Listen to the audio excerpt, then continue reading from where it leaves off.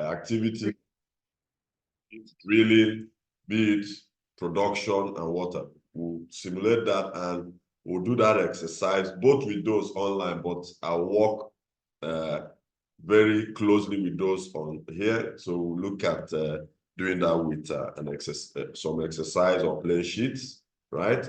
So we'll look at that. Then after that, we'll have Bright Abodike, one of my colleagues, come in. He will be also speaking from SPE House. So he will speak on process safety. So general overview, process safety, and some case studies. Then after that, we will have, and then he will also talk on work site safety. Then we will have a stretch break and some light refreshment, likely around them once they are available. Then we'll have a panel session.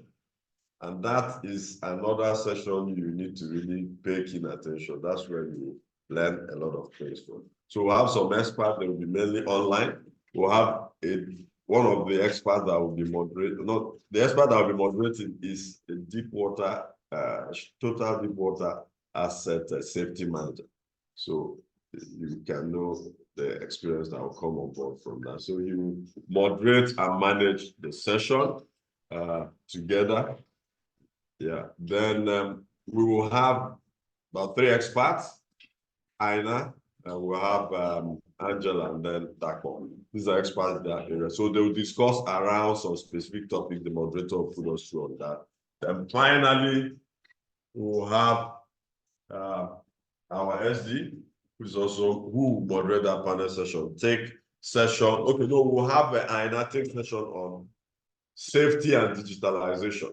You know, we're in the era of digitalization where fields are going e-fields. Fields are becoming electronic or electrical, if you want. So, so we'll look at how Aina will explain that. Then we'll have emergency response procedure. We'll go through that. But I will go through that. Then we'll have as well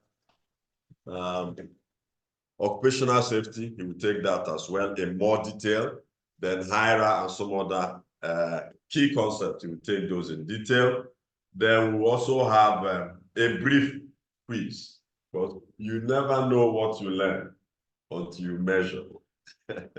So we'll have that quiz. It's going to be via Google form. But for some of you here, if you don't have any gadget, you may need to just tick off the answers, then I'll go over. It's objective. So I'll probably share it as well. So, but that's going to be on Google form. So that's what we have. So I will kick off right away. So introduction and key definitions for this session. This was general overview for oil and gas industry safety. So we'll touch all the value chain, but of course, yeah. Can you increase that one? Then we can do it may be a bit difficult. It may be a bit difficult now because it's already on slide mode. So, but you get the slides at the end of the day as well. So yeah, Dr. Sorry, one thing, the draft agenda you are reading is not what we are looking at. Yes. Maybe we can attach it in the comment, I don't know, so that they can click and be looking at it once in a while themselves. Yeah, so I think they already have it on their email, and Simeon didn't want this thing to juggle. And, okay. But they have it in the joining instruction email. Maybe during break, I'll flash it again so that we don't have hiccup. Thank you, sir. So introduction and key definitions. So if you don't understand the basic things on safety, you wouldn't even know what you're supposed to do and when and how. So we'll look at that. Then overview of the oil and gas industry value chain. We'll have the upstream sector where you do drilling, exploration, and production, and then of course transportation of the crude, right? So we look at that. We understand what the whole value chain is about. Then the importance of safety to the oil and gas industry generally, we look at that. Then key definitions with respect to specific safety concepts, which is what we are dealing with. So what is a hazard? because of the benefit of some young professionals that are joining the course with starting from foundation. The OOS hazard toolbox talk. Some of us have been doing it since 1960, but those young ones may not understand what it is. We'll look at that, but we'll also speed up the process. That's why my senior colleague will be coming later to go deeper into some of this engineer and Debola. Then we'll have JHA, job hazard analysis. We'll try to understand what it's all about. Journey management before you go to site. If you don't plan it out very well, there may be problem. Take, for instance, if I recall some of my experience while working with some engineers company before I joined the academia. Now I lecture in Futo, but I was on this other side with you guys before. So if you need to mobilize some marine equipment, you have to check the tide, right? If the tide is not okay, you may not move because sometimes you need to cross Choba Bridge or 1 or 2 bridges and then you can't go over. So you have to check all that. So all of that forms part of journey management. And that's what are other risks. Will community youths come? Have the CRO negotiate or engage them? All of that you need to take that into consideration in your journey management. Then near miss. What is near miss? What's fatality? So those basic concepts, you look at that. There's some key buzzwords. Shell has 10 golden rules. Stop at 10. We'll look at that. Then I'll ask you guys, what do you guys have? If not, you need to create one for your company just to keep that safety culture alive, right?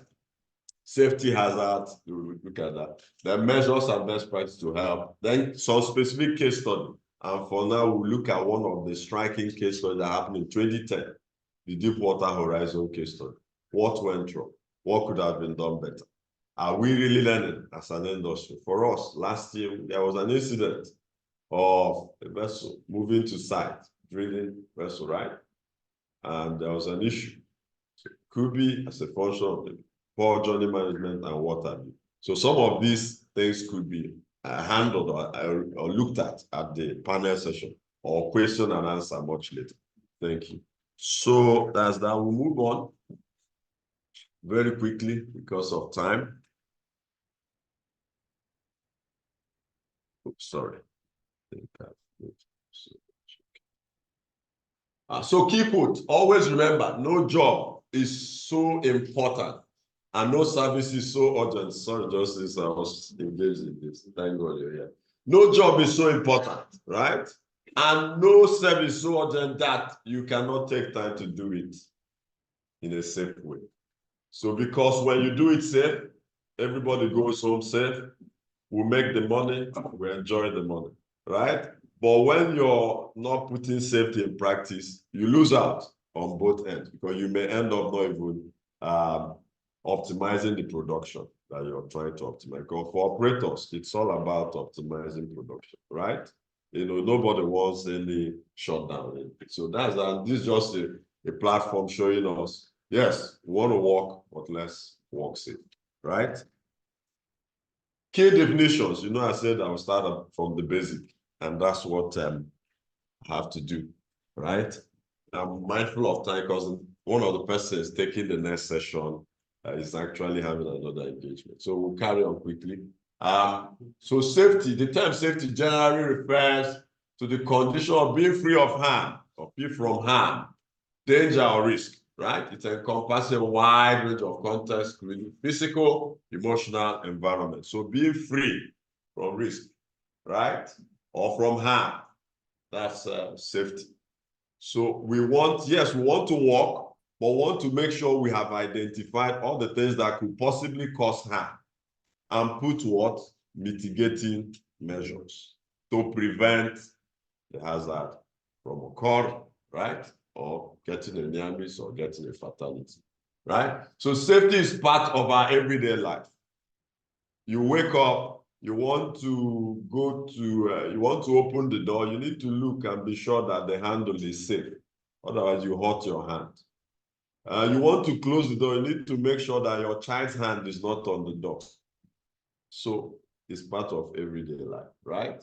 Safety practice is valuable across the entire value chain. We won't say, no, we'll leave out downstream and focus safety on upstream. No, the whole value chain is very important. Otherwise, you land the operator into a lot of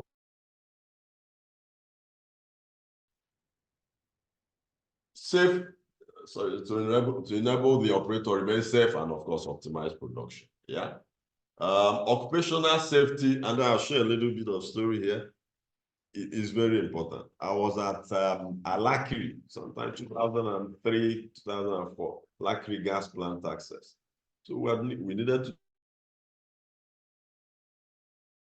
swamp when over time it gets silted up and you need to move maybe your rig to location, but you can't do that because it's silted up. So we're doing that.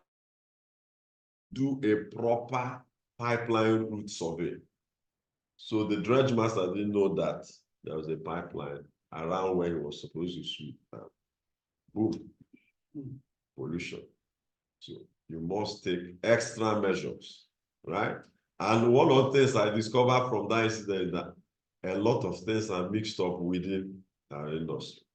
We're trying to shut down the right valve that caused that the leakage was coming from. It took us almost half a day because the P&ID diagram wasn't matched with what was on ground. So we try valve 12. It's not valve 12. We try valve 10. We try. So these are some of the things we need to consciously improve on. Occupational safety, ensuring the well-being of workers by implementing safety protocols. That's what it is, right? Ensuring the well-being by taking the right safety protocols. Very important. So value chain is a value chain. The entire value chain will have upstream first, right? The big boy, upstream. Lease, access, exploration, development, production, all part of upstream, right? And each of them, there are actually safety measures need to take from time to time. Gas or oil could be what we are producing, gas processing, liquefaction, then transportation. It's mainly the midstream. So when we produce and we give to off-takers, it's going to midstream. In offshore environment, when you produce, so on your FPSO or on the topside platform, then you have what we call off-takers. Take it in millions of barrels, right? They come alongside and then move and then take it to where they need to. Point of sale, it's China, it's India, it's the US. So that's what it is. That transportation aspect forms mainly the midstream. Then the refining from the downstream. And each of them, like we mentioned, safety protocol for them varies from that. So I'm looking at within the exercise, especially maybe the JHA, I will expect feedback from you, which area we can focus. I will do some brainstorm of what could form the JHA. But I'm going to show you a case study of the one I did when I was an operation manager at Basilman, a company. We needed to do a job for Shell. So I have that case study. We'll look at that. All right. So there are safety critical issues across the entire value chain. So each one you need to address. So importance of safety. Why is safety important? Apart from this point, I still want to get maybe 1 or 2 or 3 feedbacks from us why we think safety is important, just to make the class a little bit interactive. I just noticed I've been talking alone, right? Why is safety important to the oil and gas industry? To prevent loss of lives, right? And equipment. You don't want to lose life, right? In fact, some operators have their own safety slogan. Like I said, I was trying to see what's that of DBN and what is that of some of you in your own company. But it helps to stimulate the safety culture in any company. For one of the companies I worked, it was safety first, right? I think Shell or Exxon would say no one goes hot, so there has to be those buzzwords to remind us that life is important, right? And the equipment should also be intact once we take the safety protocols. Ensure workers return to their families safe. That's the key goal of every operator. And I believe it should be the key goal even of our indigenous, because that's where we need to improve. A lot of indigenous operators, the focus is just on the fund, the cash. So a lot of cutting of corners. And I believe that's what a course like this will continue to champion as we hopefully sustain this course. So yes, you want to make profit, but you don't need to make that profit at the expense of your staff. So safety is very critical. But when the man that you employed is safe, then at the end of the day, he will even be more creative to bring in his wealth of knowledge and make your operations better. So that's that. Ensure workers return to their families safe and sound. Yeah. Ensure operations continue with minimal operational challenges. If you don't follow safety protocols, you end up actually having a situation where you boggle the operations. For instance, in Piper Alpha, one of the challenges, the permit to work.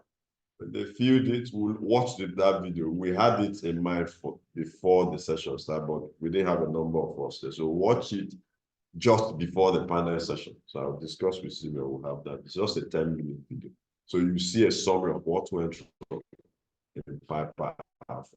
But from the top of my head, they needed to sign a PTW to show where the work stopped yesterday and where they should continue from. And there was a servicing they did on a gas line, and they didn't couple it completely. So because there were some glitches in their PTW mechanism, the person that was supposed to take over did not know they didn't couple that line. So he put on that gas line that was initially shut down for that maintenance. So, and there was leakage, and next thing, explosion. The loss of life, massive, and all of that. So, we'll go on quickly. To reduce downtime, we'll be able to reduce downtime, right? To ensure near misses are kept as low as practical. We don't want near misses. You know, I remember when I was supporting Shell, doing some work for Shell through a contractor. You always have the safety board scorecard. So when your near miss is increasing, you know it's a problem, right? And so that's one good thing I really like about Shell. They are conscious, that's safety consciousness. Very important, right? To prevent occupational hazard, we talked about that. To prevent financial loss. At the end of the day, if there's a safety glitch, you have financial loss. You end up maybe stopping production that you didn't want to stop, right? Okay, so I move on quickly. So some other key definitions, safety term. What's a safety hazard? It's a situation or a condition or object that has potential to cause harm. Safety hazard is a situation, a condition, or an object that has the potential to cause harm. So once you have that, maybe on your gangway, if it's on a platform, or in the workshop, you have a very major object, metal object, is lying down there. Someone may be going without watching, trying to, and then trips and fall, right? So you must always, and that also connects to what we call housekeeping. So at the end of the day, you must make sure all the equipment are in the right places. Otherwise, poor housekeeping, right? Which will lead to potential issues. And then and mitigating safety hazard is crucial in various environments, including workplaces, homes, public spaces, recreational areas, hazards, etc. Okay. Then toolbox talk. What is toolbox talk? So a safety toolbox, so you can see them. I just placed, I'm having a picture of my experience at Ekulama, Belema, you know, some of those swamp operations where they will be in a houseboat, and then the early morning, 5, 6 a.m., the weather very, like this Hamatan weather, you know, in that swamp. But you have to come out, and then we sing our song initially, pray, then we will do the brief. And for each day, there is a specific topic. And I'm breaking this a little bit down for the benefit of some of our fresh graduates that may have not experienced it, right? So a talk on a particular topic that is focused on the work for the day. That's sort of toolbox talk. So if you're giving a talk outside the activity you're going to be doing, you're not really going with the philosophy of toolbox talk, right? So it's a safety toolbox talk is also known as safety meeting or safety briefing. It's a short, focused discussion aimed at promoting safety awareness and best practice among group of workers. These talks are commonly used in various industries to address specific safety issues and share information and reinforce safety culture. So share information. So for instance, let's take, we are going to be doing lifting, right? Crane is going to lift some pipes that we are coupling, right? That will run the crude oil that is produced from Akpo, just using Akpo for instance. And I'm picking my big boss in there, but so for Akpo, we're trying to lay those lines and we're using a crane, right? So the toolbox talk need to revolve around lifting activity. What can go wrong, right? And then you identify it, and there is not only one person. Toolbox talk is not a one-way traffic. You also hear from some other of your staff members, because some of them may have more experience on that particular operation. So they need to share insight, and that will help you to have a well-formed list, right? So this is a general, so there's a general structure for toolbox talk. So even for the safety officer that is going to develop that program, there's a structure, and we'll look at that. So, so continue. Here is the general structure of toolbox talk. Introduction. Greet the participant, thank them for attending, emphasize the importance of safety. So you have that, and then you need to have some things like this in like a document for you to guide you as the safety officer, because the person driving the toolbox talk is the safety officer in that very platform. Sakbo, Egina, right? Or maybe it's a gas plant or whatever. The safety manager or the safety officer on that side, the person in charge of toolbox, and he's the one to drive, so he has to have this structure. Topic overview, right? So clearly state the topic, like I mentioned, lifting. You state it clearly, right? Provide a brief overview of why the topic is relevant. You must mention, yes, today we're going to be carrying out our toolbox on lifting, because lifting is very risky. Need to know the safe working load that crane can carry, right? You need to know whether the crane has been serviced, in the last 6 months or 1 year, so that those wires, the slings don't give way, right, when they are doing lifting. So you need to now emphasize all those things, so that if there's anyone that maybe the technicians have not done, that toolbox talk can reawaken it and make them to go and take necessary action that will prevent any hazard, right? Then identify hazards. It's part of the toolbox, because there may be some hazards that you've not thought about, right? So you need to use the avenue of the toolbox talk to stimulate some of those potential hazards, right? So encourage participants to share their experiences and observation, right? Then best practices, you talk about it. Present best practices and safe work procedures, right? Use visuals. You should be able to paint a picture around what is going on, right? Or what you're doing the toolbox talk around, right? E-questions and discussion. You need to be able to send out some questions and discuss around those questions, so that you can stimulate. The whole idea is to stimulate what can go wrong and what is not going wrong, right? Then relevant policies, you need to talk about them to highlight. This lifting is aligned with social policy in our company, and this is the procedure that we use for that, right? Remind participants of emergency procedures relevant to the discussed topics. So the second bullet point, relevant point. Reinforce the importance of adhering to the established safety protocols. Then interactive element, so the second one too. Ensure everyone knows how to respond in case of emergency, very important. Engage participants through quizzes. Create question and answer session that will make everybody think clearly about possible hazard and how to manage them, right? So then we move on to another one. We're done with two box stocks, another concept now, right? Or another safety concept. Remember, we're laying foundations with this concept, right? Job hazard analysis, JHA. You will come across a lot more acronyms at the end of this course. And I'm hoping it will be a good learning point as well for some of our fresh graduates and young professionals that don't have ideas in this area.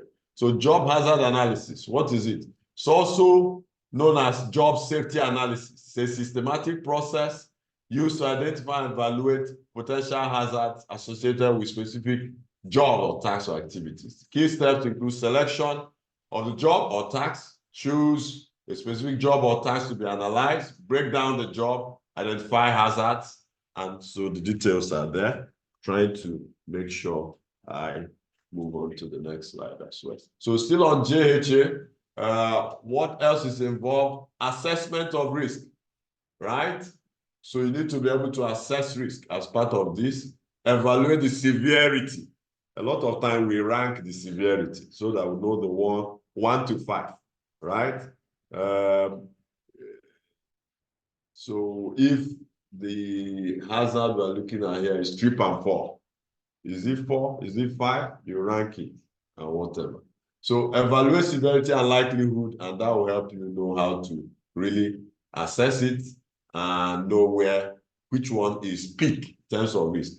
Implementation of controls, develop and implement control measures to mitigate and also to eliminate the identified risk, right? Communication, very important. Communication, training and review. Communicate the findings of your JHA, your job hazard analysis, to workers. So when you're done with it, you need to communicate to them so that they know which one is high risk, which one is low risk, right? And know the appropriate measures. Regularly review and update your JHA.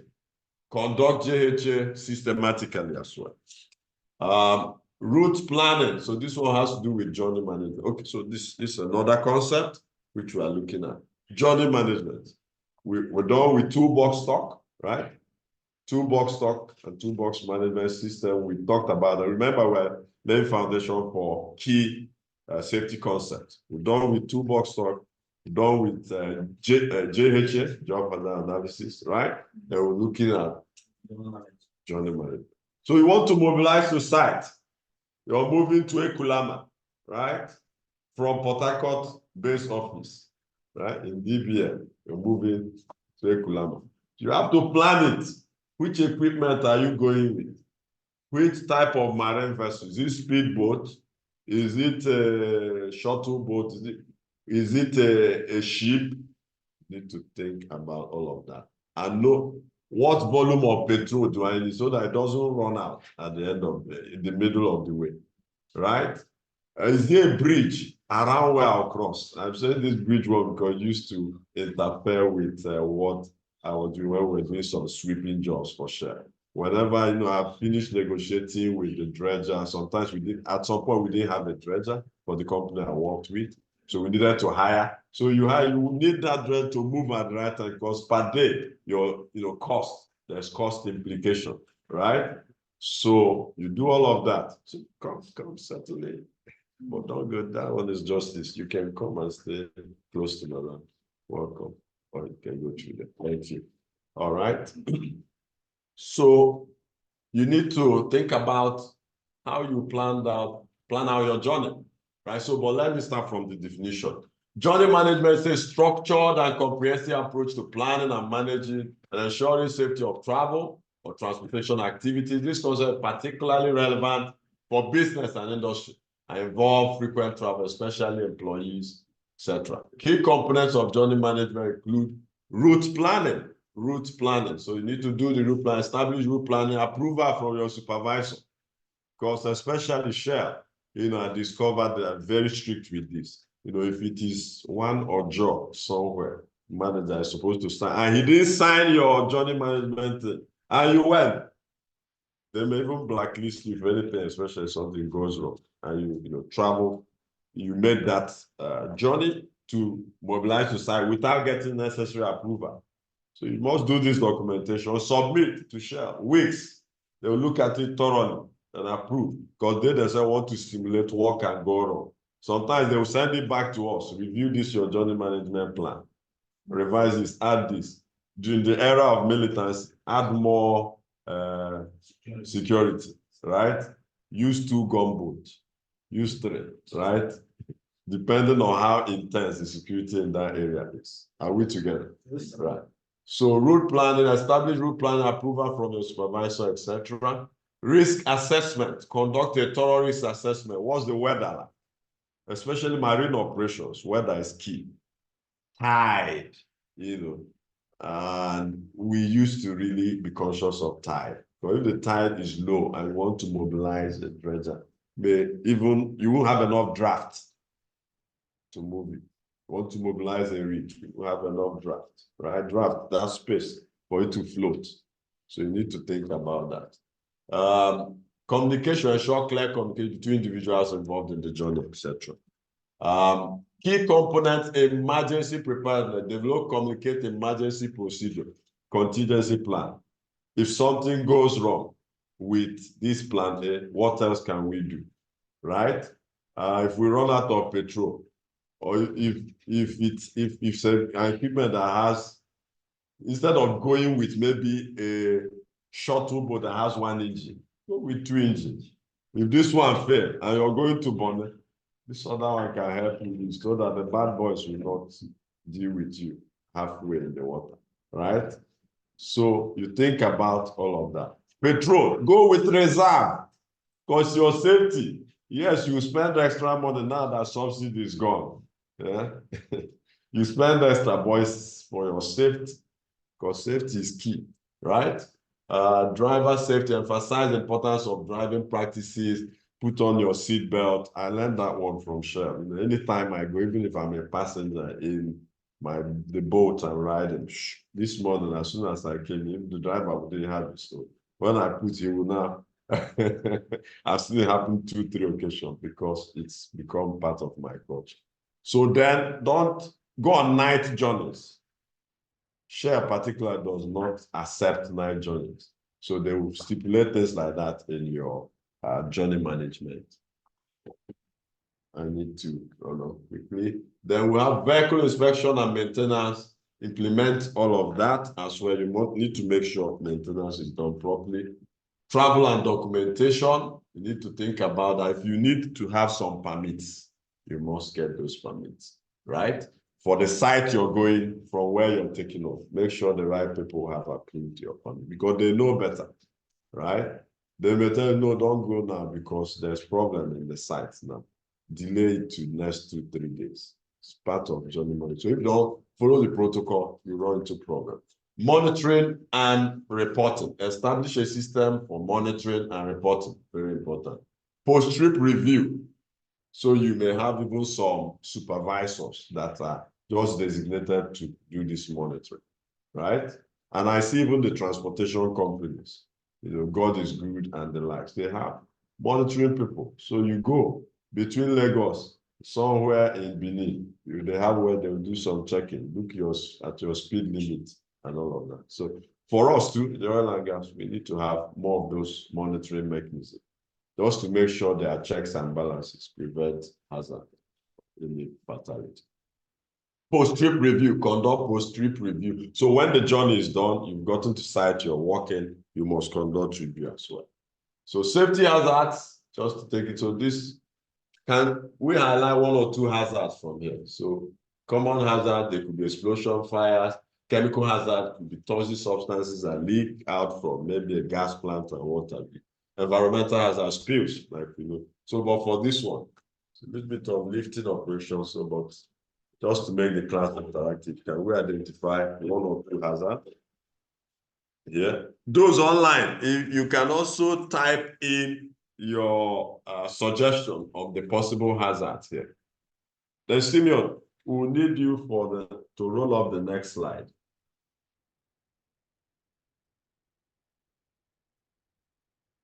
Just stand by so that we can roll up the next slide.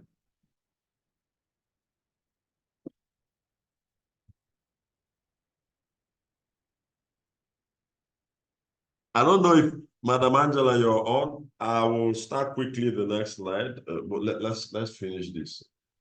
So have we identified so what the next 5 minutes? So please stand by. Once I run the few slides, then you can carry on. Thank you. And we will share screen from here if you don't mind. The second session slide. Anybody? I need 1 or 2 persons. Possible hazards on what is going on there. Okay, good morning. My name is Ugonna Okwod. Yes. From the picture, I can see that they are working at height, trying to spin there, and then they're on a scaffold. There is no harness belt. There's no use of harness belt. Very good. And then they can. Thank you very much. That's spot on. Any other person? 1 more person, and we run. On site. DBN want to help us? Any other person helping us? But very good, apt hazard. No harness, walking on height and all of that. Quite risky. And this guy is using handkerchief, not a proper mask and all that.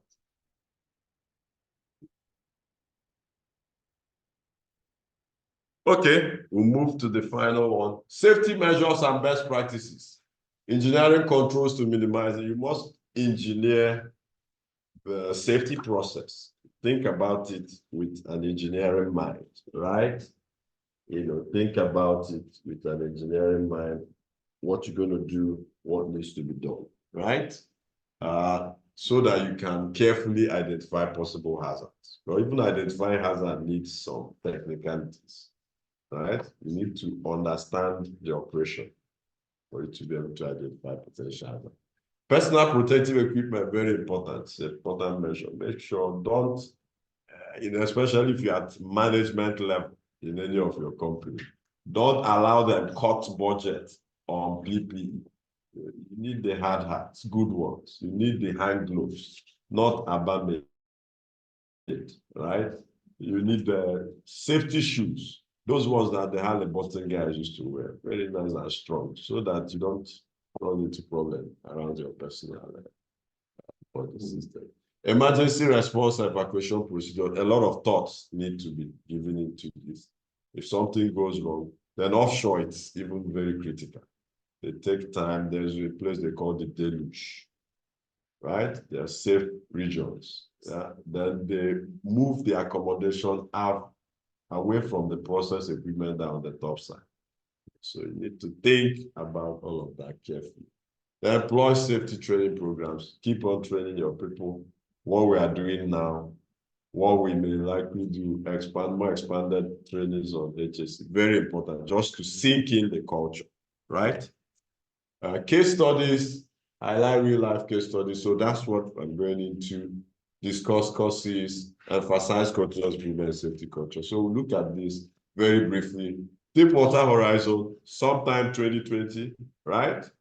So like I said, you get the slides, Simeon will help, you get that. So this is what it was before. Looking nice, hunky-dory, everything is fine, no problem, right? Then some hours or months after the drilling operation was done. Right? So I'm sure we can remember I was doing my master's around this period when this, terrible. So they were drilling and kick, problem with cementing, so many, they have over 400 pages of document around this just to help the US improve on their safety practice. And the thing with most of this, and that's why on LinkedIn, I was pushing that we should have kind of a review panel for the one that happened last year. Although some people may be indicted if you go, but that's the way to go. In the UK, they had a panel, Lord Colin or something panel during Piper Alpha. A lot of people had some form of punishment, but it shaped their safety culture. And we must continue to push to have, at least let's review what went wrong for lessons learned, right? So, but I think Oga Bada and some other stakeholders will help us continue to push things like this. So event highlights, date of occurrence, April 20th, 2010. Oil spill lasted for what?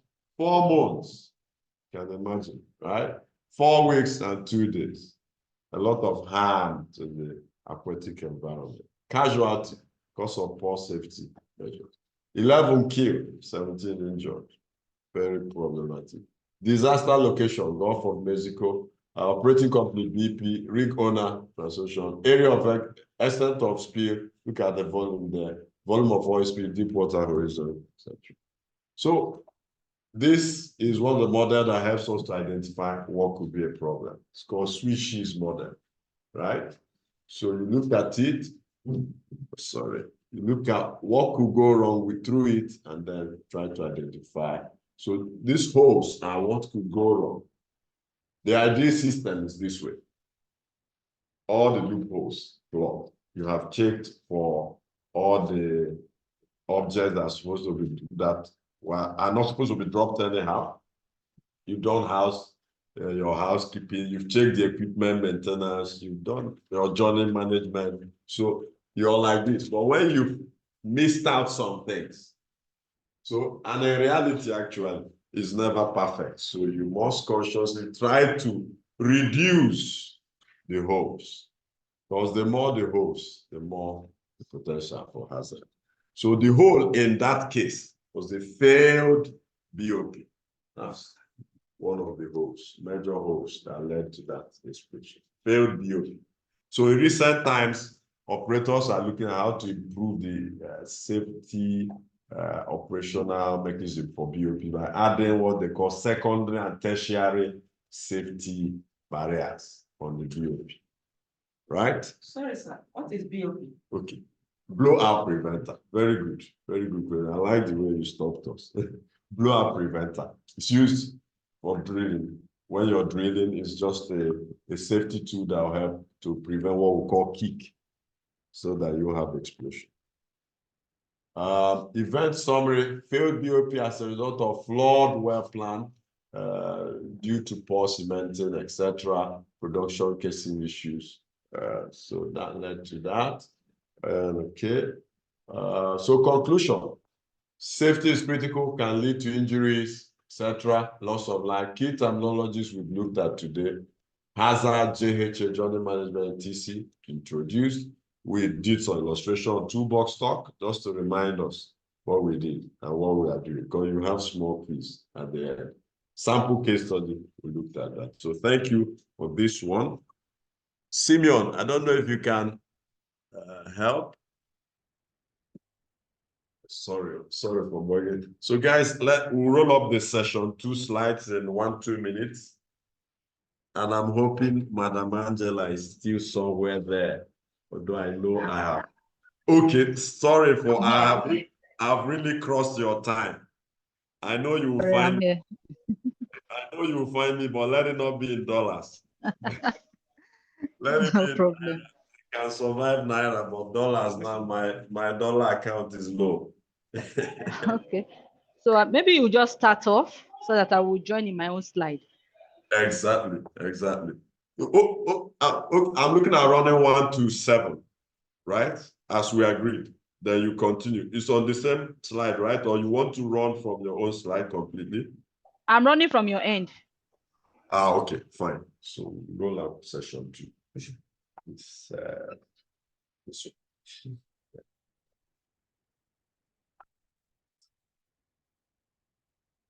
one. I'm in a training. Can you call back? I'm in a training. Can you call back in the next 3 hours? Thank you very much, man. Deep apologies, but I'll run very fast. I think I have just 5 slides here. She's the madam of regulations, safety regulations. She's been doing it for God knows how many years. So she's good. So I'm going to just introduce it a little and then leave the floor for her. And then Ogamba, that's where we go deeper as well on OSH, Nigerian Policy 2020, and some other things related to operational safety. So, but the session you must not miss is the panel session. make sure your attention. We'll have like 3 experts on the virtual room discuss elaborately. So we are rolling up the slides, and mine is just about five slides or so. Yeah, for this. Thank you very much. Appreciate it.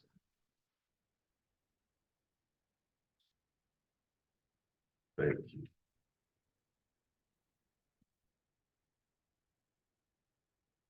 And thank you everyone that is online. How many are we online now? We're close to 100. Thank you, sir. Thank you. Thank you. Please stay on, pay attention. Pay attention. Participate in any activity. I like the person that helped us with that hazard identification. Okay. Thank you very much. So, Madam Angela, you continue once I stop, because you know this is your area, so I don't want to dabble into No it. problem. No problem. Regulations. So let's start. Yeah, so I'm on it now. So I'll run and then give way to you. So regulations in HSC. OSH. What's OSH? Occupational Safety. Yeah. So this is the intro, and then she will delve in deeper. So myself and then Mrs. Angela, right? So move quickly. Sorry. So agenda, production of key definitions on regulations around HSC. Key acts globally.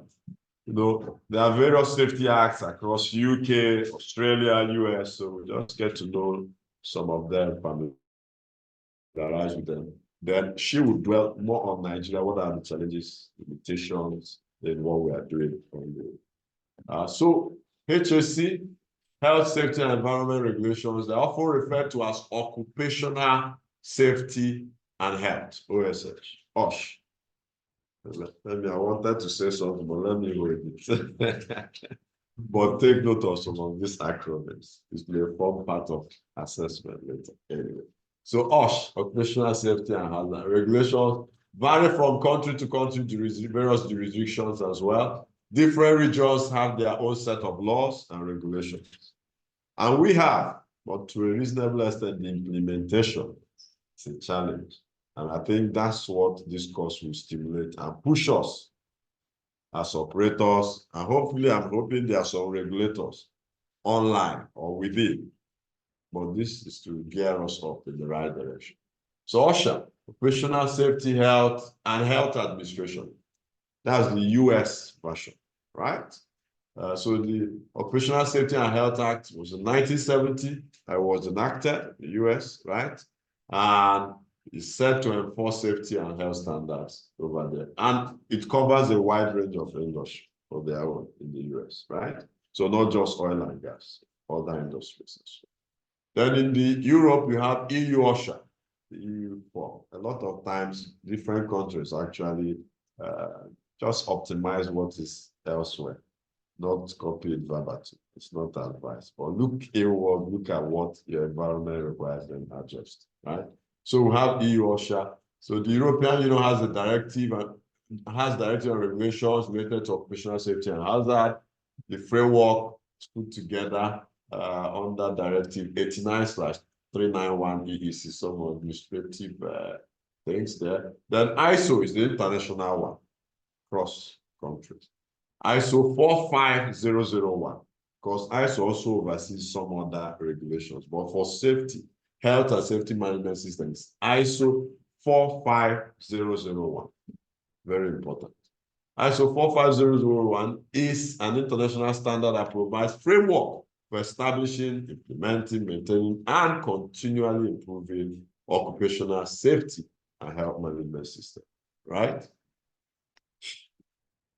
So still the act, okay, sorry. I think we were trying to take notes for 1 minute, right? So that's what it is, and that guides what we do internationally, right?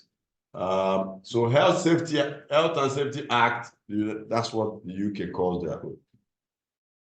Health and Safety Work Act. So the Health and Safety at Work Act was enacted in 1974. Very important. And it's the primary piece of legislation governing occupational health and safety in the UK, right? It places duties on employers, what they're supposed to do, and all of that. The Work Health and Safety Act as well, Australia, 2011, right?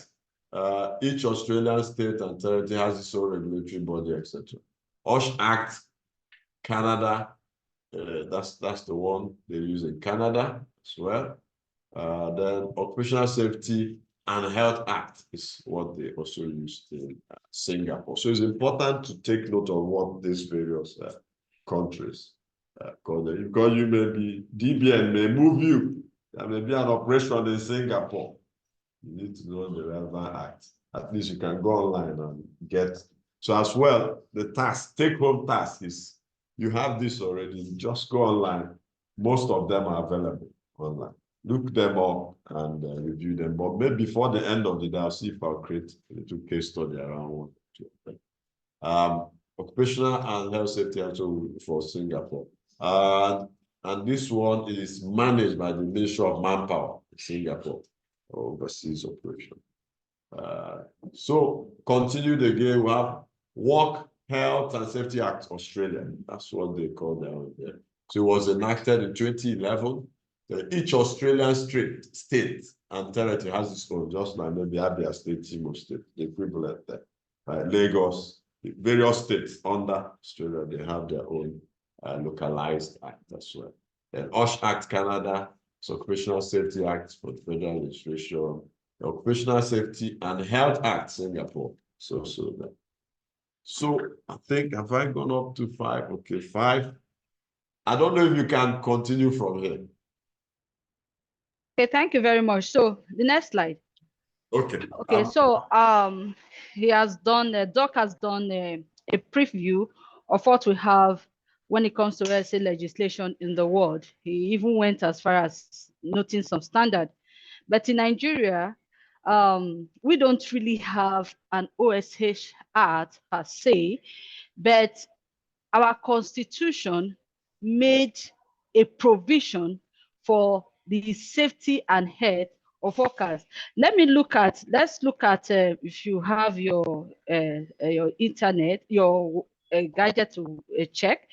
According to section 70C of the the Constitution of the Federal Republic of Nigeria, section 70, subsection 3C, it said the state shall direct its policy towards ensuring that the health, safety, and welfare of all persons in employment are safeguarded and not endangered or abused. Do you understand? So whatever we are doing in OSH in Nigeria, even when we don't have an act yet that directs the compliance to OSH standards, we have a provision of the act that is supposed to guide us. But what do we have today? We have a deviation from what it should be. And don't forget, when we gained independence in 1960, Nigeria as a country ratified about 40 conventions of ILO, because we automatically became a member of ILO as an independent organization. And fundamental among them is Convention 155, which make way for OSH regulation, OSH practice in the country. So I'm laying the foundation for OSA legislation in Nigeria. Unfortunately, since 1960 till now, we don't have an act, a concrete act. But what do we have? We have the Factory Act. The Factory Act, which Factory Act 2004, which ensures that all factories are safe. But even that Factory Act has some defects. The construction industry, which you and I know that employs a lot of workforce, is not taken care of in the Nigeria Factory Act as it is today. Despite the fact that our work-related death rate as at 2016 was 24 per 100,000 employees. And I bet you that the percentage is higher with the construction industry. And it's so tragic that the construction industry was not taken care of in that Factory Act. And today, the Factory Act is administered by the Department of Occupational Safety and Health, domiciled in the Federal Ministry of Works, Ministry of Labor. Please take note of that. The Factory Act is administered by the Department of Occupational Safety and Health of the Federal Ministry of Labor. The next slide, please. Okay. So outside the Factory Act, what other acts do we have? We have the NSITF Act. I've talked about this. So in the next slide, the conventions, I've talked about Convention 155. Sorry, we have to be very fast. Move to the next slide. Leave the Eastbourne slide. Okay, so aside the Factory Act 2004, we have the NSITF 2010. That act makes room for compensation of workers. Please, the previous slide, the one on this one, on the regulations. No, sorry. I want to go back. There was a convention that I didn't talk about. The one that has the 3 conventions. Good. So out of these 3 conventions, which have to do with a bit of labor, there is a convention there, Convention 19, which talk about equality of treatment and accident compensation.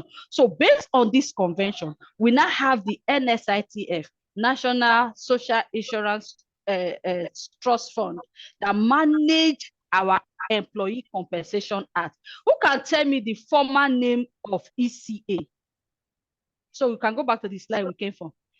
Employee Compensation Act was formerly known as what? Who can tell me? You can type it in if you know.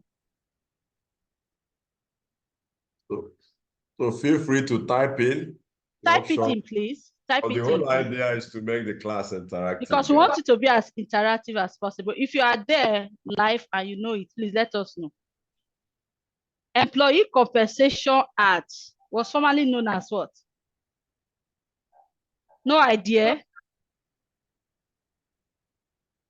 Wow. So that's why we're having the class. Okay, so it was formerly known as Workman Compensation Act. So today it is known as Employee Compensation Act, and it is administered by NSITF. What does it tell you? That every employer, it is your duty to ensure that when somebody is injured in the course of operation, right, you must compensate the person. I know some of you know what we call permanent temporary total disability, permanent total disability, permanent fatality, and all that. Each of them have stipulated compensations, and the NSITF ensure through the Employee Compensation Act that all employers must report such incident. But is that the case today? You have a lot of employers, when you go to their billboard, they will tell you 0 fatality, 0 LTI, because a lot of persons are not even reporting the incident. So what we are going to talk about is, why is this happening? In 2012, a group driven by ILO, facilitated by ILO, and some persons, some top professionals, they came up and brought up the Occupational Safety Bill, because they find out that we have some loophole, the act that we have. Okay, we have the Nigerian Mining Act, we have the Petroleum Regulations, and we have the NIMASA Act that takes care of marine safety. We have the Aviation Act. We have pieces of safety in a lot of safety rules, in a lot of legislation. But the OSH was meant to bring it all together. Since 2012, that bill has been passed by the National Assembly. The president is yet to assent to it. Okay, Ayeni Olusola, you said Workmen Compensation Act. Thank you very much. Is yet to assent to it since 2012. That is to tell you the level of, I'm echoing, I don't know why. Okay, that is to tell you how much, I don't know why I'm echoing. Except if someone, but do you have 2 devices? No. I think we'll get Simeon to make sure everybody's muted. Okay. Go Because I'm ahead. using just a device. I don't know why I'm echoing. Maybe from your end. Okay, I think. Hello? Yeah, I think we need to reduce the volume. Yeah, I'll get Check him. from your end. Yeah, thank you. We'll work on it. Okay. So can you hear me now? Yes, clear. Can you hear me? Yes. We can hear you, ma. Okay, so please state from your end. Regulations in different acts. The OSH was meant to bring it together, but today that bill is yet to be passed, despite representation in 2019. Another milestone that we made was the occupational safety and health policy, which Engineer Bada is going to talk about.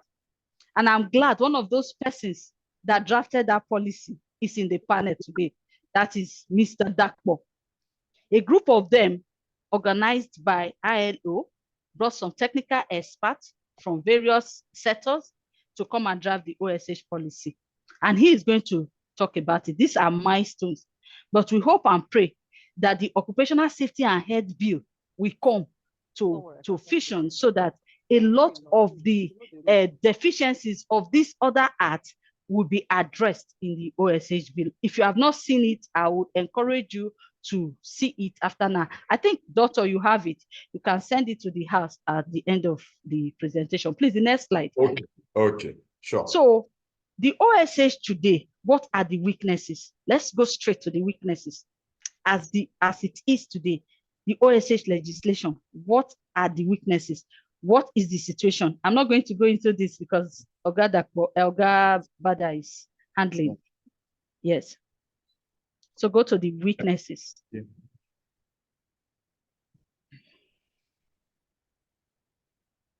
I hope I'm not talking to myself.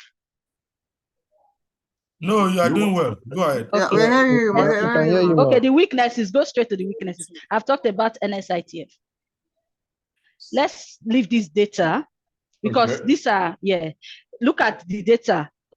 It's talking about the reported incidences from NSITF. This you can agree with me that this is grossly underreported. This is sectorial reports. Let's go. Next slide. Next slide, please. Going straight to the weaknesses. Okay, so key issues hindering the effective enforcement and implementation of OSH policies in most sectors in Nigeria. The first thing is the weak legal structures. The legal structure as it is today cannot adequately cater for OSH compliance. Look at the Factory Act, for example. Even if it was effective, as it is, do you know that for not reporting an incident in your establishment, what you are supposed to pay is about 1,115? Is that enough to deter anybody? Then apart from that, how can you tell me that a Factory Act that was enacted how many years ago, up to now, has not been revisited, has not been reviewed? It is obviously archaic and cannot meet the need of today. So the legal structure as it is very, very weak to take care of OSH adequately. Hence, we are saying that the OSH bill should be ascended to by the government so that people can adequately be brought to be, because the consequences, in Nigeria, most of our policies are driven by either moral justification or punishment, and very few people are actually going to do something because from the moral end. They need to be pushed, and what pushes them is that consequence management. So the legal structure has to be brought to standard to be able to punish people adequately for not reporting. The next one, please. It's 1,500 naira. Lucky meme. It's not dollars, though. It's 1,500 naira. It's so ridiculous. The severity of penalties, yes, like I said, is so is so inadequate. The penalties are something that you can just, no company will even take it serious. 1.5 now, you just go and pay and leave. It's so funny. Next slide. Next slide, please. Bribery and corruption. That is another problem. It's affecting every sector of our economy. Safety is not out of it. Do you know that today, normally, fuel stations, petrol stations are not supposed to be in residential area, true or false? But I'm sure that all of you here, you have either a gas station or a petroleum station, a petrol filling station around you. Who is giving them the approval without due regard for safety? And believe you me, because DPRO is the one that I'm not trying to indict them. They are the ones that are actually supposed to ensure the safety and give all those licenses. Most of the agencies, even the master, most of the agencies are supposed to give the agencies. Are they really doing due diligence to ensure that whatever license they are giving, all the safety requirements are being met? The lack of adequate information and statistics, like I said, underreporting, gross underreporting. So many of our companies, you and I know, growing up in the business, when you injure, you quickly go and cover it. You will not go and report it now because you don't want to be sent out of the job. Some of us, even when we are sick, they say, oh, you are sick, oh, medical, you did not pass medical. You are ready to bribe the nurses and the doctors to give you a certificate of fitness to go to the sea. So these are the things. So the information is adequate and cannot be relied on. That is another challenge. So it is difficult to be able to push through some policies because we lack information. The next slide, please. Next slide, please. There are poor corporate commitment. There is poor corporate commitment. Apart from the oil and gas and some other multinationals that cooperate because of their parents, of their country, their parent country. They are not complying because of Nigeria. They are not complying because of our standard. Shell is complying because of Netherlands policies. All of them, Chevron because of US or Mobil. You understand? A lot of them is their parent body policy, parent country policies that drive them.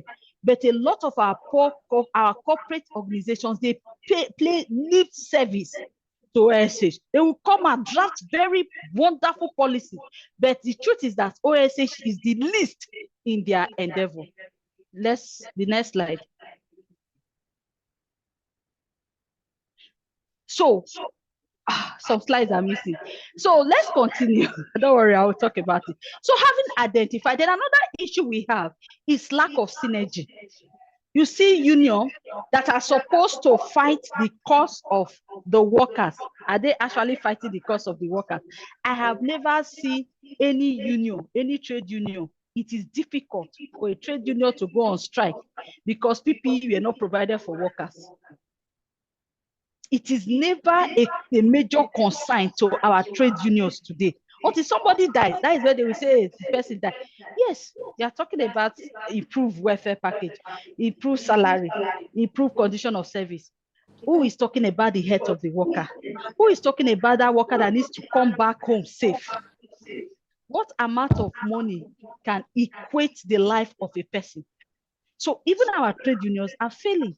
Then all the relevant stakeholders. Today we have what we call the National Industrial Safety Council of Nigeria, which is supposed to be a tripartite organization that brings together the trade union, government, and consultants to be able to advocate for OSH. But the truth again is, how empowered are they to even do that? And unemployment is a major problem. So many persons, even when they have issues, they rather labor in slavery than go out. I know some of you must have heard of the issues of Indians that are locked up in Lagos or Ogun State. We have had so many of them that will lock up workers inside the warehouse, production warehouse, overnight. And then there was a case of a fire incident, and a lot of them had injuries. If there was employment in the country, who would go and take that kind of job? So that is the thing. So how do we improve the OSA legislation in Nigeria? One, commitment from the government. The government has to show commitment, because the weak legislation, the severity of punishment and all that has to do with the government. The government has to show commitment, and the first and the one way to start is by ensuring that the OSH bill is assented to and it becomes an act. Kudos to Lagos State government, who happened to be the first state in Nigeria to have an OSH bill. And we are praying that a lot of our organization a lot of our states will take a clue from Lagos State and have their own safety commission, so that they don't rely only just on the federal government. Legislate for safety in your state. That way, we will have more of commitment to OSH. Then secondly, we want more collaboration. Trade union, start putting OSH, giving OSH the attention it demands in your bargaining. When you are bargaining for welfare of staff, please don't remove OSH, because it's a safe worker that can be productive.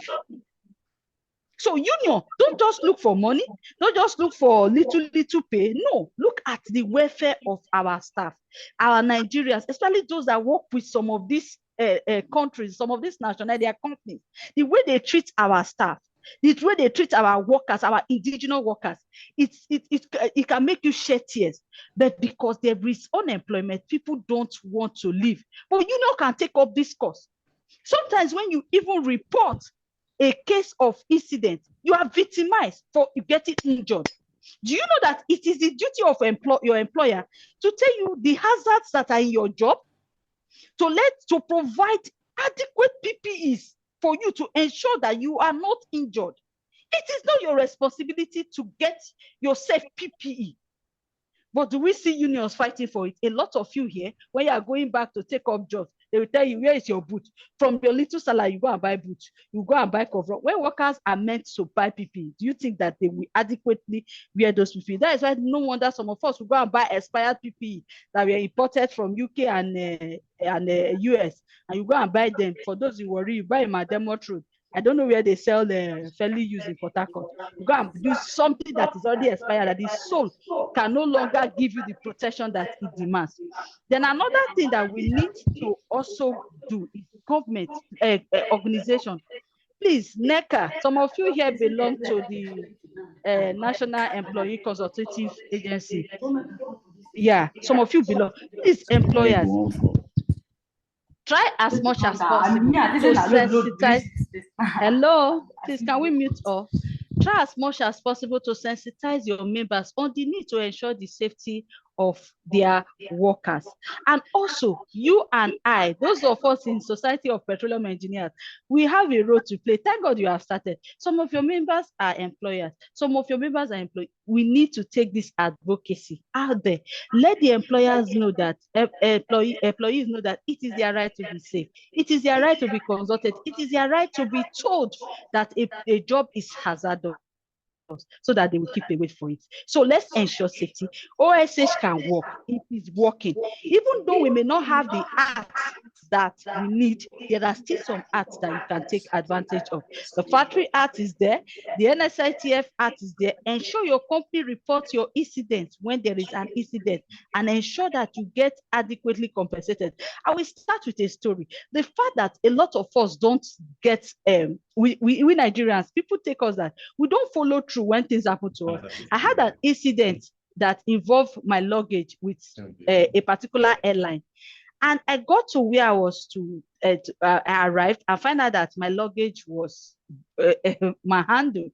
And I know that according to their acts that govern their activity, they are supposed to provide me with a new luggage with the exact specification that I wanted. It took me 6 months to pursue it legally, but I gave their lawyers a fight for it. I have already replaced that particular luggage and everything that was in it, but I ensured I fight for my justice. But so please, I'm asking you that your life is more important. Don't compromise your health, your safety for just temporary gain. I know the times are hard. I know the times are difficult, but it takes a person that is living to be able to earn again and again. Thank you very much.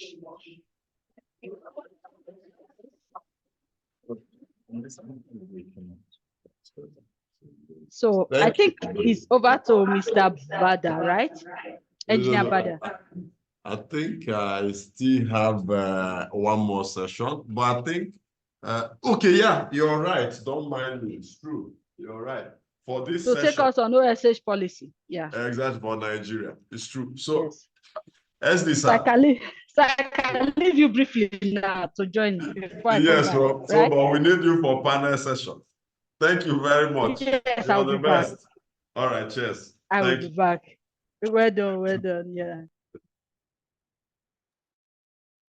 Okay, so I was thinking, Dr. Okereke, have we played the Piper Alpha? Not yet. Will you like us So to let's quickly play it now, and then I take the OSH policy. Take this down? So it's a good one, sir.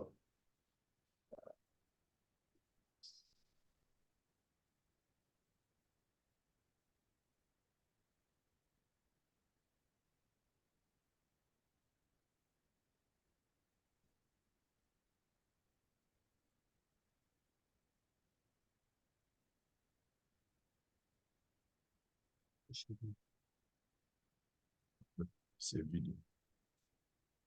Yeah, your phone can come. Use this one.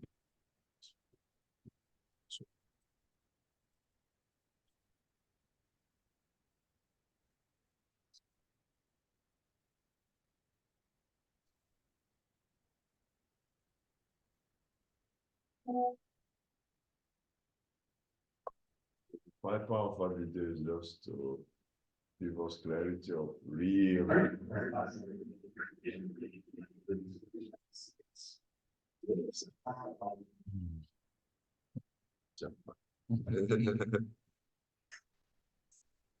Shit.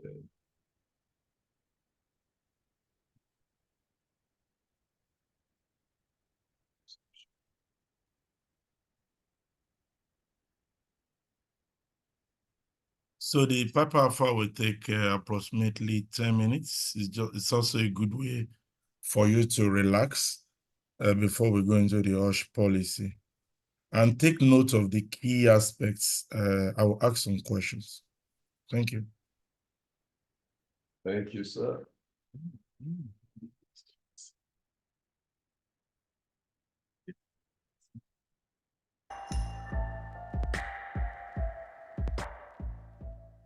On the 6th of July 1988, an explosion took place on board the Piper Alpha oil platform situated in the North Sea off the coast of Scotland.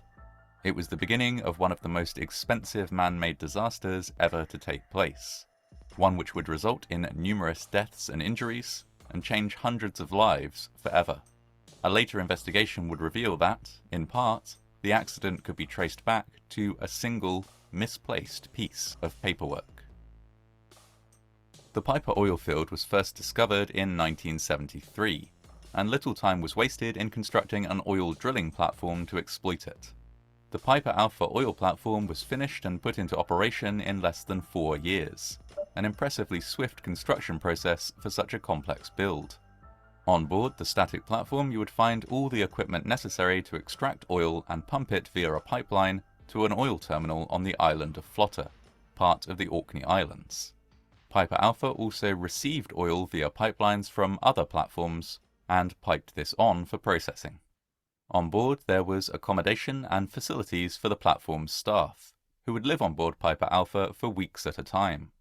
There were shared bunk rooms, as well as a small canteen, an onboard cinema, and a pool table to help pass any free time workers had. In order to maximize safety, the rig was divided into sections with fireproof walls. The accommodation was, by design, situated as far as possible from the oil processing section.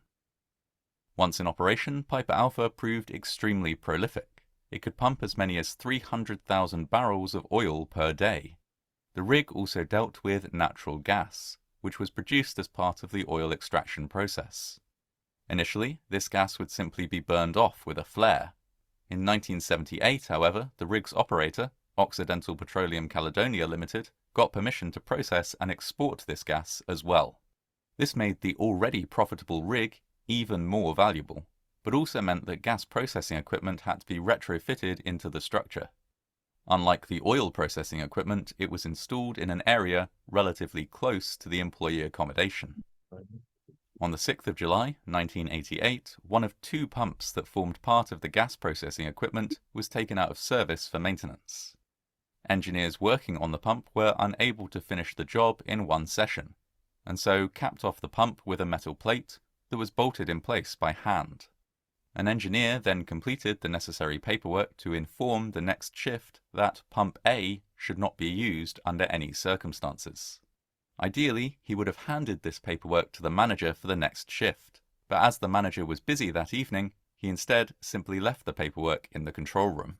At 9:45 p.m., pump B failed due to a buildup of ice. This pump was the only source of power for the whole rig. If it was not restarted within 30 minutes, there would be a complete power failure. The shift manager checked through the paperwork he had at hand to determine if it was safe to switch pump A back on. It was, of course, not safe to do so, but the paperwork stating this was not found. The metal plate which capped off the out-of-service pump was difficult to see during a visual inspection, and so there was no reason to suspect that starting the pump would cause any issues. At 9:52 p.m., pump A was restarted. As gas entered the out-of-service pump, it caused a pressure buildup which ruptured the temporary plate. Gas escaped, triggering multiple alarms. Before anyone had time to react, the escaped gas ignited in a massive explosion that ripped through the control room of the rig. The walls between sections were fireproof, but not blast-proof. Workers in the adjacent employee accommodation section were thrown to the floor or knocked out of their beds by the force of the blast. Meanwhile, many workers within the control room were instantly killed. In any other emergency, it would have been these workers who would have initiated an evacuation. With the control room destroyed, this could not happen. Furthermore, automatic fire suppression systems were not active at the time.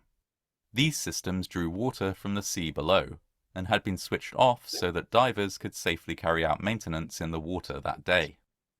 This combination of factors meant that there was little chance to fight the flames which took hold of the platform, and that the evacuation from it was chaotic. Some workers were able to climb down ropes to lifeboats and life rafts. Others were forced to jump, enduring a fall into water equivalent to jumping from a 40-story building.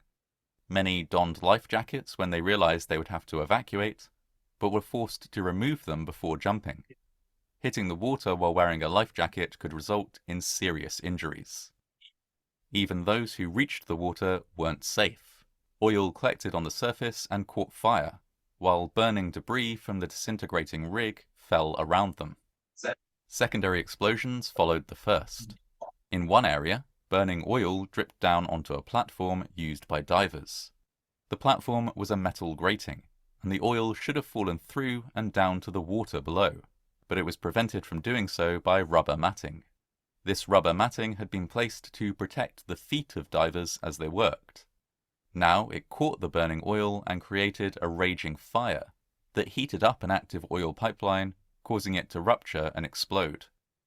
The semi-submersible vessel Tharos was nearby when the disaster began and rescued several people from the water. It also attempted to use onboard water cannons to fight the flames, but could only do so very cautiously. The cannons were so powerful that they would cause injury if they should accidentally be directed at a person. Also nearby was the Sandhaven, which launched a motorboat to pick up survivors. It successfully collected 6 oil rig workers from the waters below the platform. Unfortunately, as it moved to pick up more survivors, it was destroyed by a secondary explosion. All 6 rescued men and 2 crew members from the Sandhaven were instantly killed. On board the rig, workers had gathered in the accommodation block. They were surrounded by smoke and flames and could hear and feel the rig beginning to give way. One survivor, Billy Clayton, later recalled his escape. I remember looking around us, and everything around us, even the cranes, were burning, and the helideck was the only option. 7 or 8 of us went up there, and I can remember waving down to the people below, and they were waving back up, but we couldn't do anything for each other. I was looking down when there was another fireball below us. I fell back and everybody went different ways. There were two men holding on to each other, running out of the smoke, and I saw another guy in a white t-shirt just staring ahead. I told him he had to move, but he just kept staring, completely still. The last thing I remember is the orange blur of the lifeboat going past me. Then I woke up, floating face up in the water with this huge burning orange fire above me. I knew I had to get away, so just kept swimming as much as I could until I found someone else floating in the water. I grabbed onto him, chatting away, looking for help. We found a boat and I helped them haul in the guy I'd been floating with. It was only then I realized he was dead. It hadn't dawned on me at all. At 11:50 p.m, the platform collapsed and sank into the North Sea. The search for survivors continued into the next day, and the search for bodies went on for weeks after that. In total, the disaster had taken 167 lives and caused life-changing injuries and trauma to almost all of the 61 survivors. It took 3 weeks for the fire to be fully extinguished. The inquiry which followed revealed a series of issues that complicated and worsened the disaster. Not least among these was that other nearby rigs did not immediately stop pumping oil to Piper Alpha, as workers were uncertain whether they had the authority to stop operations. The rig's operator, Occidental, was criticized for having inadequate safety and maintenance processes, but faced no criminal charges. Over 100 recommendations were made to operators in the North Sea oil industry, covering everything from worker training to clear communication. Additionally, responsibility for safety in the North Sea oil fields was passed to the Health and Safety Executive, an organization solely concerned with safety, where previously it had been managed by the UK Department of Energy, an organization which had been concerned with both safety and productivity. The workers who survived the disaster have gone on to form the Piper Alpha Families and Survivors Association, which campaigns on safety issues that affect workers in the North Sea oil industry. On the 3rd anniversary of the disaster, a memorial statue was unveiled in Aberdeen. It depicts 3 oil workers, one of which is modelled after a survivor of the disaster. Oil extraction continues to this day in the Piper oil field. Piper Alpha has been replaced by a more modern platform, Piper Bravo. While oil extraction will always be a difficult and dangerous job, the people who work there now do so in safer conditions than they otherwise might have in 1988.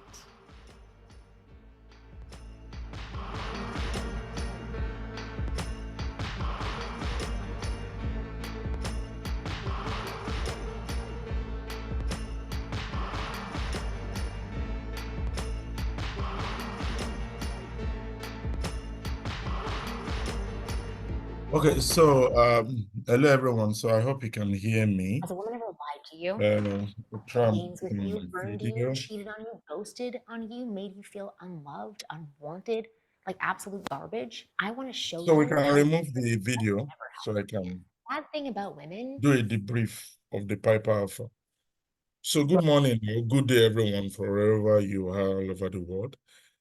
So we just want to do a debrief of the Piper Alpha. I'm very sure most of you know about the Piper Alpha, but there are silent areas that you need to pay attention to. Piper Alpha is one of those incidents that triggered regulations all over the world in terms of process safety and in fact operational safety. And what is important for you to know first of all was the company that owns Piper Alpha is called Occidental. And Occidental still operates today. I think they operate somewhere in Australia. They still operate somewhere in Canada, I think. I'm not sure of the United States, but I'm sure of those 2 areas. And one thing has affected them till today, they would have been a very, very, one of the big IOCs all over the world. But that's the aspect, I think we're talking about this later, that is the aspect of image of a particular company. Your image as a company is very, very key. And that is why you see many companies spend as much as possible for prevention of issues like this that can relate to legal issues, or that can cause fatalities, or that can impact the environment and things like that. And because if you can avoid all this as much as possible, then you can thrive. Because people always think of the bad things you do and the good things you do. They wait. Even if the bad things happen, sometimes, for example, spillage or there's fatality, and you can prove beyond reasonable doubt that your company have done so much to prevent it. It's just one of those things that has to happen. Then people can understand. Or else people will not want to be in a company that is killing people, you understand?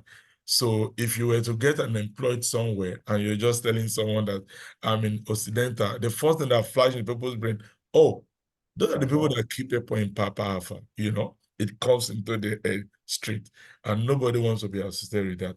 Business too don't want to be associated with that. So you see 100 plus people, 167 thereabout, were killed. But you also remember that at that particular time, there were no safety equipment as such. There were no barriers, safety barriers as such. So, and this has triggered to what we have today, in fact. You see, it's just an issue of pumps that had issues.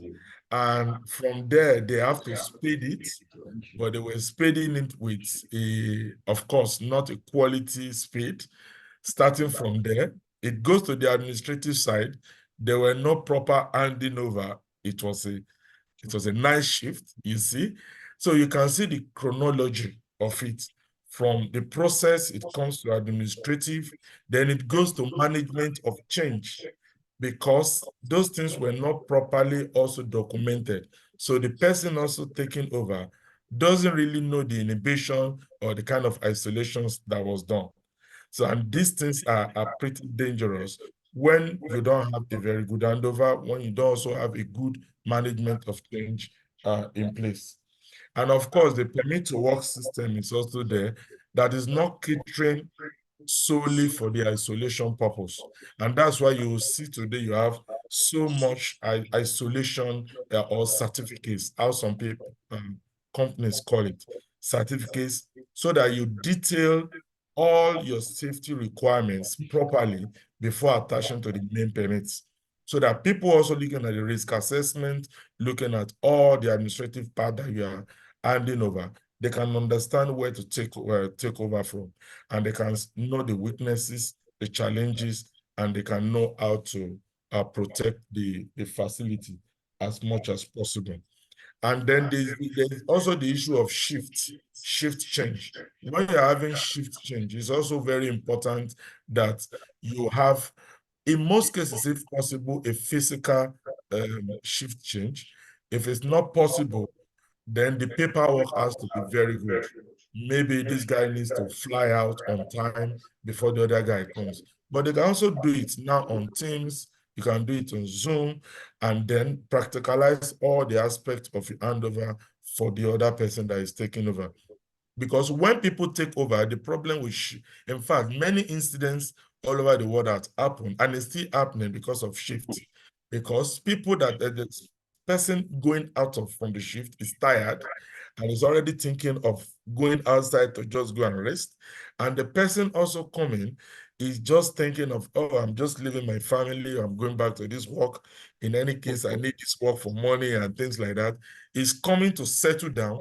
The first thing the person is doing is not thinking too much about the work. Is thinking of, in fact, settling down, try to call the family, trying to call the friends, I've arrived safely, yeah, I want to start. So it's real priority is not what you put in your handover note, you see? So in that slight space of people getting comfortable to their chairs, there's a particular way he wants his table. The other guy did not put the table very well. He put some things. This guy is a neat guy. He wants to arrange everything, and he's still arranging. Meanwhile, there's operation still ongoing. So in that break, that space of handing over is always a deep problem, serious problem. So what some people, organizations do is to put someone in between. The person is before this one is leaving, this one is properly taking charge before the other one comes to get used to the work and then take over. So those are one of the things that you can do. So I can take one or two questions, and then before we progress into the OSH policy. You've seen the emergency response side.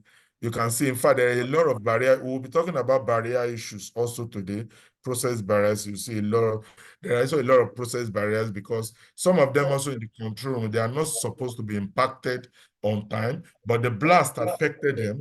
And then if people in the control room are already affected, there's nobody to take over the control of the emergency, so to speak. So everybody was in disarray. Nobody was taking care of them. People have to jump. In fact, that is the best thing to do at that point. Because nobody was taking charge. So you are now on your own. It's like, oh, you're on your own completely. So that is another problem from the process side. But someone will be talking about barriers management today. Also, we'll also see, in fact, even for the evacuation, it was a problem. Even the decision to quickly stop producing was an issue because they were still pumping. You see, so there's a lot about Piper Alpha. And the funny thing about Piper Alpha is that many things that happened in 1988 is still happening. So the questions or something that can be running in your mind is, why are we still having all this? Since 1988, we have done so much, but still we're having simple mistakes, still causing fatalities. So I can take one or two questions, and Dr. Kereke, please, you have to tell me timing, please. Time. Okay. And I can go into OSH will not take me too much time. Yeah, I think so far you have done about 10 minutes plus, so you have another 15, 20 minutes max. Okay, good. I can do OSH policy. I can take one or two questions. Let's rub minds very quickly about Piper for one or so, and then we can move on to OSH policy.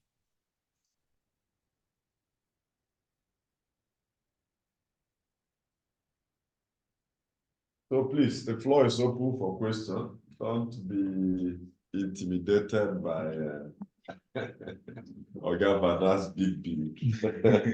No, I mean, I was just talking, it's just discussion. I'm not really going to too much details. Yeah. So please, even those online too, please. Yes, someone is raising Patience Ogo. You can go ahead. Unmute yourself and go ahead. Okay, wait, you'll be unmuted. Just hang on, you'll be unmuted.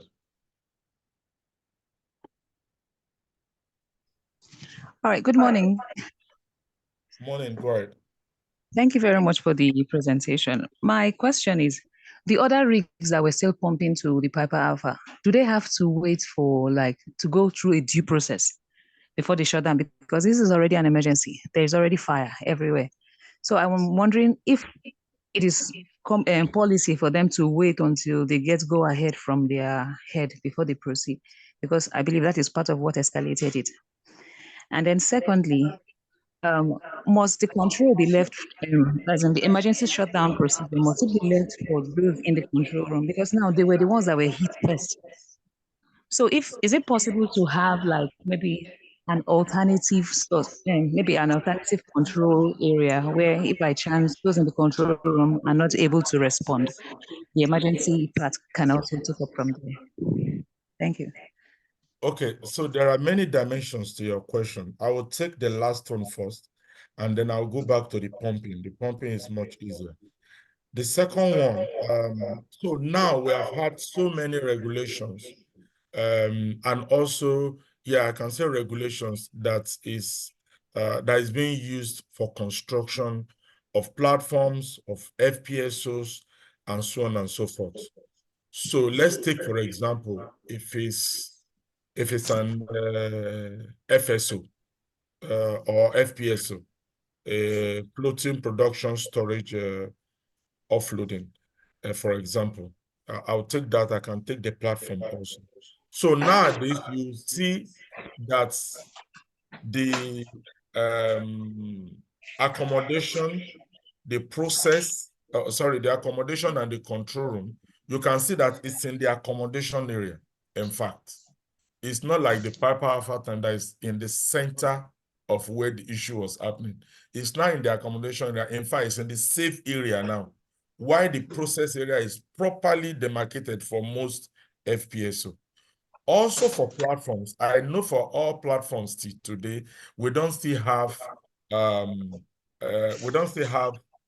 this being too respected. But what they are doing is that for some of the platforms where the control room is still in the process side, what they have done is to reinforce so that it can avoid this kind of blasts, this kind of issues, even when it happens. But for most of them that I also know, they have relocated their control room area into their accommodation area even for platforms. So this one is still ongoing. For the emergency shutdown system also, this one is now very, very good. In fact, in most areas, by nominated people, you can actually shut down. So those systems are now on. But as at that time, these regulations were not there, and that's what triggered most of these regulations to come in. So you are right. Of course, there were no way for them to trigger a shutdown to do many things. So there were big issues. But besides that, going back to the pumping also, you can see from the presentation that they said the Piper Alpha now, it is being run as Piper Bravo in the other platform.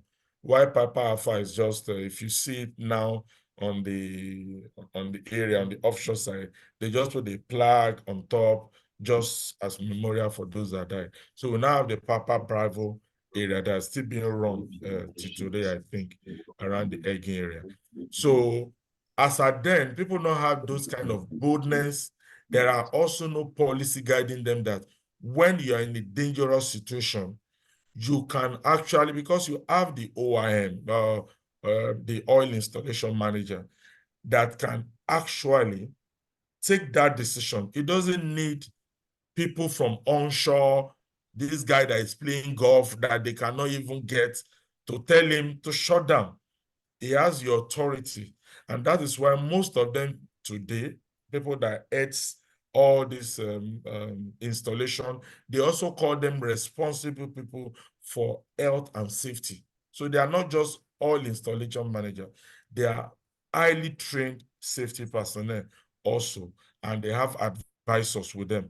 So they can confidently shut down. So people should also be bold. In fact, not only them, I have seen instances where something wants to happen on a rig a long time ago when I was working in ExxonMobil, that a two-pusher actually pushed the shutdown because he saw it called, there was nobody coming on time, and he pushed it. And then they escalated it a bit. At the end of the year, in fact, they gave the guy an award because they were thinking, you guys, you shut down, or this way. No, but at the end of the day, so, I mean, you have to also be trained. You have to know what you are doing, but it does not stay on just on one person to take decision nowadays to just shut down. So there's so many ways to answer your question. Thank you. Thank you, sir. Yeah.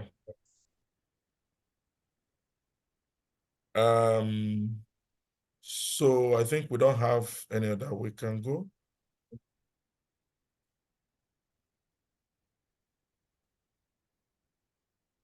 Okay, Dr. Keke, I can continue? Yes, sir. Yes, sir. Yes, sir. So no one is raising up. Okay. Yeah. So you can also engage on the chats. I think there are people that could also answer, and I can also come back to give more details on that. Okay. So we now go to OSH. I have seen already that Madam Angela dealt with all kinds of regulations. So luckily for Nigeria, in 2020, we have the National Policy on Occupational Safety and Health. The first time we had this was in 2006, and with a lot of inadequacies, a lot of issues. And then in 2020, we came up with this. And we are lucky to also have in the panel today Mr. Dapo Molade. They'll be coming on by 12 for the panel. And I hope he can tell us a little bit of this story, because he was also part of those that wrote the policy that put them together. And this, what is, if you understand what policy is, even from the ISO perspective, you understand that is the life wire, in fact, of whatever objectives you are trying to push out. So policy is very key. So you can start talking about a lot of things after, but you need a policy, you need a framework on how you want to proceed.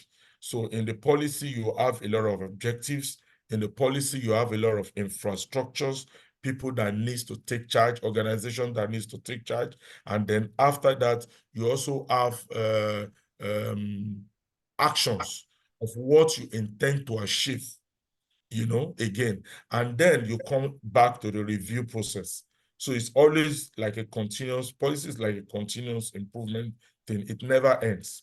So it's coming and it's coming back to review. And then you push ahead and you say, for how many years am I going to have this? And then we come back and review, is it making any impact or not? You know? So, and that's why many companies that you can know, the first thing you should know about the company is their policy statement. It's very key for the policy also to be agreed to by the managing director or the CEO. The key thing about that is that because of the budget, because this doesn't come for free. Policy, you are making big statements about what you're going to do, and then you need big budgets for it.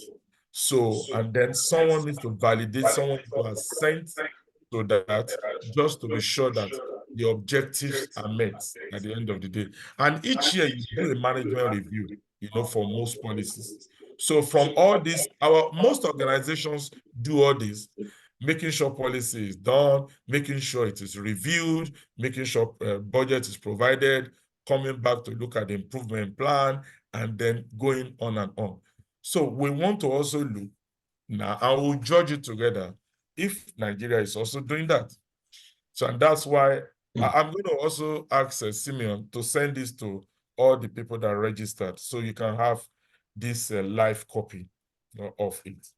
So the first chapter is talking about the vision of the policy itself and the goal.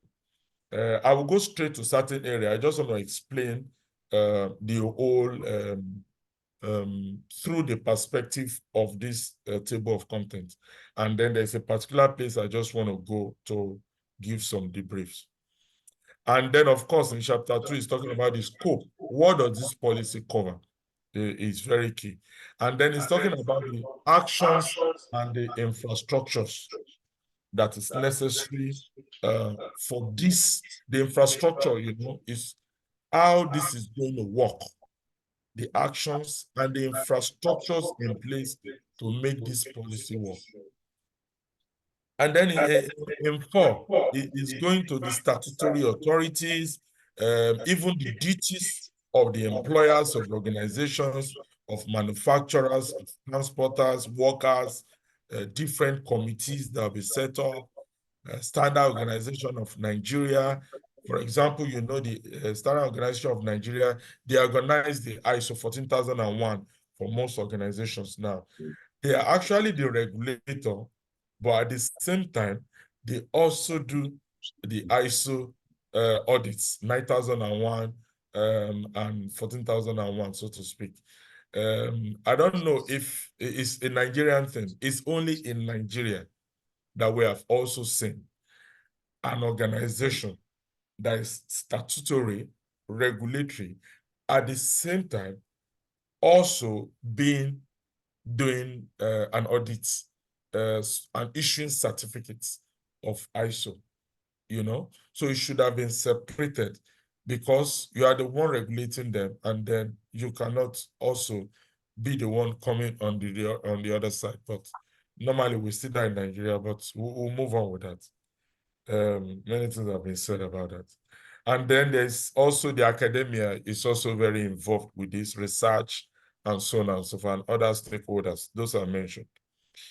Chapter 5 is where I'm going to go later that we're going to deliberate a little bit about, which is specifying the strategies for implementation. How are we going to implement this? Since 2020, the COVID left us, or we left COVID in 2021, whatever it is. So we've been 3 years after this policy. Maybe that's also one of the questions you are going to ask Mr. Dapo Omolade, the CEO of Hybrid, when it comes for the panel session at 12. It's one of those questions. So I will skip this quickly and I will go to some specific areas. You can see it was signed by the Minister of Labor then, Dr. Igige, even though he was a medical doctor, but also coming up with this policy and actualizing it. So it's kudos to his administration and that of the Buhari administration, because it's a long time we have been pursuing this, a long time, I can tell you.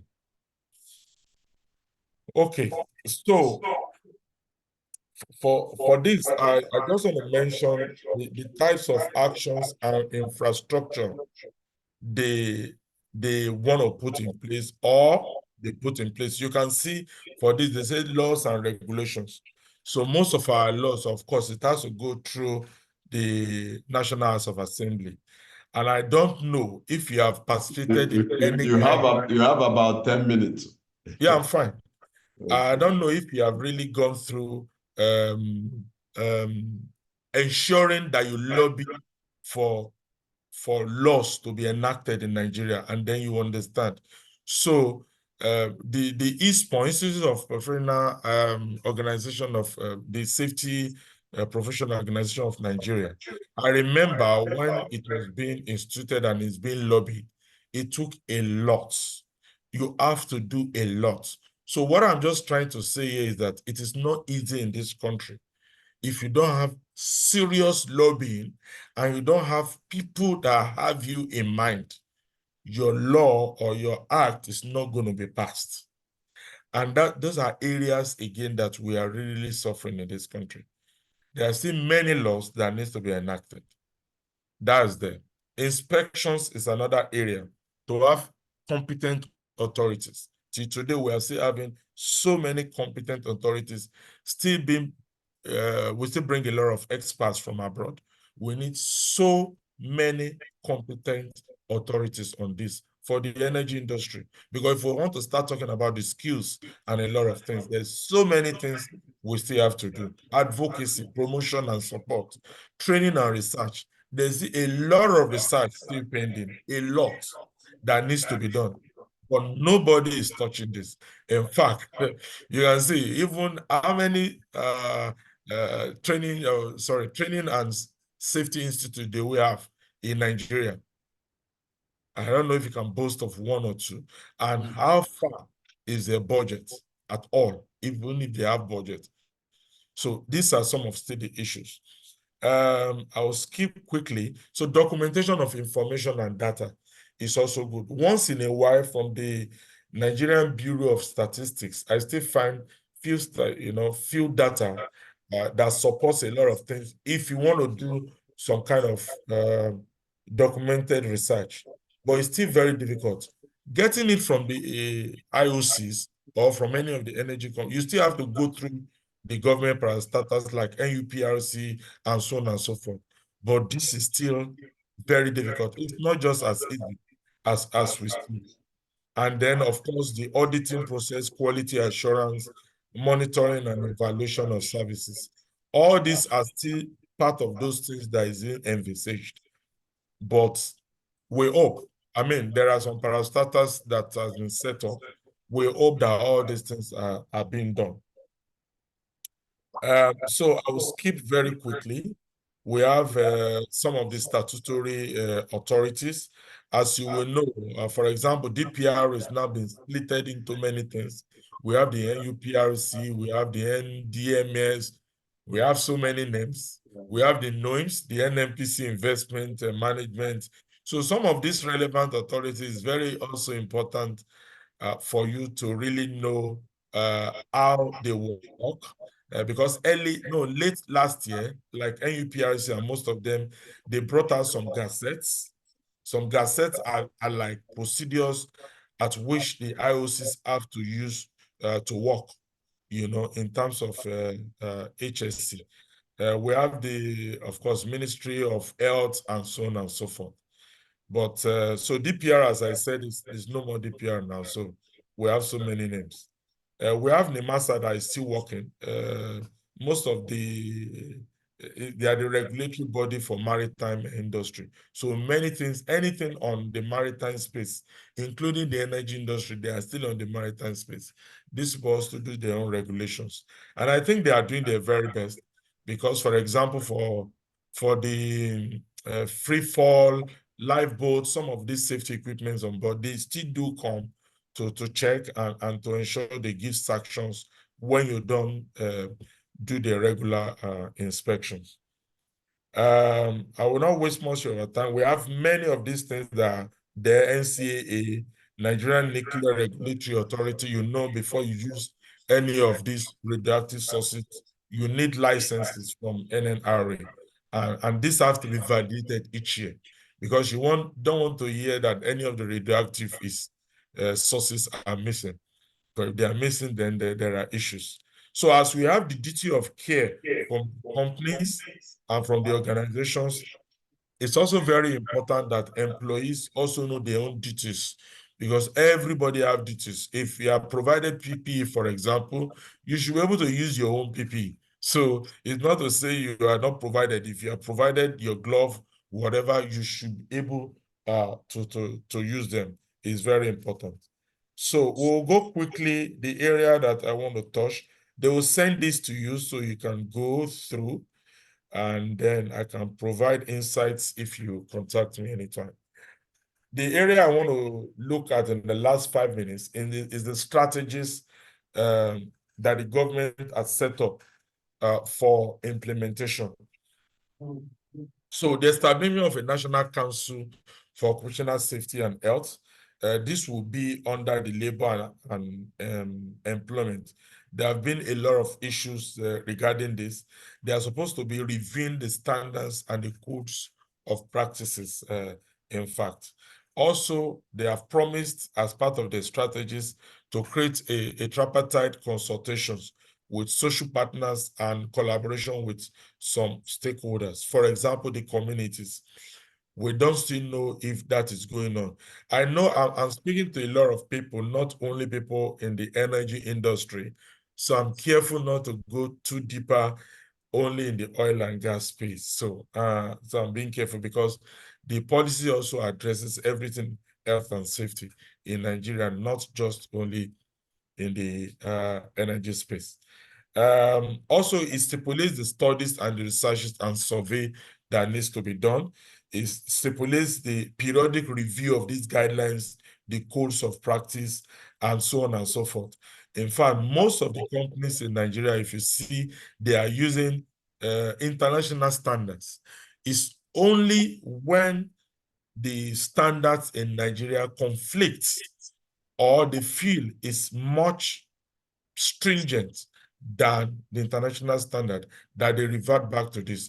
And of course, we don't know how much our authorities are going out to regulate most of the industry because this is also very important. Here, they're also talking about the establishment of a National Research Institute for Occupational Safety and Health of Nigeria for training, research, and development. These are what they are committed to since 3 years ago. I'm not seeing that happening. We are supposed to have the occupational hygiene laboratory. It's not the one individually private organization, no. Established by the federal government. The maintenance of the register of those things. And of course, the inclusion of health and safety training. So I've worked before in Thailand, and when I got to Thailand to register me as a safety engineer, I have to go through their own training, their national training in Thailand. I have to do training. I have to pass. It's 5 days training, and then I need to pass before they even agree for me to be a safety engineer in Thailand. And this is what is still not happening in this country. Anybody still comes into this country to work without passing through anything, whatever. Whenever they graduate all over the world, they come, but there's no Nigerian policy. There's a policy that guides it, but till now it's not being enforced. And these are some of the things, because if we want to regulate, we have to dig down to ensure most of these things that are created needs to work. So they are there. So don't say we don't have laws, we have, but the implementation are not being still fulfilled as it is.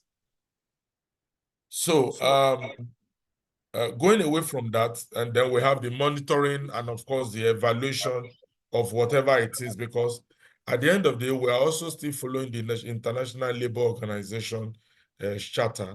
That's what we have voted for, that, and that's what we're still following. If there's still anything in the ILO that comes up, they need to review this policy in line with that. But I have taken time to, this is another subject entirely, I've taken time to list all the requirements in this policy and to see where we are. We are still less than 30% till now, less than 30%. And this is still one of those things that we are continuing to push with government to see how government can respond to this, because there are still many companies besides the IOCs that are regulated because of international standard. But let's look at some of the companies operating within the country that are not basically to international. There's a lot of issues happening out there regarding health and safety, and nobody cares about the people. What is paramount about HSE policy is we need to care about the people. There should be duty of care. It's very key. And if there's no duty of care, the company needs to be fined. And then, of course, they need to be taken to jail if they are found guilty. People cannot just be treated anyhow. There should be standards as created by law. But are we having this? Besides the international company, that, of course, because they are regulated internationally, so they are also being careful. But we have thousands of factories, thousands of manufacturing outfits out there. That it's not that it's difficult to, besides the Lagos Safety Commission that is now doing a lot in Lagos State, besides that, we still need to branch this off. And you can see also just few weeks ago that the Lagos State is also coming up with a policy that there will not be use of single-use plastics, styrofoam, and so on and so forth. And you can see how seriously they are taking it. They've given like 4 weeks of grace already, and we have started seeing a lot of the fast food changing, and that's the power of government. Government can do a lot. We can always try, but until the government is serious about anything, we are not going to get it. So this policy normally should be reviewed by statutory authority in collaboration with most representative of the workers and employers organization and other relevant stakeholders, community, academia, and so on and so forth, every 3 years. Please, that's one of the questions we are going to ask Mr. Dakpo Molade during, because I'm sure, because one of those that wrote this, even though he cannot do much, it's not the government himself, they are just particular of people that wrote it. But we're going to see how much we can also help. Everyone can help. Maybe writing about this also in our social media space, tagging the government, and then we can see how it goes. But it's very key that our policy is being implemented, the structures that has been advised to be in place, and then the implementation is ongoing, and then we review from time to time. So it is very key. So that's just a summary of the OSH policy of 2020. I'll ask the admin to send to everyone that is registered. Thank you. Thank you very much.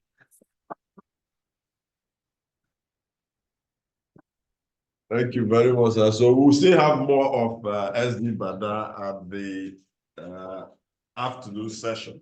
So that was a lot more technical topics he will handle. But I think at this point, I'm sure he will take at least one or two more questions, at least one question, because we need to bring up another big elephant in the room. Okay, right. One question on site, online. One question. Any smart young professional online? You shoot one question so that we get more clarity.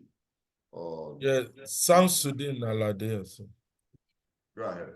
Okay, you want to ask too? Well, let's hear from Samsudin, then we'll hear from one other. Thank you. Okay, go ahead. Oh, you need to be unmuted. Simeon, is Simeon around? I think we need to unmute him first. See if I can assist on that. Samsudin.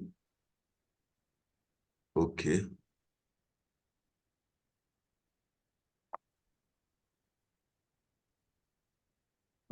Okay.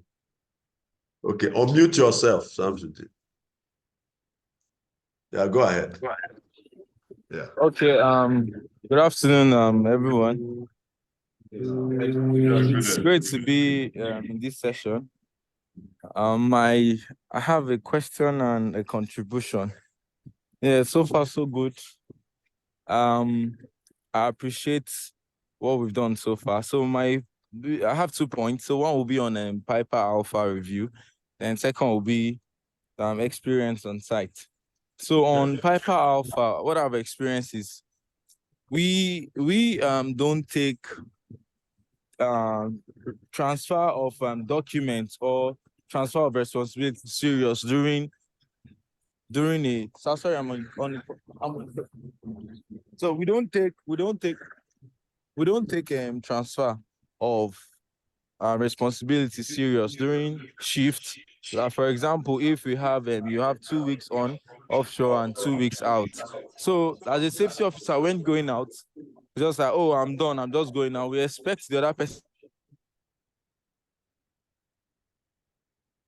Yeah, so I think it's more of comment, but you want to wrap it up in 1 minute. Otherwise, I think I've seen a question here.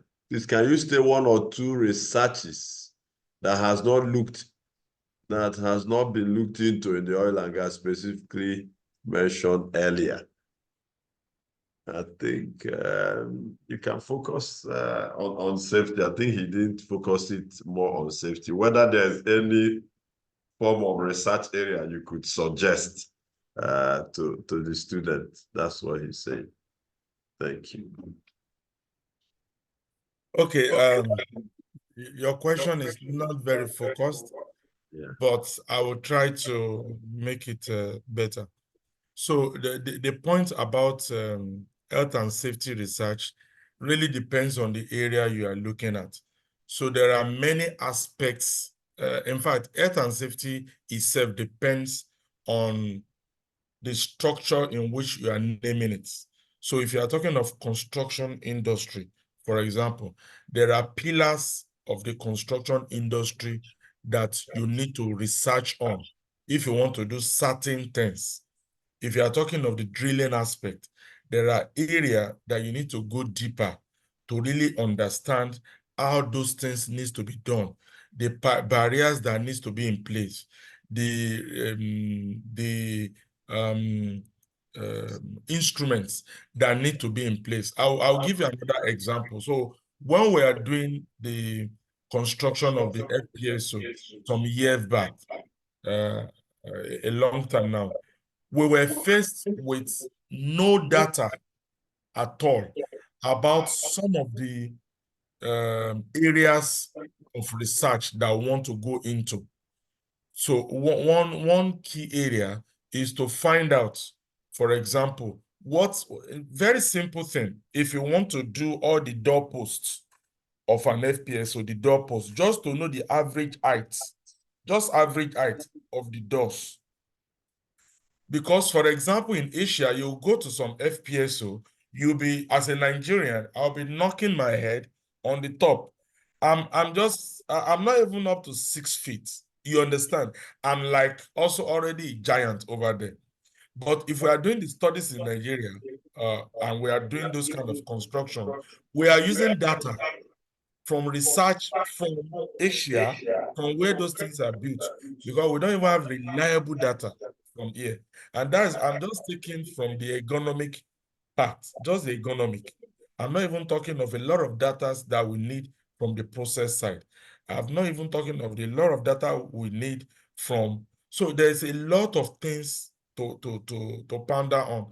And when you are doing many things in the space, may it be drilling, may it be this, we need a lot of researches, a lot of publications, and a lot of things that we can quote and say, yes, this is how it should be in the Niger Delta.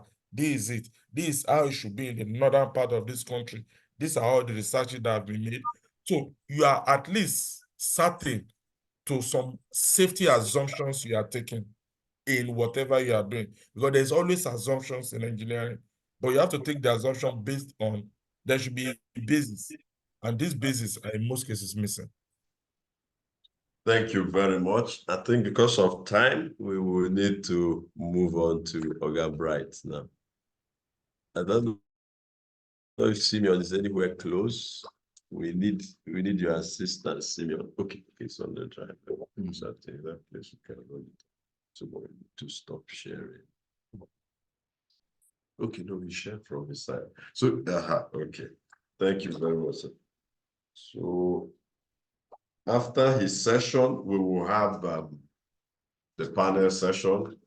I was supposed to do some exercise on JHA, but because those involved in the panel session are very busy, so maybe after that I'll bring up that JHA towards the tail end of the afternoon session.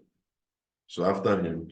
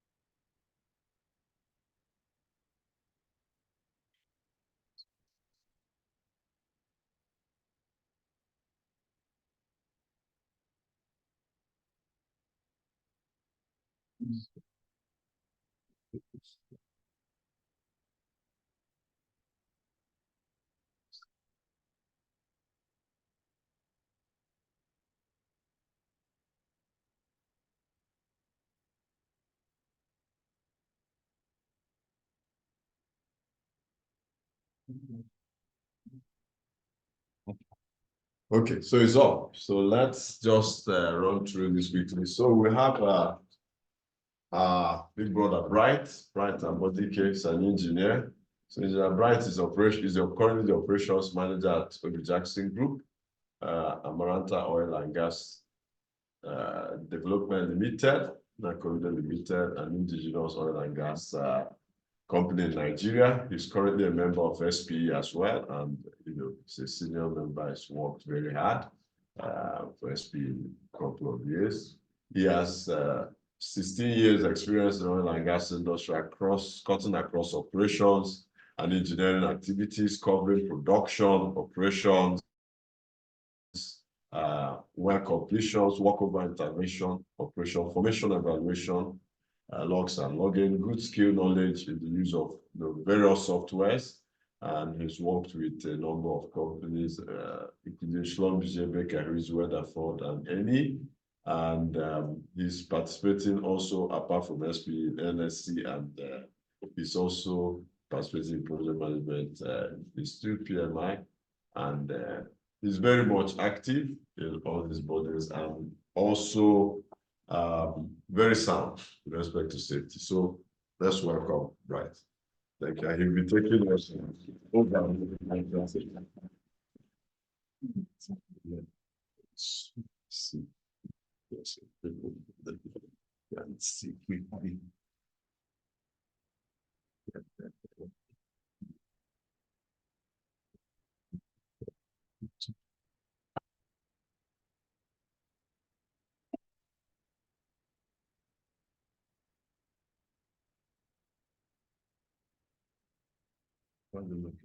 Okay, let's say good morning, everybody.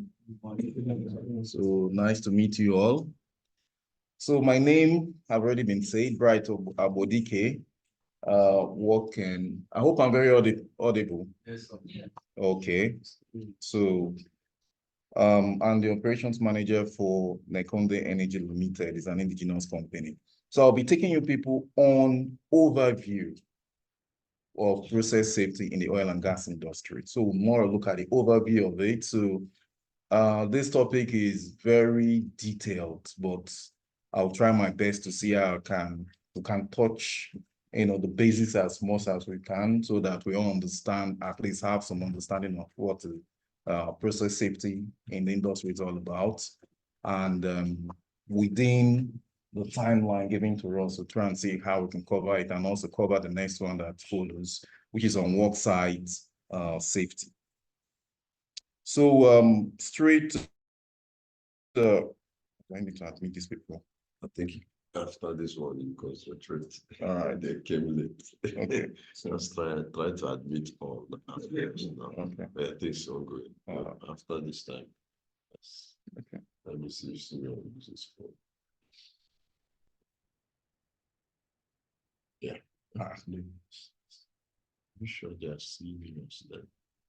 Where is mine? Mine is not seen. Or do I need to share it? So let's get everything the way it should be.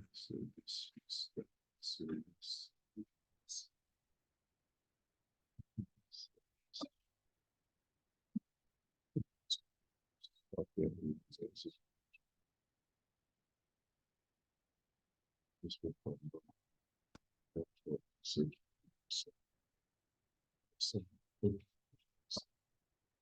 All right, so I'll see how we can go quickly as much as we can regarding this. Okay. So we'll look at the overview of process safety in the oil and gas industry. So next we'll be looking at the agenda. So the agenda for this topic is all about, we'll look at the definition. Then we also try to relate it with personal, which is occupational safety. Then we talk mainly about the elements. We'll look all the things that is involved as regards process safety. Then look at the failure incidences we've had, which some of them has already been mentioned. Then we'll look at the potential impact. We'll then look at the causes and mitigation of process safety. Then we'll talk a little bit about the barrier concepts that we have when it comes to process safety. Then we go straight to the conclusion. Then for process safety, we have a definition from SB, which calls it a discipline framework for managing the integrity of hazardous operating system and processes by applying good design principles, engineering, operating, and maintaining and maintenance practices. Okay. Just simply put about process safety, it's all about the prevention of catastrophic release of hazardous substances. You understand?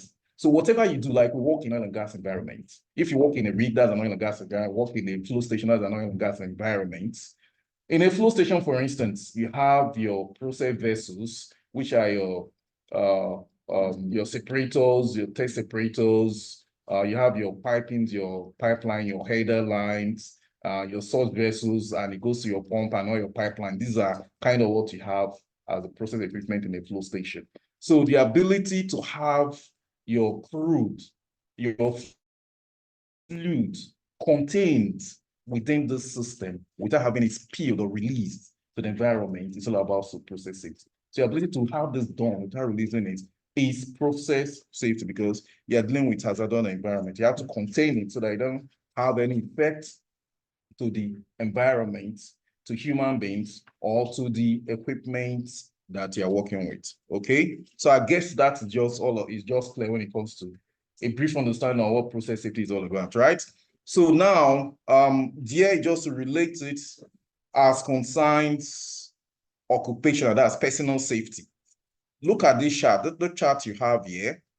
It talks about on this side, if you look at the one on the top left side, that is personal safety at this side, because this is a graph of probability. Probability increases in this direction, then the severity or consequences increases in this direction. Can you see that? So when it comes to process safety, the probability of occurrence is very low. Do you understand? That's why you have it at the bottom. The probability, this is probability, the probability of occurrence of a process safety incident is very low.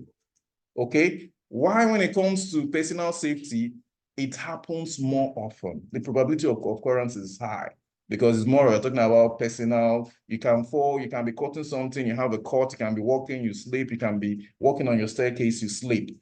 But how many times do you have a flow station catching fire? How many times do you have the Macondo incidents happening? It happens once in a while. But one thing is clear, the severity. The consequences is very high. That's why when it comes to personal safety, you don't have anything here regarding the consequence because it's very low. You don't have multiple fatalities, you don't have multiple people, multiple incidents of loss of your equipment or reputation damage and all that, okay? So that's why the consequences when it comes to process safety is high. So this is just for you to relate it as how it comes to occupational safety, okay? So still talking about process safety, you can see when you have an incident, what kind of happens. Very high severity, isn't it? Multiple injuries, multiple fatalities, damage to equipment. But when, you have something, there may be a possible fatality, depending on how the person falls, but it's just a kind of single something happening. So that is why I just related it like that, so that to drive it to you so that you understand what. So now we'll look at the key elements. Before it goes to the key elements, please just tell me 1 minute. Our online participants, they are not following, but the slide is not. I'll show you. So please. Sorry. How did you do this? Sorry. I can't rewind.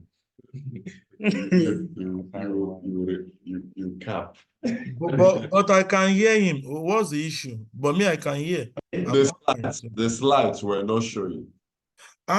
Slides. Yeah. Simeon is the master of his system, so we tried. Okay, sorry, you can go on. So I think maybe 1-2 minutes recap. Get to the start. 1-2 minutes recap. No.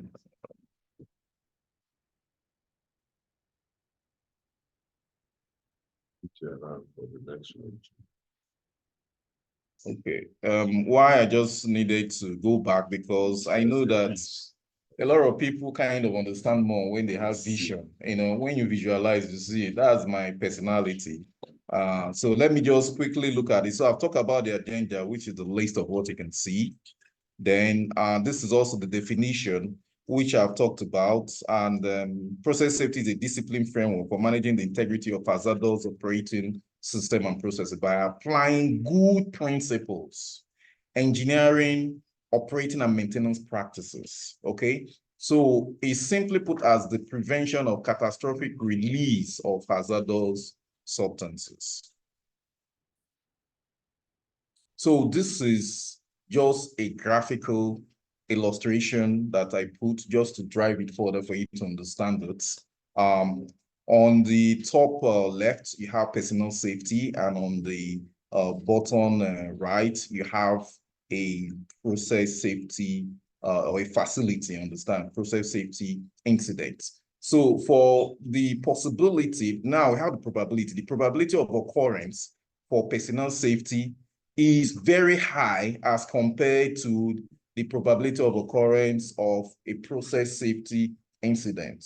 You understand what I'm saying? Because you can have more of incidences to people stripping and falling, people having caught, people having ear problem, or having just minor things happening. Okay, those are personal safety issues, as compared to having serious process safety issue like how many times do you have the Macondo incident, or how many times do you have the Piper Alpha incident? Or there are so many. There was one that even happened in our waters, the Wakete Criminal. So there are many things like that, which I've just said here, the probability of occurrence is very low, not as the probability of occurrence when it comes to personal safety. So this is just to drive it further. Then this picture equally tells more about it, whereby for a process safety, you have multiple injuries and fatalities as compared to when you have personal safety, okay? Now, I want to talk about the elements, okay? When you talk about the element, now these are all the things that concerns process safety to have it possible, to have it in place. So first, the first part we'll be looking at will be process safety management. So process safety management here is a systematic approach to managing the hazards associated with processes involving highly hazardous chemicals. So it involves the use of engineering, administrative, procedural control to prevent or mitigate the consequences of release of hazardous materials. These are other definitions from Baker Hughes. We say that is equally the management of hazard that can give rise to major accident involving the release of potential dangerous materials, energy, or both of them. So the management of those hazards is all about process safety management. Meanwhile, I've talked about process safety, isn't it? Now I've also talked about process safety management, okay? So process safety management is one of the elements of process safety. So let's still look more about process safety management. So this, what you look now, you can see a kind of picture diagram here. So this is kind of talking about the control that we have there. We have some more and more effective than others, okay? Now, the top one here, we have elimination, which is physically removing the hazards. Then we have substitution, which is, put something in place of that hazard. Then we have engineering controls, more of isolating the hazard away from where it can have impact to people or environmental surrounding. Then administrative controls, which has to do with, changing the way of work, and PPE, which is kind of the last resort, wearing your personal protective equipment. Or just like, when you talk about some being more effective than others, like your PPEs, okay? If you have a fire retardant, for instance, it's more better than having a fire suppression system whereby you eliminate the fire than you actually saying that you are safe wearing a fire retardant coverall. So which one is better? Is it when you're wearing a fire retardant coverall, you go and enter fire, or eliminate whatever can make that fire happen? Which one is better? The elimination. Correct. So that's why you have it here. So these are kind of ways we put in place. And one thing about the elimination method, because controls higher up in this group, which one of them is elimination, can only be implemented during the design phase of the project. Okay. So it's not when you finish the structure and all that, that's when you now bring it. No. It's before that structure starts, that's when it's all part of the design. You inculcate it. You consider the process safety management aspect into whatever structure you're putting. They need to be a kind of gas detectors, water deluge system, sensors and all that, suppressant. All those things are what comes in place before the design so that it can help in the elimination, okay? So now, see another element of process safety. We are looking about process safety, process hazard analysis. There are hazards in our process facilities. Another element that ensures that we manage it is to do proper analysis of it. And to do this analysis involves, one of them is HAZOP. HAZOP is hazard and operability studies. We also have the what is analysis and also have the failure mode and effect analysis. HAZOP, okay, is a systematic technique to identify potential hazards and operating problems. Okay, so if you go in a fuel station, for instance, you have to keenly try to identify the hazards that are around. Are you having spills? Are you having trips and forward? Then your operability, it's talking about the machines you have. You have things like the mud pump, you have things like the genset, all those kind of things. How is it having operating problems? So when you do serious analysis of this, that is a way of managing process safety in your facility. They also have the failure mode and element analysis. The failure mode that more refers to the way something might break down. Understand the step-by-step approach by collecting data about possible failure points in a design. Understand? Because everything has a yield point.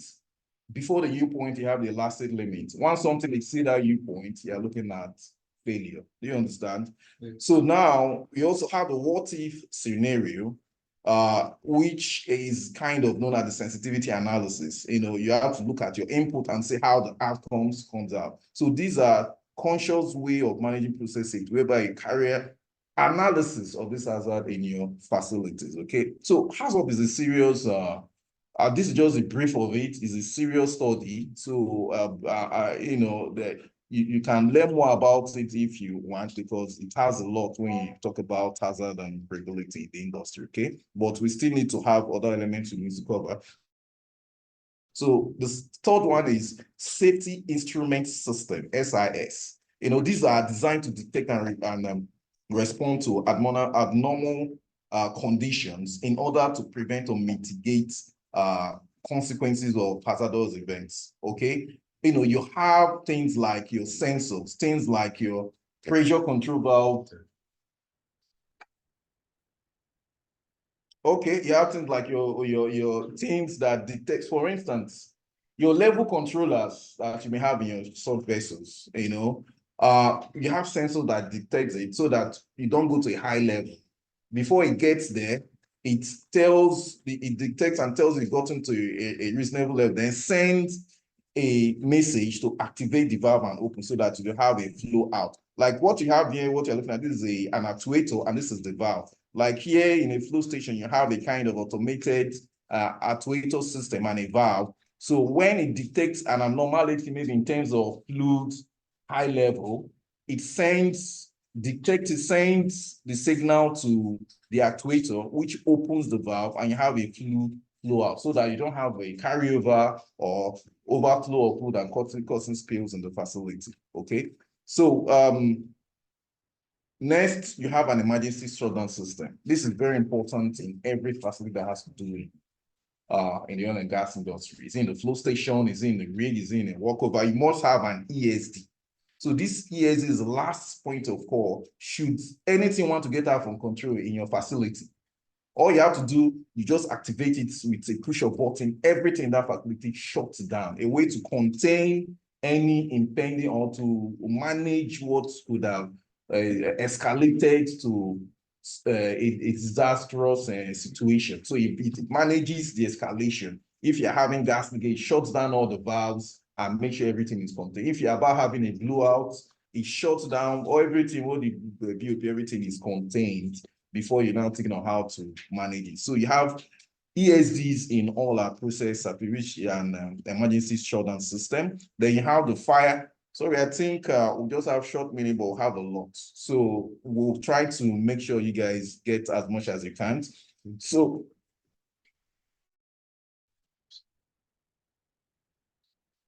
all right. Okay, so so we also have our fire detection systems, which and gas detection system. So all these need to be functional in our facility, because when there is gases, are you talking of H2S, for instance, or are you talking of methane? All these kind of gases are dangerous should you have it in your offshore or onshore environment or in your oil and gas facility. H2S, for instance, when the gas is detected, H2S is a very poisonous gas. And as you understand, H2S is denser than air. When it is detected and the alarm triggers, what do? You try to go to higher level and avoid lower level because it's denser than air, so you have to go to lower level. And you try to avoid, that's why you also have wind vane. You understand? Wind vane. Wind vane tells the direction of flow of the wind. So you go against the wind flow because it pushes it away. Okay. So when all of these are detected, the next emergency response plan is now put in place to try to manage it. If you have a hot work, you don't try it when it comes to it. That's why, in fact, before any hot work activities performed in an oil and gas environment, you all have all these systems in place. If it is detected, that work is shut down. Okay. That means if gas is detected, you don't carry out any hot work activity because you know what happens, isn't it? Yeah. You don't play with any hot work activity in a highly flammable environment. That's an ignition source.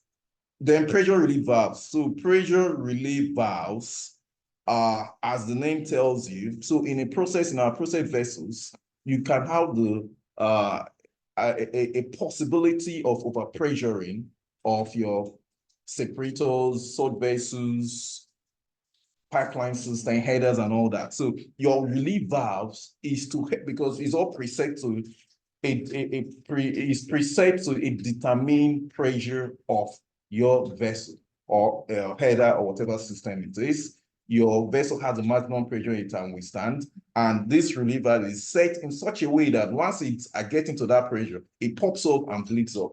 Okay, and it stabilizes the pressure that you have in your system. Okay, so you also have, we'll talk about training.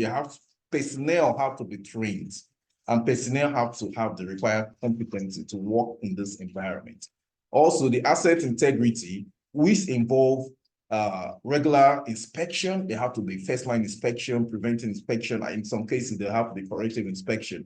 Then you have maintenance that have to be corrective. They have to be maintenance that have to be done, and the equipment have to be detected and be sure that they are functional, especially all the critical safety equipment. You have to ensure that they are in order so as to prevent possible failures which will lead to process safety issues. Then also talk about incident investigation. When an incident happens, it has to be properly investigated. Okay, if it's not properly investigated, that means you've not gotten the root cause, and that thing is bound to happen again. So you investigate it, the root cause are found, and you now implement the corrective action to prevent any reoccurrence. You also have your regulatory compliance, which is part of the elements of process safety. It was talked about by, I think, Engineer mentioned that we have our former DPR, but now you have them as NUPRC. I have the NMDPRA. I think NUPRA should be Nigerian Upstream Regulatory Petroleum Commission. Then NMDPRA should be the Nigerian Midstream and Downstream Petroleum Regulatory Authority, if that should be. So they help to make sure the standards in the oil industry are enforced and they are carried out, because whatever statutory activity that need to be done have to be maintained. And these are companies that ensure that companies don't operate in such a way that are harmful to the environment, to human beings, and to the facility. So let's look at some failures. You know, we've mentioned about failures already, especially when we talk about the Piper Alpha. Yes, we had the Piper Alpha. That was a serious issue that happened in 6 July in 1988. That happened in the UK. That will have about, how many people died? 167. Obviously, is a process safety failure. We talked about maintenance and integrity. So if you listen to it, you can see as a result of not doing the right maintenance action as regards the pumps and all that, and what it resulted in. So when there's a process safety failure, not adequate process safety checks in place, it results in incidences like this, which is very severe, and we don't want to have that. We also don't know the incidents of Macondo. The Macondo that happened in deep water horizon rig that operated by BP. This one that happened in the Gulf of Mexico, where we'll have a huge spill of close to 5 billion barrels of hydrocarbon into the Gulf of Mexico. So all these are real serious issues that we don't want to happen around. We also have the one of Santa Barbara in California, on the Texas City refinery. Even in Nigeria here, we have one. I don't know that you had this one that happened in February too. Trinity Spirit FPSU, Upokiti Terminal. It's obviously, I have not seen the full detailed report, but it's obviously a process safety failure. That's it. How was the asset maintained? How about all the sensors and detector system? If there was an explosion, if it was a gas something, was the sensor, the gas system, are they all there to have detected it? Was there any ignition system? So it's obviously a process safety failure that resulted in this. I know that something, I heard that whether some people died, but but the main thing, we have spill of crude in that environment and loss of the FPSO. Okay, so major asset damage as a result of that. So these are incidents as a result of a process safety failure. These are the impacts. You have environmental and ecosystem damage. You have the cost of doing business going up. You have regulatory changes and call to LSP response, low industry, stakeholder relation, and a lot of things are being impacted as a result of having. So I just want to briefly look at mitigation and the possible causes of this failure. So we'll just briefly go through them. And one of them we'll talk about is incomplete process hazard analysis. We talked about the process hazard analysis, which has to do with the HACCP, the what if analysis, the FEME. So if is inadequate identification assessment of the potential hazard due to incomplete, when you have this not done adequately, that is a process safety issue about to happen. So mitigation involves conducting comprehensive process hazard analysis. Okay, yes, and carrying out proper what if and FEME analysis and ensuring that all scenarios and associated risks are thoroughly evaluated. So equipment failure are mainly due to mechanical failure, corrosion, and aging. Over time, all this equipment age. And if you are not doing the right maintenance, this is right, will likely happen. And when it happens, you now have a disaster. So we have to take care of degradation of our equipment and carry out the proper integrity tests, including regular inspection, preventive maintenance techniques, and corrosion resistant material possible should be used. Okay. Then we also have inadequate training and competency. So when you don't send any person who is not properly trained into a flow station to go and work, this person have to be properly trained. So there have to be comprehensive training for personnel, covering process safety, emergency responses, and conduct regular competency assessment and refresher training. Because we have a poor process design, so this is not what we want to see in our facility. So we'll have to do everything to mitigate it, which involves having the process safety experts involved in the design, okay, so that the ESD and everything that has to be integrated from the design stage should be done. Then when you have these safety system failure, is also a problem. So we don't want to have this thing malfunction, but when it malfunctions, it results in process safety issues. So rigorous testing and maintenance of this have to be done. Another side that I know is very common is the human factor. When you have human errors, including mistakes, communication, not having proper communication, and having failure to follow procedures. Those are human issues that create process safety issue in our facilities that we'll have to try and avoid. So this involves fostering a strong safety culture and emphasizing the importance of human factor, provides ongoing training, clear procedures, and use technology. We have AI systems that can help us in proper decision making. So, and that can help in reducing human errors and mistakes. Also, we should have our ESDs in all facilities to kind of contain any issue that may happen, okay? And insufficient regulation. So we'll talk about this compliance, which is something that will not abide to all the statutory regulatory activities have to be done. So, and it's in mitigation involves establishing a robust regulatory compliance program and regularly carrying out all the processes to ensure adherence to standard and staying informed so that if there are any changes, you also know about it. So also have you learn from incidents when they happen. So I just want to look at barrier concept. Barrier is a functional grouping of safeguard and controls selected in place to prevent realization of a hazard.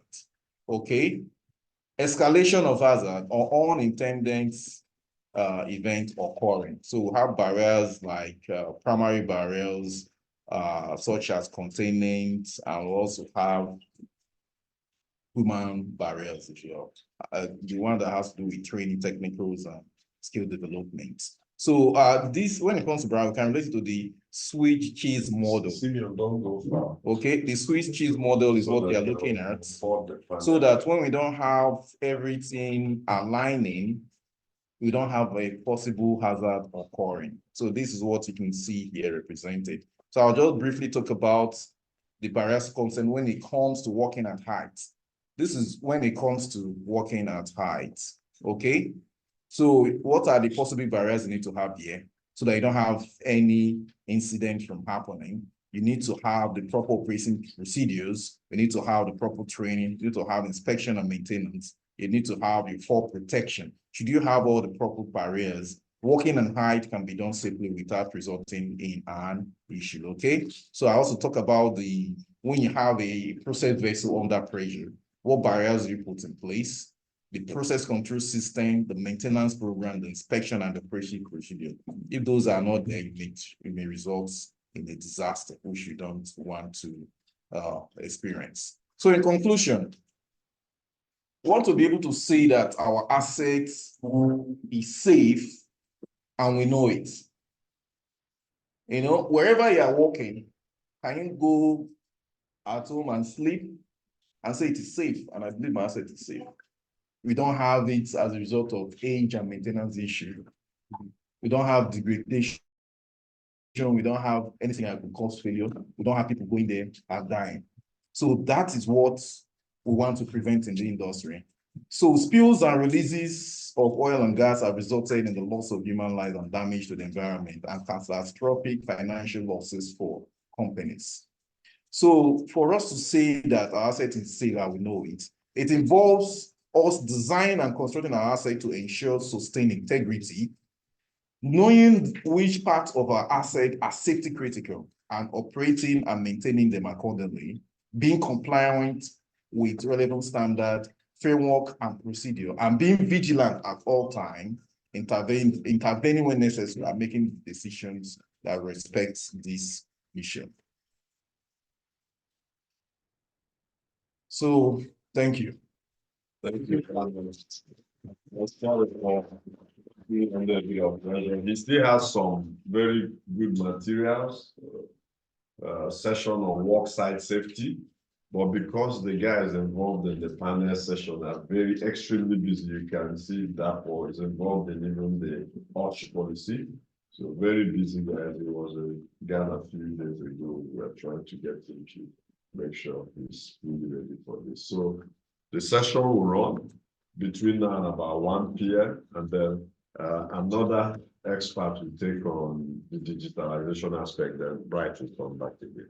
Then the quiz, his quiz are available. So you should drop it on the chat. Some people can be trying their hands on it, but let's still try to pay attention to the panel session once they start. We like the quiz. It's on your WhatsApp.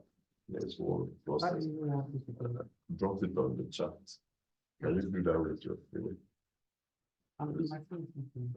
Okay, so it's on your WhatsApp. So we need it to be dropped on the chat. It's on a Google form. So I don't know how those on site will get it. On site. Yeah. Okay, people, yeah. But later on, we also drop it in the email, but drop it on the chat for that. Okay, we didn't do this. We don't have a WhatsApp group with you. I think we need a family WhatsApp group. We need to put something they used to do. Yeah. So, but by the end of the course, let's have your numbers. Okay. Simeon will help us have the WhatsApp group because so we also have the experts on it. So continue to communicate relevant safety. So process, the process one, there's a tool. So okay, but I will be on. Maybe next 2 minutes. So just that work site one. Sorry, just that process one. There are two question things. One is what? This first one is process. The other one is you want to do it on board? Let me drop. You drop it on the Zoom. You actually. Okay. Because we don't have the no, they will say the answers. They will say the answers. It's only me that will say the answers. Because I did it. Yes. So for those online, you will see a Google form question that's related to the process safety class. You can attempt to respond on it, but once the panel session starts, pay attention to the panel session, continue with the quiz later. You will also get another quiz for worksite safety class. Thank you very much. So Simeon will onboard the panelists. Thank you. And then Engineer Bada will introduce them and then start. Thank you, sir. Okay, thank you, Dr. Okereke. Really appreciate it. So, good day, everyone, and I hope we are all enjoying ourselves. We've said a lot. We'll quickly take this panel session, which will further buttress, some of these concepts that we are discussing, and I will still continue to discuss after the panel. But this will give a quick highlight of practical scenarios of what we are dealing with. So I'll be introducing three panelists, and I would like them to put on the video when I introduce them. So the first person I will introduce will be Ibukunlo Aina. He's an engineer, first-class mechanical engineer, graduate from University of Lagos, a young professional, highly experienced with process safety. Is presently safety and loss prevention engineer with GMA Group, and they work for various studies. They do a lot of studies for different IOCs. I know, please, you're welcome. Okay. Also, and please, you can give them some thumbs up, some claps in the comment section. And as the event goes, please, you can also drop comments, and they can also answer them directly, maybe after the panel session. We also have Angela Okonwa. Madam Angela, she seems a bit humble because she didn't really see most of our accreditations, and then you will know who we're dealing with. She's presently the Assistant Director, Security, Safety and Fleet Management, FIRS. She's a chartered safety professional, very respected one all over the world. Also chartered membership for many UK safety membership, so to speak. But so I think we're going to gain a lot from besides our previous deliberations on safety regulations and legislation generally. You're going to see more insight from her. So welcome so much, Madam. Welcome. And we appreciate your time. Also, we're going to bring Big Bros. We're so delighted to have him. He's been with SP, also is a distinguished SP member. We have given him by force. He's always been part of us in many of our conferences. So Mr. Dakpo Molade is the CEO of Hybrid Group.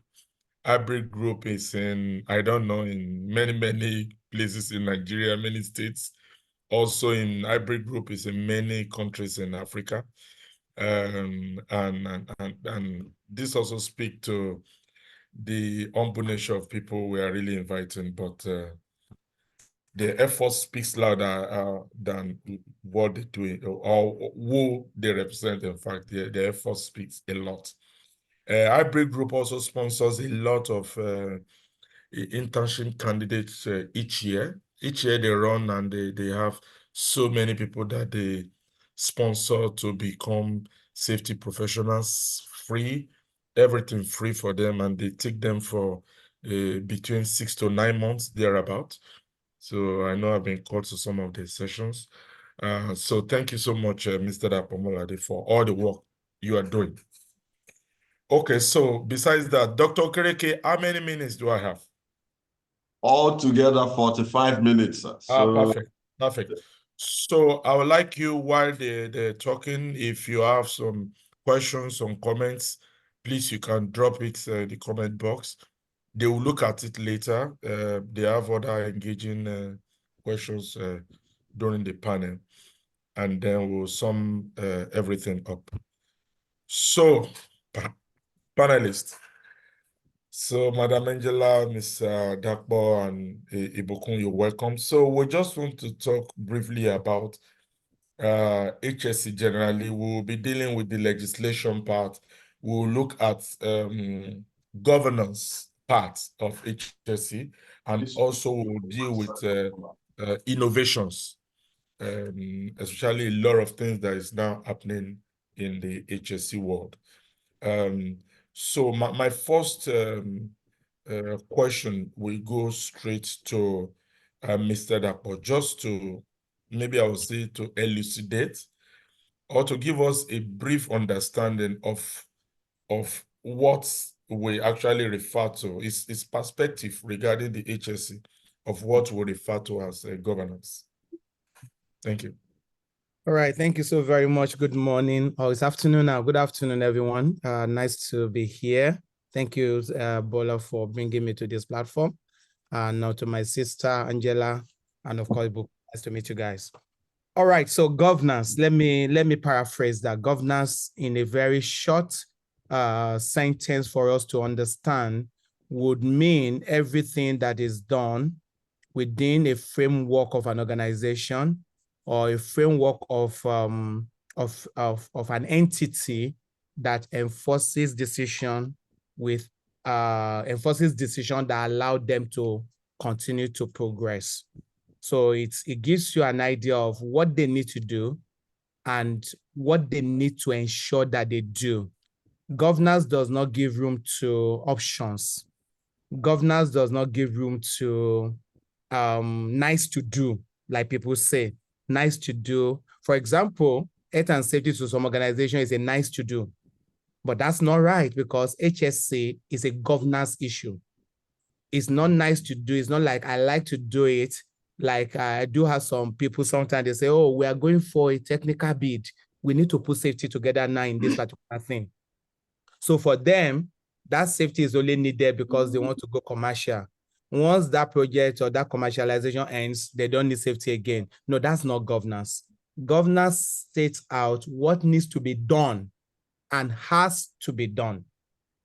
So, and the clear parts that I will be talking about today is the fact that health and safety is not a nice to do. It's a governance issue for anyone that is listening. It's a governance issue across board in the public, in the private, everywhere is governance because there are things you must do otherwise. And the final part of that is that there are consequences when you do not follow governance. So it also means if you don't do it, it's not just consequence of accident, it's consequence of being liable and being legally not compliant. And to say in a very simple way, you can't be criminalized for not obeying governance issue. Thank you very much. Oh. So thank you very much. That is my key take home there is that it's not just nice to do at all. That governance is all about the HSC itself. It's something mandatory for us to do, if I want to put it in another way.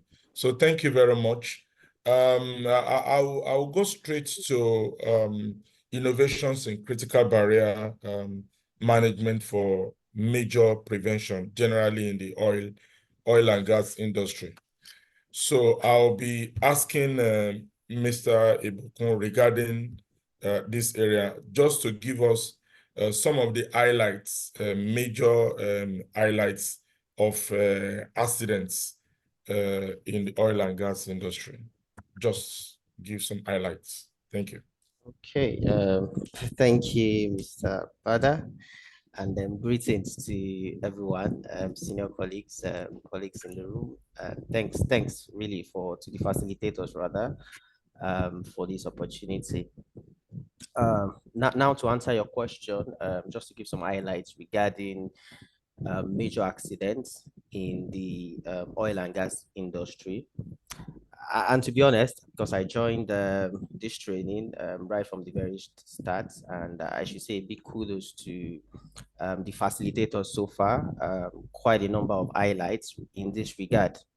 So, for example, we have seen the Piper Alpha disaster video, which is, again, if you agree with me, a typical case of a major accident. It was a big learning point for industry professionals, organizations as a whole. Most of what we come to practice today in process safety as a result of learnings from that disaster, the Piper Alpha accident. About 165 lives were lost. So that is a typical major accident that we've had in the industry. Another one is the Macondo or Deepwater Horizon incident. I think it was also, it's been touched on earlier in this training.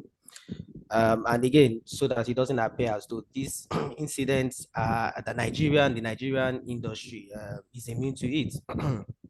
We also have the very recent one, sometimes in 2022, the Trinity Spirit FPSO incident. That in that accident resulted in the total loss of the FPSO. About 10 lives or thereabouts were lost.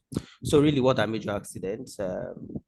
Major accidents are incidents like you would have seen from those events that I mentioned. These are accidents that they don't occur all too often within a particular organization or within a country.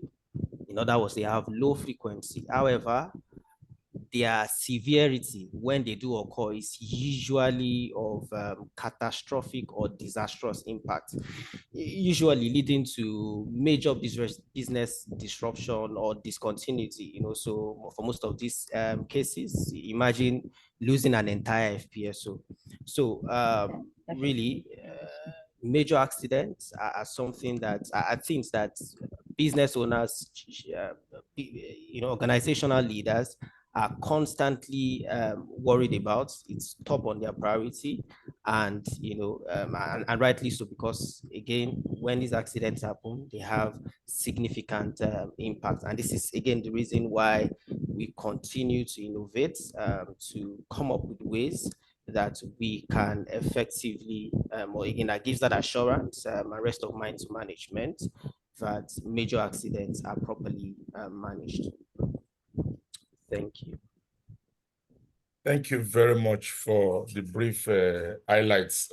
As you can see, there are many other major accidents that you have mentioned, and there are more of this. I think the also key part we need to realize is that we are talking of fatalities here, people dying. We are talking of environments being affected. We are talking of a whole lot of big issues. We even understand there's no even small issues. We don't even want anyone to get hurt. Let's start from there. So talk less of people in fact dying. And this needs to stop. I think I jotted down when Madam Angela was making a presentation. In one of her presentations, it was written that 24 fatalities happens for every 100,000 employees. I don't know, maybe it's in Nigeria or something. And this struck me. Just only one fatality is more than enough. But we're talking of 24 fatalities. So I'm very sure this must have been from a study. So this is something really to think about. So I will now be going to Madam Angela while I introduce the fatalities you mentioned. You're going to give us a little synopsis regarding the legislative framework of these OSH practices in Nigeria. We know you made a presentation earlier, but just to give us an highlight. Okay, so I'm so happy that, when I presented earlier, I said one of those people that were in the room when they were drafting the OSH policy is going to be with us. And that is that young, handsome man with white beards there. That is Mr. Darko. He was among the few technical experts that drafted the OSH policy. So like I said earlier, some of us, we have a thinking that because as a country in Nigeria, we don't have an OSH policy, OSH act, we are immune to anything and we can get away. But Nigeria as a country, since independence, we subscribe to ILO conventions, about 40 of them, like I said. ILO's Convention 155 is one of those fundamental ILO policy convention that drives OSH practice worldwide because it speaks to workplace safety, ensuring that the place of work is safe, the workers are safe. And our constitution, I did mention that our constitution of 1999, section 17, subsection 3C, they talk about workplace safety. So we have an act for it. Although the severity of the punishment is what we might be talking about later, that is not there, but the constitution, the act prescribe for safety in the workplace. So you can't just run away from it. Although yes, the Factory Act has very minimal punishment for not reporting of incidents, and it doesn't cover construction industry and some fundamental industries.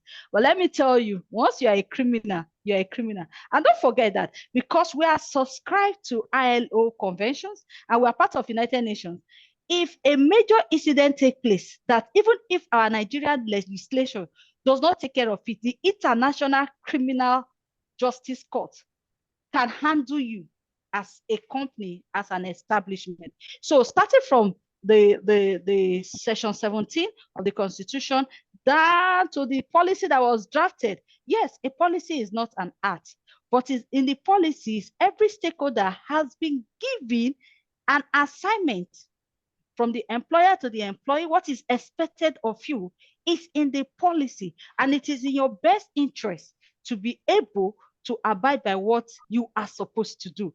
Then we have a bill, and that we are praying seriously that that bill, by God's grace, will be assented to, and we have a working council that will be able to enforce and ensure compliance. So until there, we have the Factory Act, we have ITF Act that make every employer to subscribe to the Employee Compensation Act scheme, Employee Compensation Act scheme, that you are supposed to enroll your employers, subscribe to it, so that whenever there is an incident, you report it and they are adequately compensated. I know some of us will have a way of getting our clearances from time to time from NSITF. But when the problem happens and the employers, the employees, they know their rights and they start going to NSITF to report you, some of you will have reputational damage, and some of you, some directors, they will be locked up, and because there is a criminal act for you not to report your incident, your accident in your industry. Thank you. Thank you very much, Madam Angela. We've spoken a lot about this, about that we have the policy, and we have enumerated also the policy and why it is important for us to follow some of the objectives that were stated in the policy. We will come back to this policy later after the whole panel, so Mr. Darko can delve a little into it, why, to tell us where we are right now regarding this policy. But we'll come back to that. Let me go quickly to barrier management, because most of these things are happening in the energy industry space, especially. Even in the construction space, we're having a lot of issues where there is still incidents, there's still fatality, and so on and so forth. But we now need to also talk about innovations. So, Mr. Ibukun, I'll come back to you. Just to let us know briefly, maybe based on the research or based on what is happening right now, the innovations that we have in critical barrier management for major accident prevention itself, because we cannot just fold our arms and let all these things happening. We just want to know if there are innovations in that space, basically for critical barrier management. Thank you. Okay, very interesting question, Mr. Bala. Thanks for that. So yes, in reality, a number of organizations are actively chasing after innovation in the area of critical barrier management. So again, it's, if you imagine the next best thing, in quote, that can happen within the process safety space. And what is the driver for this?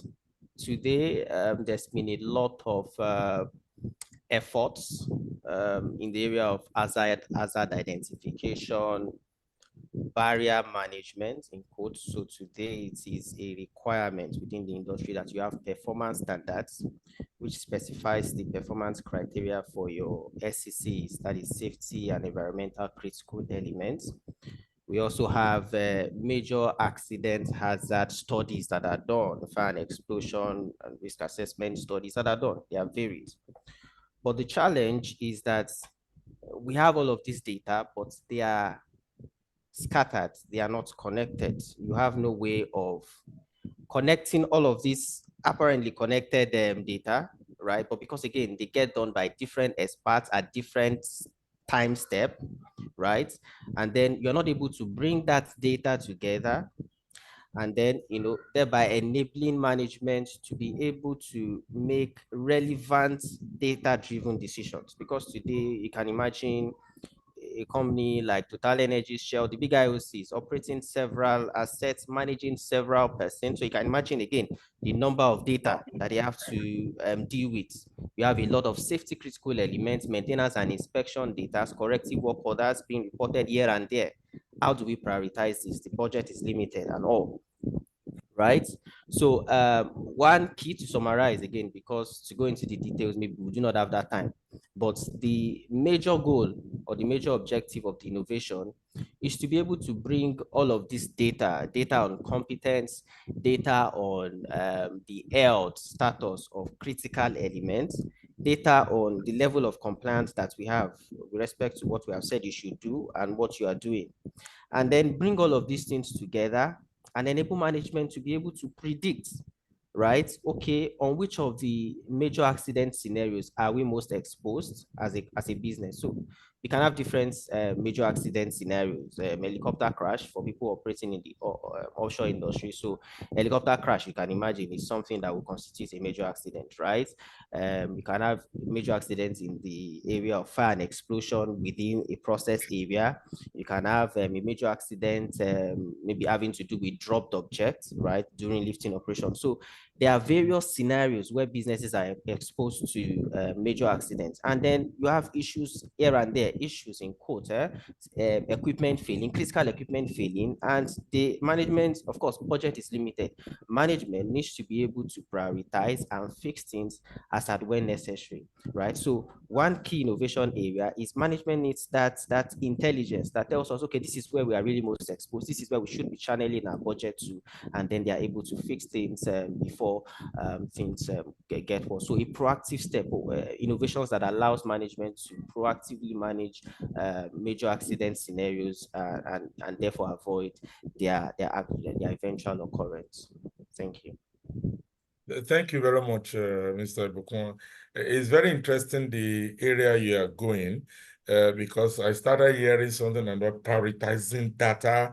I started hearing about budget. When I started hearing budget, I think Mr. Dapo will agree with me. It's about money. You start saying, hey, what are we talking about? How much million is that again? Where are we going to, how are we going to fund it? Is it government? Is it PS? Is it JV? How are we going to make this money happen? Because this is a key thing, that we need to think about. And of course, you mentioned about predicting incidents. With data, you can do so much. And that is why also, I think we'll still come to that question to you. We'll come back to you about the skills required. because a lot of engineers, a lot of students, a lot of graduates needs to also understand there is a level of skill that they require, and they just need not to worry. There's so many jobs available for them in this fair, so to speak. We'll come back to that. We'll go straight to governance again, to Mr. Dapo, just to explain to us, because initially you say HSC is a governance issue. You say it is not about nice to have. So since you have mentioned that, we want you to go further to let us know. This is Nigeria, right? We know some people are joining us in some parts of the world, but you know, this is Nigeria. We also know that we have that lackluster regarding adherence to legislation and so on. So why should any company or business worry about this governance to talk about? Why? All right, thank you again, Debola, for this. Indeed, when you hear budget, you know, a lot of things comes to your mind quickly, and which is what a whole lot of organizations also struggle with, because it's all about the beans. It's about counting the money. It's about what comes back. So when you bring safety to the fore, there are many times you get a kickback. You get a very bad opposition and restriction, because immediately the antenna goes up that I'm going to be spending money rather than considering as an investment. Because every time you consider HSC as a cost center, then you don't really understand what it means. It makes it difficult for you to actually do the right thing. But if from the startup, you already consider that this is not just governance, this is also an investment. And there's no businessman that does not understand what investment means. It means you've got to put something down in order to get something. And that's investment. It makes it easy. I talk to leaders of organizations, and this is what I try to push all the time. I love governance. Governance is very interesting because it drives you to do the right thing. But again, it doesn't sit on governance, because if governance help you to drive it, it may not be able to, you may not be able to sustain it if governance is all you are talking about. And I'll give you a typical example. I spoke on a platform recently, and I made it very clear that there's no law in the world that is not at the minimum stage. There's no law in the world. Every law set up, any part of the world is set up so that the least organization, the least person in the society can obey it. That's the reason why organizations go a step further, especially those who are very futuristic and very reasonable. They go a step further to increase, you know, their compliance to the law. Typical example, Nigerian highway with Nigerian road safety will say 100 kilometers per hour is the maximum speed anywhere in Nigeria. But some organizations set it up and said, no, for our vehicles and our driver, you can't do more than 80. If you must do 85, you must take permission. What have they done? They've gone a step better, finer, more compliant than the government. So, but what exactly is the benefit? Which is what, I mean, we need to talk about. Within the sustainability framework today, ESG, which everybody is beginning to embrace, the G part of that ESG is governance. So it simply means if you take HSC as, say, it's a governance issue, and then you understand that governance is part of becoming sustainable, the first thing that jumps at you as a benefit of governance is sustainability of your business. Because if governance is a leg within the 3 legs of sustainability, and then you need to sustain this business and be profitable, which is your goal, then you need to know that without governance, you are not sustainable. Because if you go far of one law and you are shut down, your business disappears. So while we are trying to appeal to your sense of reasoning that you should do the right thing, that's why governance becomes very important, because governance does not need to appeal to your sense of reasoning. In fact, be unreasonable, but just do the right thing. Oh, I don't like it. Who cares? Do the right thing. Oh, this is too expensive. Who cares? You do it. That's what governance brings to the table, to allow you to become forcefully reasonable, because people do not understand what it means to be reasonable. but it gives you that chance to sustain your, and when we talk about sustainability of business, then you can imagine you are preventing accidents, just like Ibukun was talking about. You are preventing losses and fatalities. You are ensuring that your workforce is happy with you. I think I heard somebody talk about NSITF just now. I think it was my sister Angela that was talking about NSITF. Do you know the statistics from NSITF says that I think presently maybe less than 12% of Nigerian companies subscribe to NSITF, even while it is a law. That's very interesting.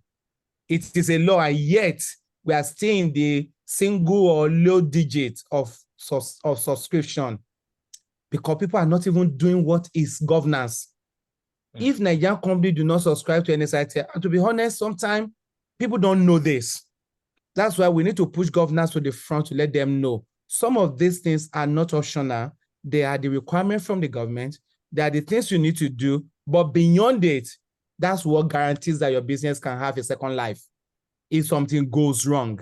Because we all know something always goes wrong, no matter how much you try. I mean, there's no organization in the world, no matter how perfect your safety system is, that something has not gone wrong. Something always goes wrong. So what do you need to now stay afloat, to continue to produce, to continue to be in business? You need a governance structure that helps you to obey the minimum. And then you can translate that again to other parts of your business. This is key because business have to be sustainable. I run my business, it has to be sustainable. So I can't do less. And you know, by the way, Angela here was in a governance structure, a place where if you do not do the right thing, you'll be out of business faster than you think. So it is real that governance is the only one of the key 3 things that your business needs to actually go to the next level. Thank you. Thank you so much, Mr. Dapo. Oh, sorry, someone was saying I was saying ESG. Sorry, I didn't define that. That's environment, sustainability, and governance. So sorry. I mean, I'm taking everybody here to mean somebody in our field. So apologies for that. I'll define my acronyms later. Thank you. Yeah, okay. I'm very sure most of the SP members will know the ESG, the environment, sustainability, and the governance, because I'm very sure we've done so many webinars on that. And I'm very happy that you emphasize more on the governance part. I can also see from my own view, because initially I was saying, why do we have to worry too much in this frame of Nigeria that we are? But one key thing I've realized from what you say is we also have to think not just governance as a requirement. You also mentioned that it's also a backbone for sustainability. So if we want to sustain our business, we need to create that structure of governance. And that is where all this tie in. So thank you very much. I also picked the point where you say no law is not at the minimum stage. I really like that phrase. I wrote it down. Yeah, and that is why we're having more stringent objectives and policies from different organizations, just to ensure they are staying tight, even more than whatever the government or the international standards are setting. Thank you. I'll go very quickly to Madam Angela again. I see compliance from another angle because Mr. Dapo just mentioned about how we need to comply about to governance, but there are so many things we need to comply to regarding legislation. So what do you think, Madam Angela, is responsible basically for this low level of compliance and its enforcement of the available available OSH laws in Nigeria? So Yeah. what are those gaps? At the root of it is lack of government commitment. We can't overemphasize that, because the laws are as effective as the government that is responsible for not just ensuring compliance, for not just enforcing, for ensuring that there is timely review when there is need for those laws to be reviewed. Because it is very funny that since 2012, there will be an OSH bill passed by the National Assembly, both Senate and Rep, and we are still begging for presidential assent. I think 2019 again, it was presented. So we are hoping that this time around, stakeholders will come together again and try to present it. Maybe the case will be different because now we have another president, but it is very discouraging. Then another thing that we also look at is the skill set of those people, the few agencies that we have that are supposed to comply. What is the skill set of those people that are there? And what is the staff strength? And what is the budget for them to even act? So you go to NSITF in the country, how many NSITF do we have? How many factory inspectors do we have? Do we really have them enough to even comply? Even if they want to drive. So most of them, they just sit in their office. When you need a document, you come to meet them. That is when they check. So there must be enough budgetary provision for those that are meant to drive compliance, and they must be skilled. Because gone are the days where you will sit down and be doing things manually. These agencies have to be automated such that when they are going to check compliance, they can just sit down somewhere and they are checking. OSHA will not come and pursue you. OSHA standards, when you violate them, it will come to you naturally because they have system in place to check these things. So that is another thing. Then another problem is our trade union. I will not overemphasize that. They have to sit up.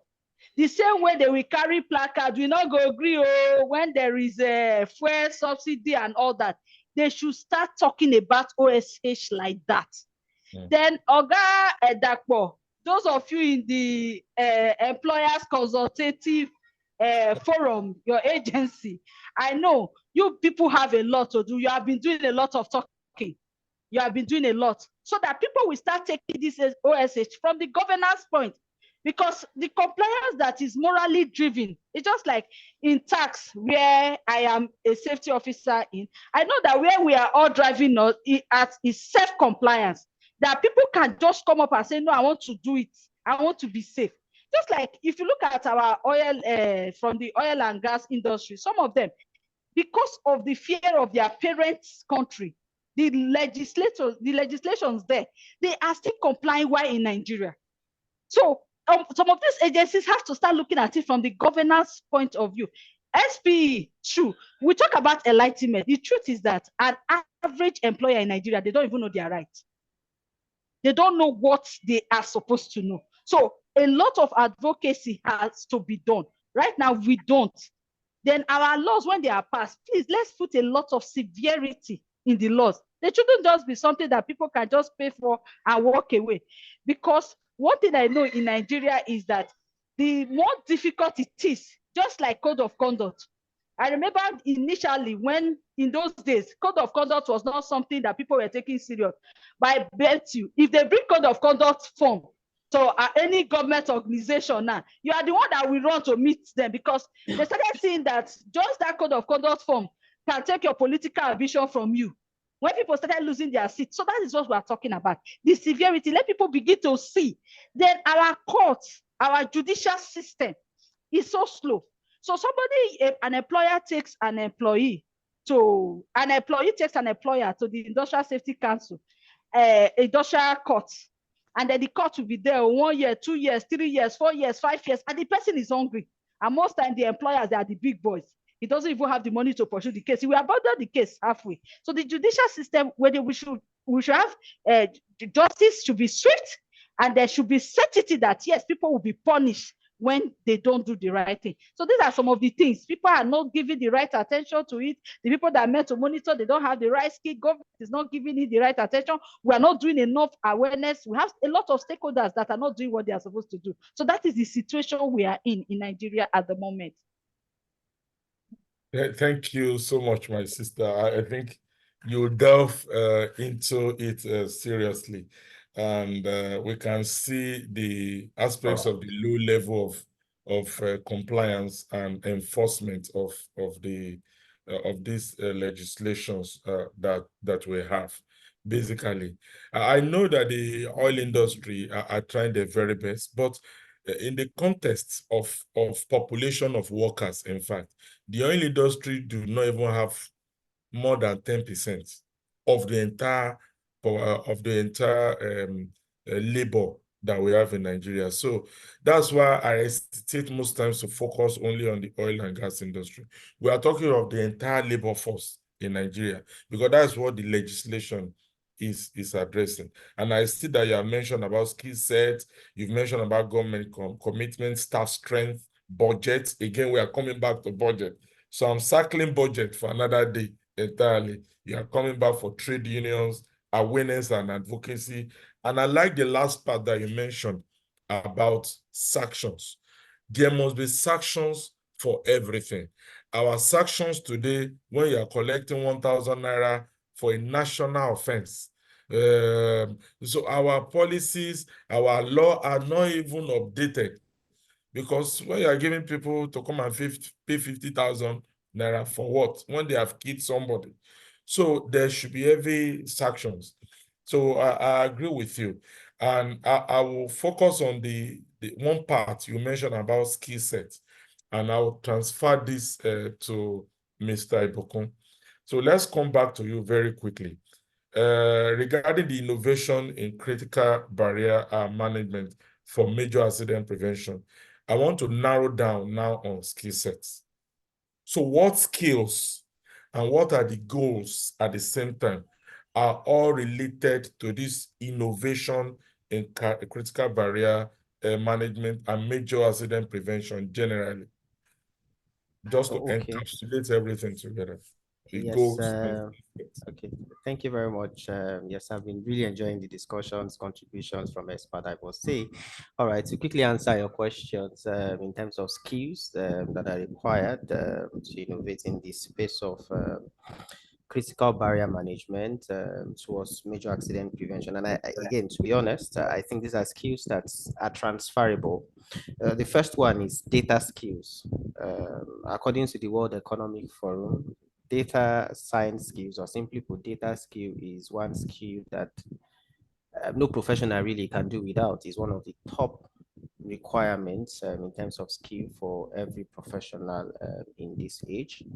Secondly, I would say project management skills, especially the agile type of project management skill. This is again because typically we're gradually moving away from the traditional type of traditional way of managing projects where you start and then you finish. Rather, we're really at the phase where what we want or what organizations are really seeking to do is a process of continual improvement.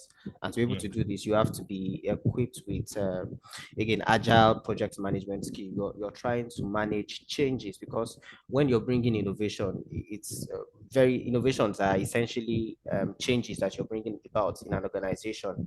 And to be able to do that effectively, you have to ensure that you are managing that innovation at a scalable level, typically starting at an incremental level. So again, this is taking innovation, by approaching innovation by trying to get the low-hanging fruit first before you now go for the more radical type of innovation in this area. And then I think the third skill that I would just like to touch on, or that I would like to touch on rather, is change management skills. So this is really important. Is anybody that would be able to successfully drive innovation in this space must be an effective change leader, possessing about three different attributes. You must be able to communicate very effectively. You must be able to collaborate because you cannot do it alone. You need to collaborate within your team, across teams as well. Team interdependence, you have to really work on that. And then you have to commit. Innovation requires serious commitment on the part of the leader trying to drive it. So these three skills, data skills, project management skills, as well as change management skills, I would say are really critical for innovation. Thank you so much, Mr. Ibukun, because I know Madam Angela mentioned skill set, everyone is mentioning skill set, and also we can see it at a very high level of innovation now, that data skill is in fact, should be a permanent hobby for everyone now. It's not even a matter of skill anymore, so to speak. I think we should continue to learn more of data because it helps us a lot to predict many things. And I see that you mentioned about the agility, the agile nature of our project to make it continually continuous improvement, so to speak, and the scalable nature also that you mentioned, and the change management, which is very, very important. So thank you so much, Mr. Ibukun, for that. So I can see that most of our the participants can see how important the skills and skill is very key to all these things we are talking about. I will now take it a step further now to go back to Madam Angela and just ask you your last question before we leave. To improve this current state, because you delve about the institutions the other time, you mentioned a lot about skill set and so on and so forth, which is one thing. But generally, how do we improve the general states of OSH in Nigeria? If you want to focus on the employees, for example, or any other focused thing that you can enlighten us. So we have overflogged the government role. I want us to look at stakeholders. You have the employers, you have the professional bodies. So, Society for Petroleum Engineers is among the stakeholders we are talking about. And then you come to governments, other agencies, then employer, then individuals. Please take this advocacy to your various groups that you represent. That people, because in SPE, I know we have employers there. Then we have to start telling people their rights. But I also want to plead with us that I know some of us will say, but the poverty level is high. That is why you have to upskill. Yes, there are no jobs, but every day there are vacancies being advertised. I remember my brother Dako, he runs a program to empower, an empowerment program every year. And then there was a year that he could not get the number of number of persons needed, right? Oga Dako. Oga Dako, can you recall? I don't know whether he's hearing me. There was a particular year. So we're looking at employability of our people. So you have to improve your skill so that you will not just be at the mercy of any employer. Because the truth is that if you are not empowered, if your skill is not what employers need, they will take you for a ride. So you will take anything. So for you to be able to show and demonstrate that you know your rights and enforce your rights, you have to also upskill and not just be available for every Tom, Dick, and Harry. Then we should learn to say no, because for corruption to thrive, some persons must be involved. It takes two to tango. When you need to go and get a document, when they say, some of us here, we are the ones they use in cooking up documents for technical bits. They will ask you, how many times have you been trained? Because you don't want to lose your job, you say 10. And you've not gone for any training for the job. And then you put your life at risk. How many PPEs have your employer given to you? You will go and tick just because you want to make him work. It's just like what we say. The politicians cannot be fully corrupt if the civil servants are not there to aid them. Behind every employer's corruption, there are employees that are enabling them. Then another thing is our professional bodies too. We should try and upskill, help our members, like what you are doing. I'm very, very impressed. Help our members to gather the relevant skills so that whenever they are posted to work, if they are regulators, they can make a difference. Then another thing I want to also talk about is statistics. Please let us not be people that will daughter report. Reports are not daughters from the air. Then that habit of we want to go for goal zero. We are so mad with statistics, goal zero, zero LTI, zero this. Whenever I see those things, I don't know. I freak out because the truth is that I went to a multinational, sorry to say, that has a lot of certifications, so many standards. Just by the side, I saw a janitor trying to wrap a wound. And I was like, Ma, what is the problem? Can't you go and get first aid? He said, my supervisor will finish me because there is this punishment syndrome. People don't want to say what has happened because they are afraid of being punished. We don't push. Yes, we say accident investigation is not to punish, but within us, we know that that is not true. So let people be able to speak out when they have an incident. Let people be able to speak out. I think these are some of the ways that we can improve OSH in Nigeria. Let it not just be paperwork. Organizations, please, let it not just be paperwork. Employers, go into practice. Take it as a responsibility that yes, I'm glad ESG is emphasizing governance as a major pillar of the ESG. And now a lot of contracts before you get them, you must show some level of compliance to the pillars of ESG. And governance is one of them. So you can't even run away from it. So let's try and do the right thing. Thank you. Thank you so much for how detailed you've been with these questions. And I really appreciate the area you mentioned about the LTI, zero goal. And, there's a lot of fanfare about all these things. I work with Total Energies, and I know a few years ago, even though they are still running because you need it for statistics anyway, for IOGP and so on, you need to give these statistics. But they started another program on the side, which is very good. And they call that one Perfect Day.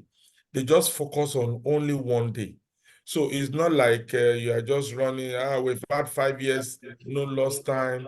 And then, but there are so many issues people are afraid to report in certain companies, because you don't want to be the person that will break the LTI and, those kind of things. So they came up with this Perfect Day and they say, set realistic targets, each entity. And if you break the law or you break those issues within one day, it's only that day we sort it out. Then we learn from it. We move on the second day. So it's day by day. There's no accumulation of many years of LTI that people are now worried about. No, they will give us some money if we can make so years of. We know what happened in Macondo after million, whatever, man hours without injury. What still happened? There was a big one, boom. So if you don't respect the triangle and you are just thinking you can cheat on the triangle, and then you're going to have the big one, and meanwhile, people will not see the small incidents coming, and then they are wondering, where is this small incidents going? But this is a topic again for another day. Let's quickly go back to Mr. Dapo, finally. Mr. Dapo, please to your question. I'm going to ask you one time so that you launch everything. So the last phase of your question is to tell us the effects of this governance, the effects of the governance from the HSA perspective. And I want you to hold that to the OSH policy, okay? Because someone also mentioned about compliance, and Madam Angela mentioned about compliance for the OSH policy. Since these have been written since 2020, all the infrastructure that needs to be in place, all the deliverables, all the actions that needs to have been done. I don't know if the budget is there, whatever. And then it's supposed to be reviewed every three years. By 2023, it should have been reviewed. So as part of the stakeholders to this, can you wrap everything up from the effect of the governance and coming to OSH compliance and review generally? All right, thank you so very much once again. You'll be a very good professor in school so that somebody crack his brain to pass your questions. All right, so effect of governance is what is clear that we need to know is this. Every organization wants performance. every organization. Performance is always the key thing that everybody is talking about. And if performance has to be guaranteed across all the different performance strategies and criteria that you have set, then we need governance to help us drive that performance. HSC performance, like coming from what Angela just said and what the book also said, you are setting a lot of targets, LTI days, you don't want to have no near misses.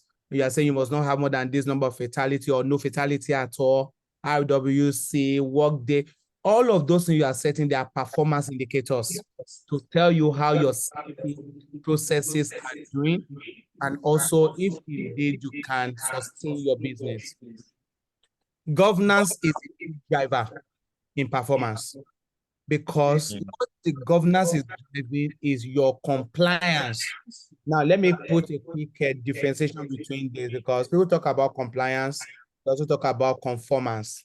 Two different things that mean people take simultaneously. When we're looking at HSC, you need conformance, you need compliance. Conformance come normally from the point of organization. What have you said for yourself that are not necessarily legal requirements?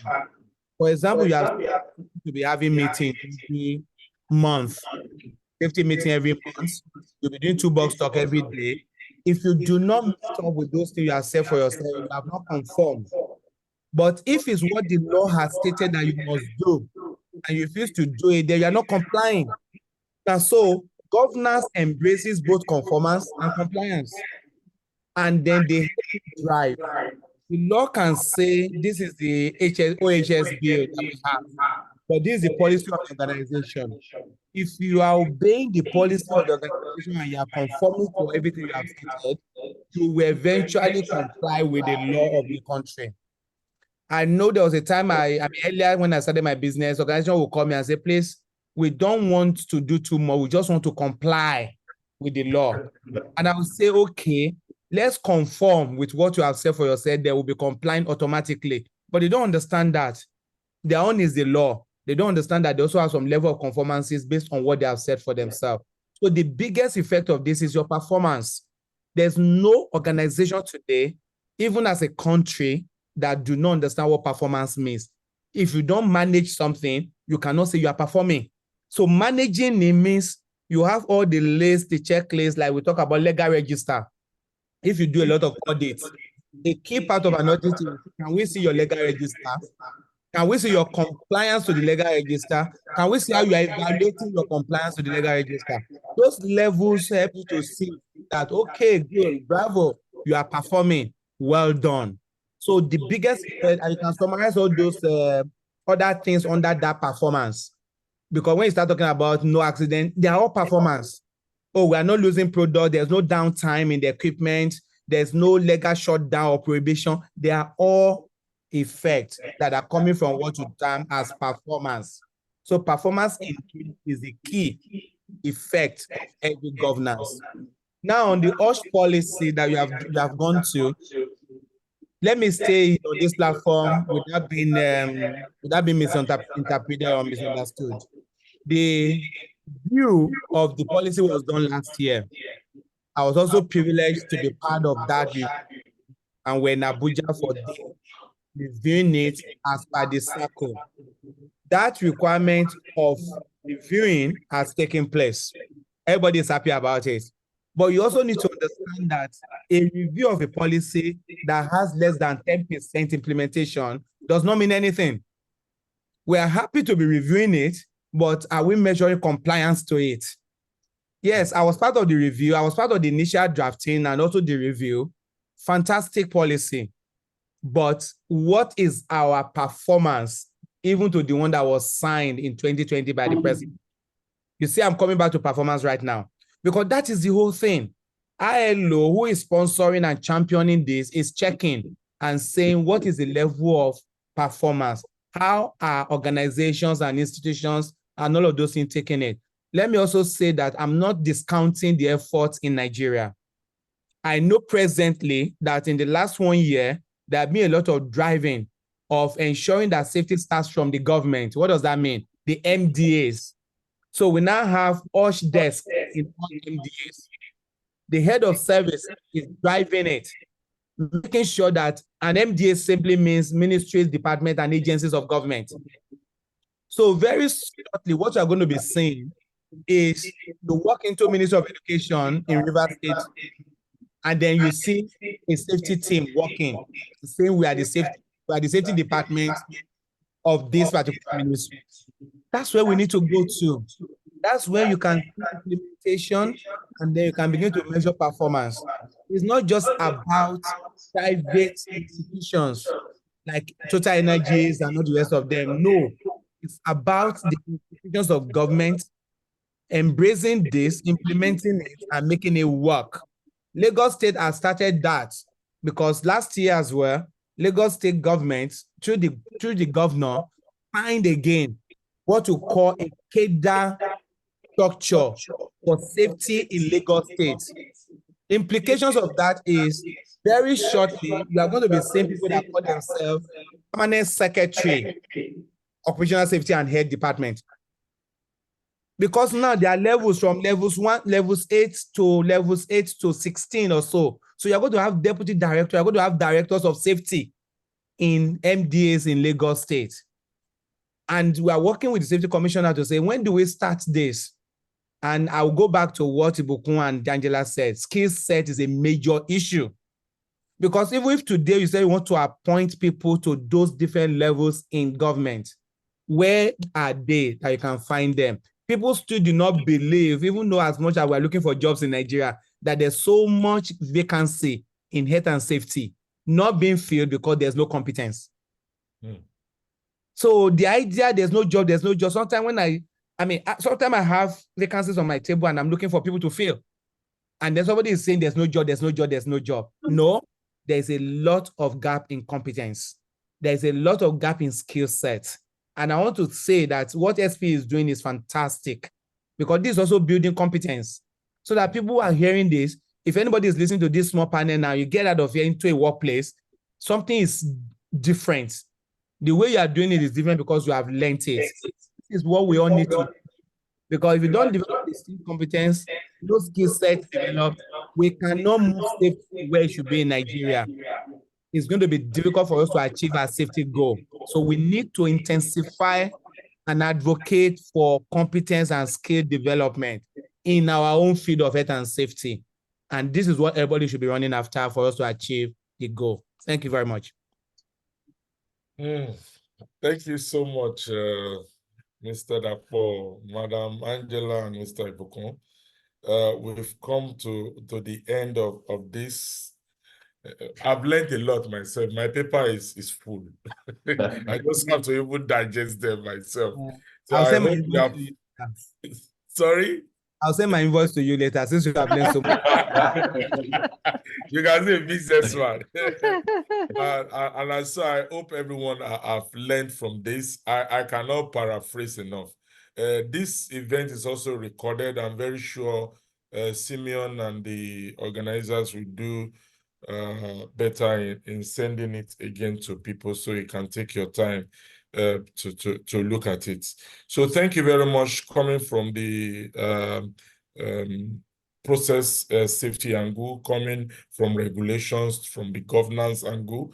I think we'll have another opportunity another time to delve into the issue of these skill sets, because I think everyone now agrees about skill. Though I know everybody's talking about budget, but skill is also an area, competence is also an area they are talking about. And this should give us some room to breathe. And you go back and you go and you state your weaknesses and your strength, and you say, which area do I need competence? How can I grow such competence? And I can tell you for free, there are so many organizations with little money that you used to eat in a restaurant. You can gain some of this over time. In fact, I know, and I'm not trying to advertise a hybrid group. Of course, you are one of our sponsors also. I know they also do some of these certifications that you can pay little by little in advance, and they can see it with you and grow you in certain competence.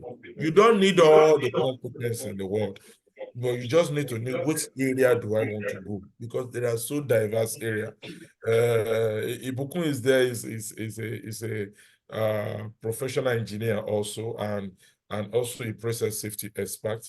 He read, is a first class graduate in mechanical engineering, and I can still tell you, besides all the competence that I've seen in game, is still trying to go into more of them, and so that the sustainability can always be there.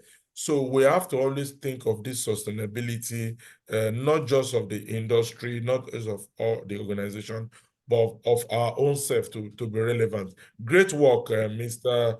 Dapo, also for what you guys have done with the Lagos State Commission, and also this grade level they are giving to safety. Before, as a safety, wherever, you cannot even grow more than, I don't know, more than level, whatever. Now they can grow to director level, to the highest level. You can imagine. And this is growth, so to speak. So we'll be able to have competent people that can also give good administration to Lagos State, and of course maybe to the country. So this is how the competence issue have to go around. So thank you so much, everyone. Thank you I very don't much. know if we have a pending question. Mr. Dr. Okereke, can we take one or two questions? I don't know. We are done, but I don't know if you can take one or two question. Please, if you wouldn't mind, I'm in another session. Sorry. Yes. I'm with ASSP too, so I have to go. They have been calling me. Please, let me just run along. Look, I think we need to release her. Okay, Please, thank you, please. Madam Angela. I Let really me go and appreciate join the it. Please, SSP. Bye. let's share Thank our you very much. comment section. If you have any last question, I think last one more question. Both just one question. Yeah. So please, Mr. Dapo can take the last one. Do you have if you're anything online and you want to shoot, I hope go we're ahead. not overwhelmed with the panel session. We try to simplify it as much as possible. So, okay. So, Any question? So yeah. I don't think there's question. Maybe we can release them. Just immediately after this, I know Mr. Ibukun will be taking a very quick module on digitalization or something like that. It's very interesting, about 30 minutes. You can wait for that. Thank you so much, Mr. Dapo and Hybrid Group. Thank you so much for sponsoring. Thank you very much. Thank you, sir. It's good to see you again. Yes. So, Mr. Ibukun, I think as well, I now mentioned that we've not had any break. So I think it's time to have a stretch break, maybe 5 minutes. 5 minutes? 5 minutes. So we'll start I know 1:30. it's a gracious man. So we start 1:30 with Mr. Ibukun for the spot on. in HSC. 1:30. Yeah. So stretch yourself, blood circulation, take a walk, but don't go out of the gate. 5 minutes, we're back. Thank you, everyone. For those online, stand up, do some exercise. It's part of safety and health.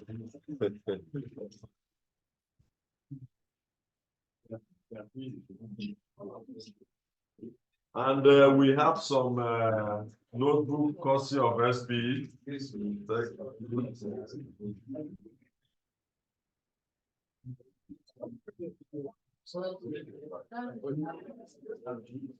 Maximize your 5 minutes. We will start immediately. It's 1:30, please. So don't go outside of the gate, but you can stretch within the compound. That's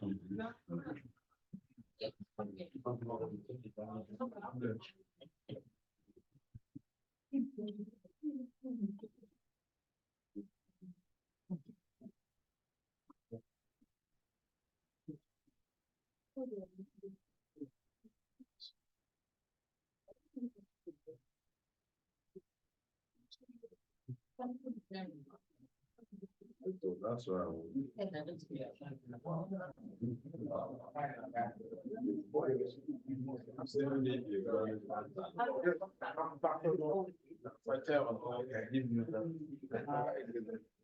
I I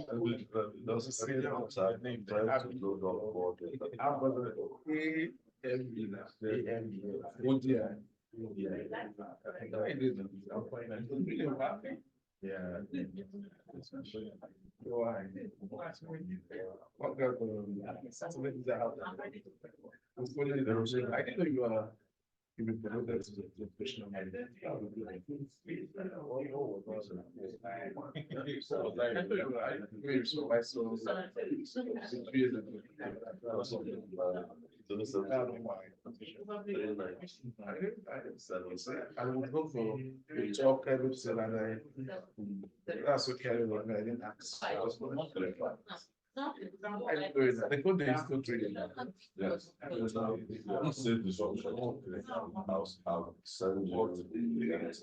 Also, they have So let's also attempt our quiz. The quiz, this is also a good time because I only saw 3 people that have attempted the process quiz. Then we have another one workside, and I have one on my own sessions.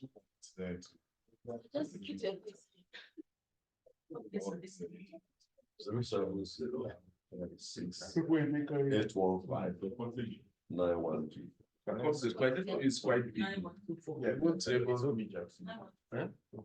Obi Jackson. Okay, we have man. I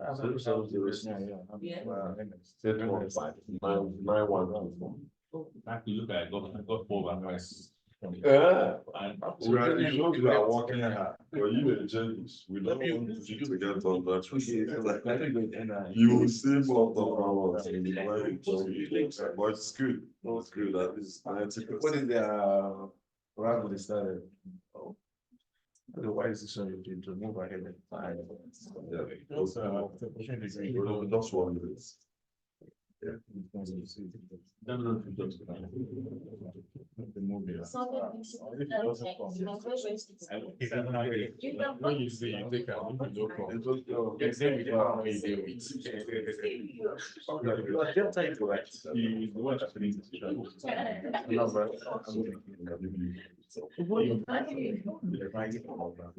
This is about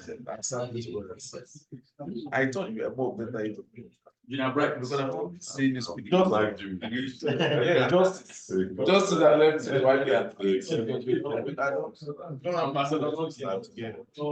Yeah. Students like just like I speak Igbo, so I'm not speaking with you, even in SG, but the not communicated in that dialogue and the process. Yeah. Sanitation. So we will try and create a WhatsApp with them. So this day should continue. It shouldn't end the one. Then we can build an army of safety.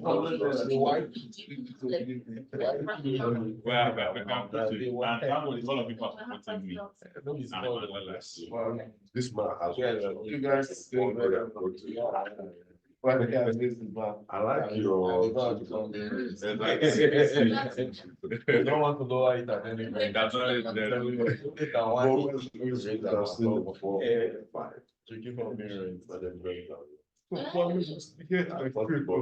hope we don't stay there long. I need to. Actually, the site wasn't 2 o'clock. I think. Simeon, is it 2 or 3?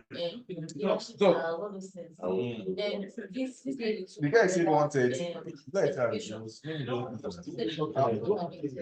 Oh, yes, just one.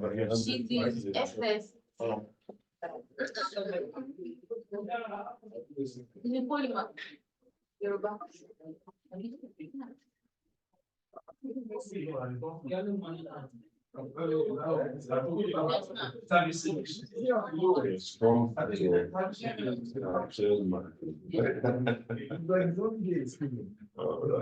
So what was it?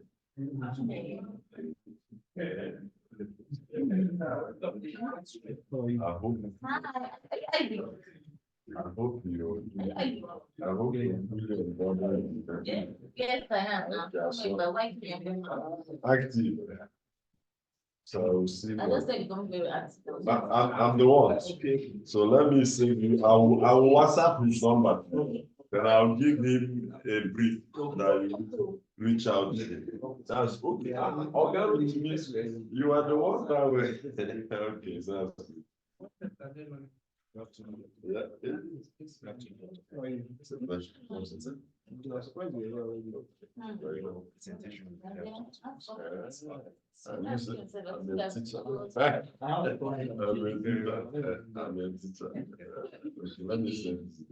The link that they put on the chat, on what picture? I don't know. Not too much. Let me just. So let's begin to come. No, our time has overshot. We've crossed our time, guys. We've crossed our time, so we need to start. I can see Buku is already ready. So let's start. We've overshot. Let me just, Buku, if you give me 2 minutes, some people have gone downstairs, so let me get them. They're like over-exercised. Okay. They have crossed the time limit. Let me get them up. You give us 2 minutes. Yeah. And then we can start. So let's settle down. Let's settle down.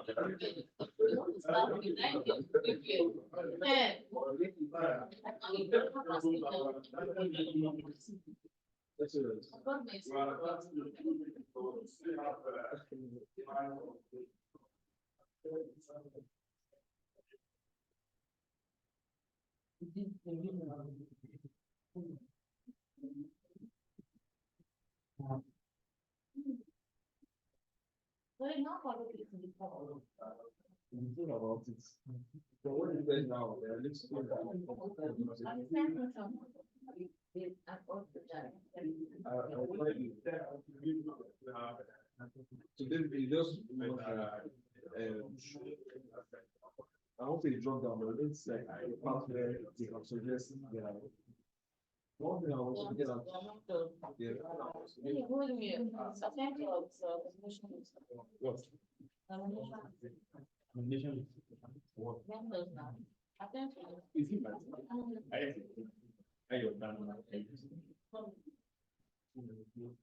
The Google form was not very I don't know the message from I sent her a message like 2 or 3 days ago. She don't know.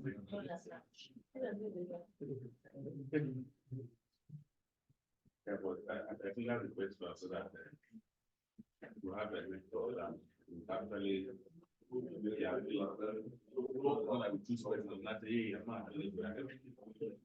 I don't think that we should add like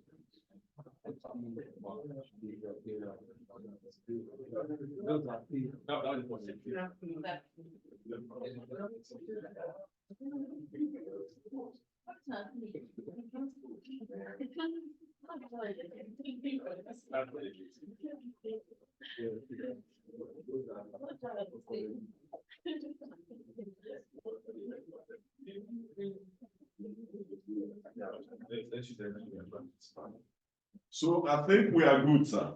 Yes, sir. The guys are in the room. They are back now. I have to go and fetch every other person. So we are good. Okay. Thank you. All right. Okay. So greetings, everyone, once again, and really thank you for the time that you've put into this training so far. I'm sure it's been beneficial and will continue to be beneficial to you. And then again, thanks to the facilitators. I think it's really been good facilitation ever since. All right, and I want to hope that we are at least more rested to some extent with that short break. Okay, so without further ado, we'll go into the next topic. I hope I am audible enough and good to go. Yes. Okay, thank you very much for the confirmation. So we'll look at the next topic before us is digitalization in HSC. Okay, I don't know how to stop this pop-up. All right, for outline, it's a very short one because again, for obvious reasons, we cannot go very in depth. So we'll just look at the motivation and what the objective for this training is. we look at examples or cases of HSE digitalization that at least I've had personal experience with. Then more importantly, we look at the digitalization process, and then we conclude. It's that simple. So please just spare me your attention. It should be about 15 to 20 minutes or thereabout. I'd like to keep it within that. Okay, it's usually very important when we do training to start with the why. If you're doing an HSE training, one of the things as HSE training professional that you need to do is start with the why. If you want to train people on why they should be serious with safety, you don't start with the hierarchy of controls and whatnot. You start with an accident that's happened before. That's where you draw in their attention. I think that was really something that all the facilitators have done, including Mr. Bada starting his session with the Piper Alpha incident. So yes, why are we talking about HSE digitalization? What is the motivation for this topic? Now, we are in an age, sorry, I'm trying to move this away, great.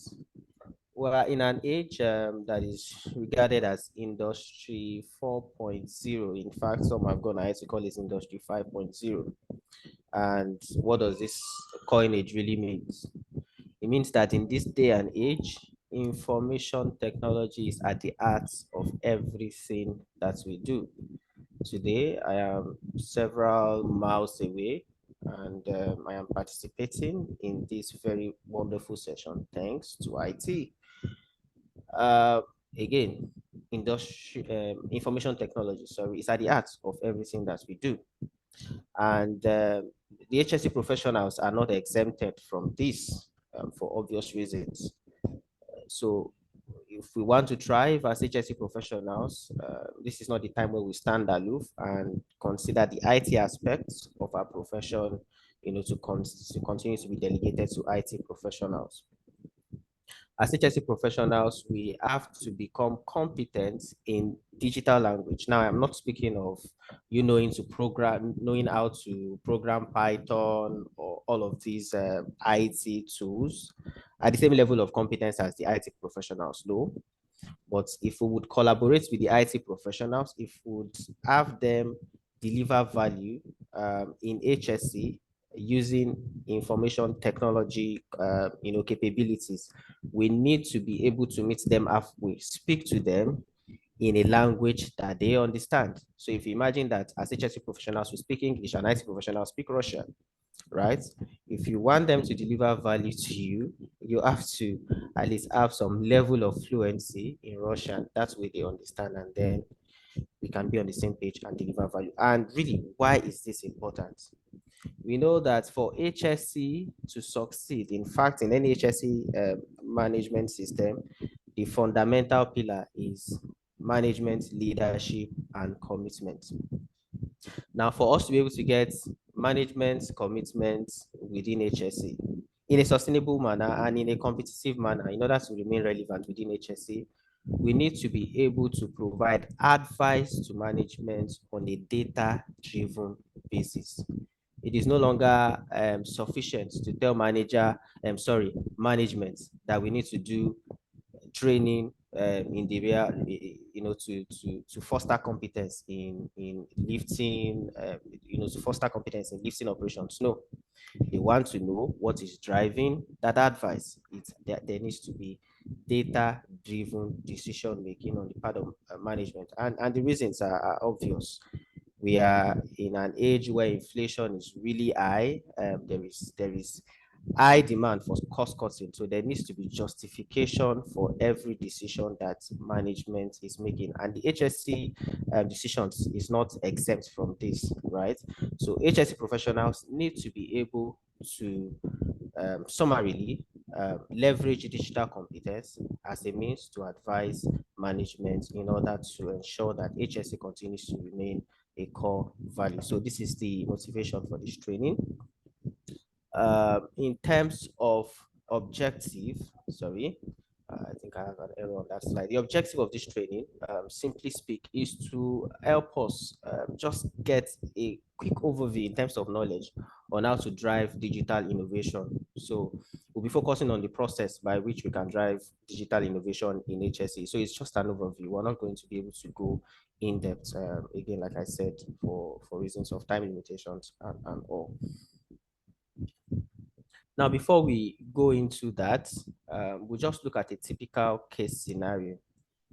So I'm quite sure that many of us know what OSP management is, or what OSP is rather. So OSP means Offshore Safety Passport. This is a regulatory requirement, and the purpose is to be able to account for and save the lives of the oil and gas workers through effective training in compliance with MOSR and international codes, standards, and best practices. So that's according to information on the NUPRC website. But again, to bring it home, OSP is a requirement by NUPRC, the regulator in our industry today. And why do they require this? So beyond just regulatory compliance, there is actually importance attached to the OSP. And what is that?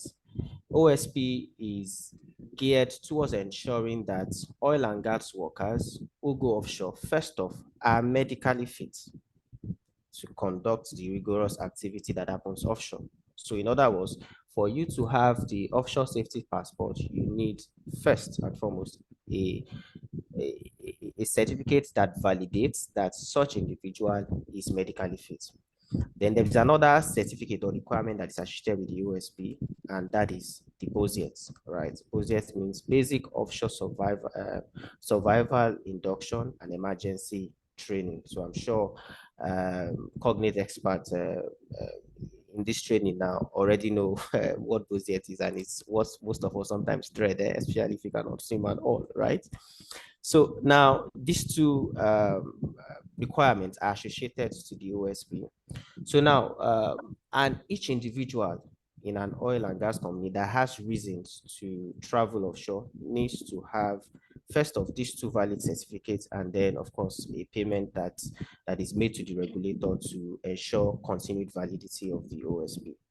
Now imagine a major oil and gas company where you have to manage this particular passport for up to about 2,000 persons. So imagine always having to check that 2,000 persons, about 2,000 persons, have valid certificates, and that their OSP is not invalid, has not gone invalid. So that is really something that is enormous and requires digitalization effort. And what we did do in this regard, we needed to automate, and this were our digitalization objective. First off, we needed to be able to detect automatically now from the NUPRC OSP website the personnel within the company whose OSP are becoming invalid, either, like I said, due to their certificates expiring or validity period expiring.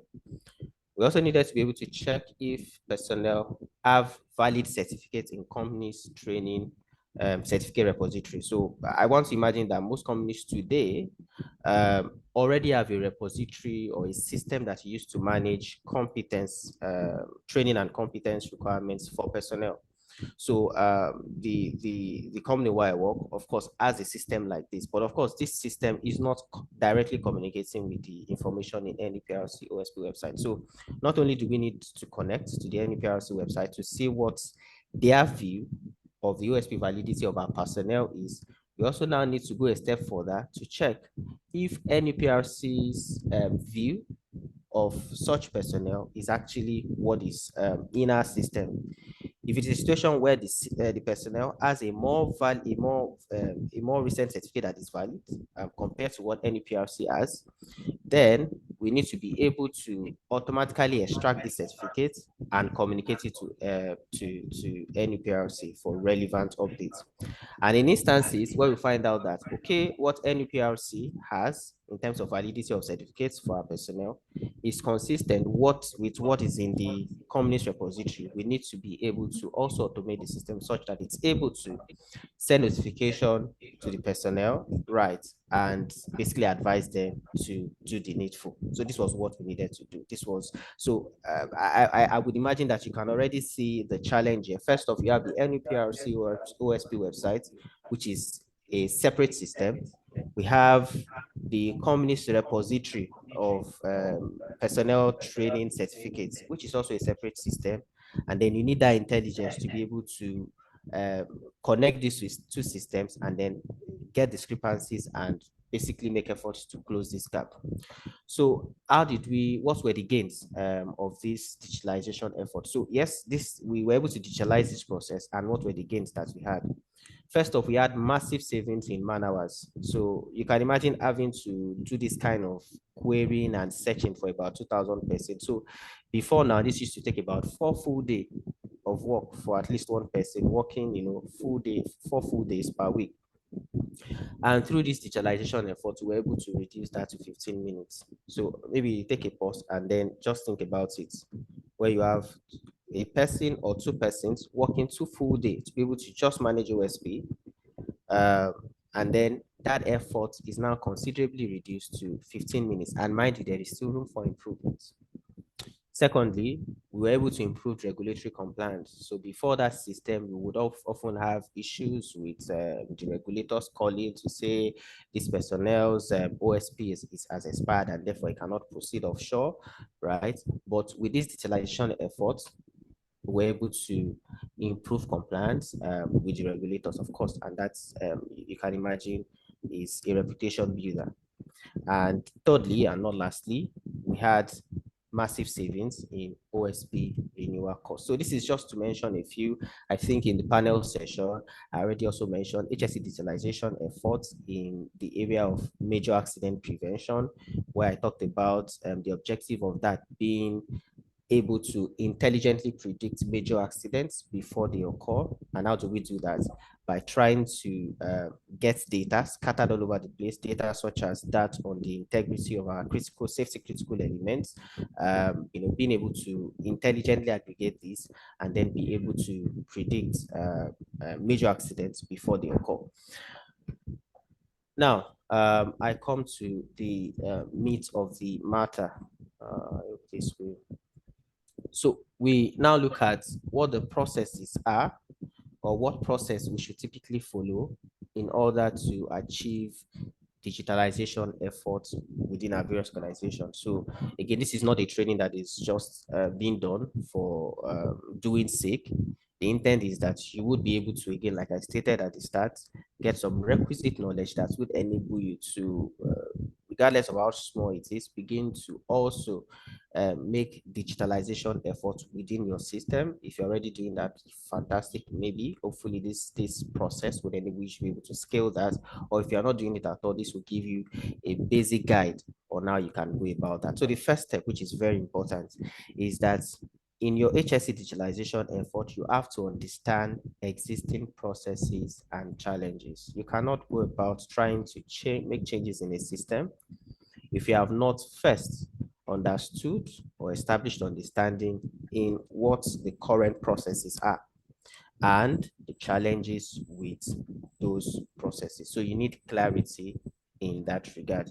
And this is, again, similar to the DMIC for those who are continuous improvement champions. Define the problem, measure it, analyze, improve, and control. So again, the first step is defining or understanding the existing process and the challenges that you have. The second step is to define the actual problem and the solution that you intend to get. So today, if I piggyback to the OSP management digitalization efforts that I mentioned, we needed to understand what our current processes were. So what did we have? We understood that, okay, there is a repository of data with NUPRC, right? They add a view regarding the OSP validity of our personnel. So that process was already established. We also knew that we had a repository for the training certificates of our personnel established. That was existing. We also knew that we had a process that enabled us to identify or to know people who needed OSP and those who did not know, who did not need OSP, because again, it is not every individual working within an organization that needs to go offshore. So we had all of those processes, and then, of course, we established that understanding. And then the problem rather that we then set out to solve was, how do we link all of these disparate systems, link them together, analyze the data, and then basically extract the relevant information that would enable us to close out the gap. So that was the problem, and the solution was basically establishing linkage, extracting the right data that enables the right actions to be taken. The third step is to identify a sponsor and stakeholders and ensure that you involve them. For every effort, innovation, change that you want to make, again, I think I stress this, you cannot do it alone. No individual, no team, as a matter of fact, can do it alone. Typically, for every innovation or digitalization effort, two basic teams must be involved: HSE team and then the IT team, right? But of course, you can have several other teams as well that could be key stakeholders. For example, if you're trying to drive digitalization efforts that would require you to use maintenance or inspection data, then of course you need the buy-in. You consider the maintenance team, you consider the inspection team as key stakeholders that you need to involve, because if you do not involve them, if you do not engage them, before diving headlong into your innovation or digitalization efforts, you may find out that all the efforts will just be a waste. So identify key sponsors and stakeholders in the digitalization effort and try to get their buy-in. Then the fourth step would be to develop a functional design specification document. Right? So what is this functional design specification document? In the functional design specification document, you are trying to now more clearly. So if you remember, if you flash back to when I started, and when I tried to emphasize why HSE experts also need to be able to speak at the level of competence anyway, the language of the IT professionals. So you need to know what IT systems are capable of, what are their limitations, and how would the IT professional understand what your request is. As a matter of fact, maybe this is something that would interest you. Before I got involved with the innovation that resulted in the automation of our OOS management system, in fact, the team that was managing it, I said, okay, it was not something that can be done. So there was no way that the IT persons, and this feedback came to them from the IT professionals. They told them, okay, there was no way you could establish connections between the system. Right. But again, I didn't let that deter me. And thankfully, I had stakeholders, sponsors that also believe that, okay, it could be done. And this enabled us to re-engage.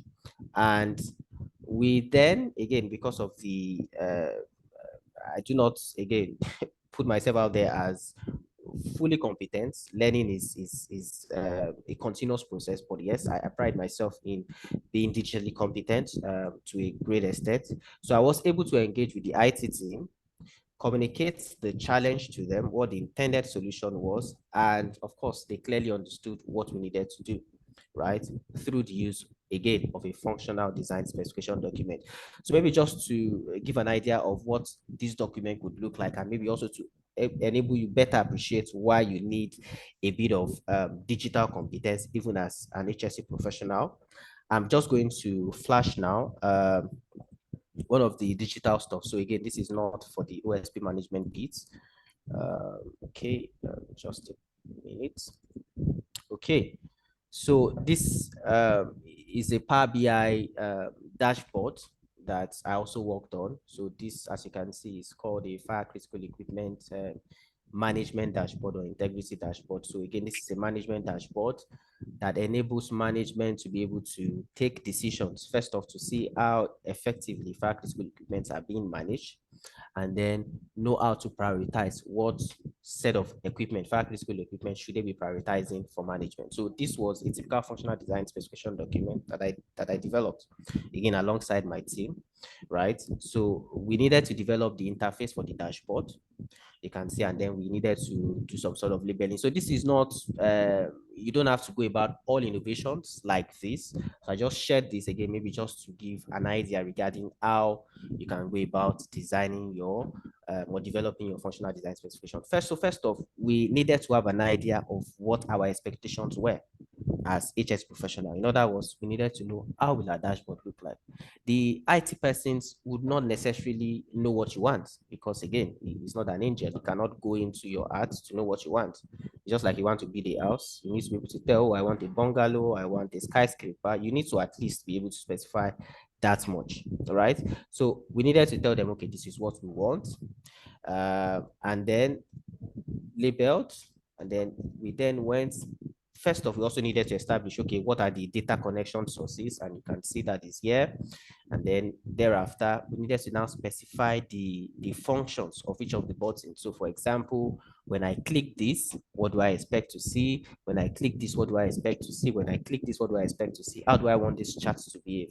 So you need a bit of digital competence to be able to communicate in a manner that the IT professional would understand. So again, that's just an example of a functional design specification document. And alongside this, so the functional design specification document is one document, but of course, at the back of that, you need to also be able to communicate this problem and the target solution to them, and also help them understand the existing process and challenge that you have. So this is what you do when you're engaging the IT team.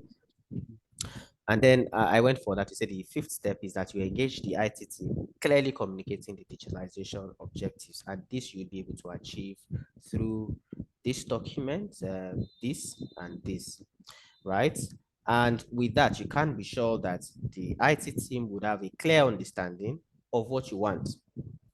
And you can be sure of the fact that rather than telling you an outright no, like it was the case before I came on board the project that I mentioned, what you then have is, okay, this is possible, this is not possible. And sometimes also be careful when they tell you it is not possible. Sometimes it's also a question of the limitation in experience or competence of the person you are engaging. So don't just take no for an answer. Sometimes you have to engage further. So again, that touches on how resolute you are as a leader, right? So you have to probe further. Sometimes do research on your own to know what is possible or not. But you can't be sure that if you've taken that extra effort to understand the problem, to define the problem and the solution, and to develop your functional specification documents, you are able to interface better with the IT professionals. And then finally, once you've engaged them, they are able to develop a solution for you. But again, it comes back to you. You need to be able to test the solution and ensure that it is okay. If it is not okay, you provide feedback to them. Again, either yourself or members of your team will need to do that test, confirm that it is working to expectations before you go on to deploy after you validated. And then I come to the final step, which is really, really important.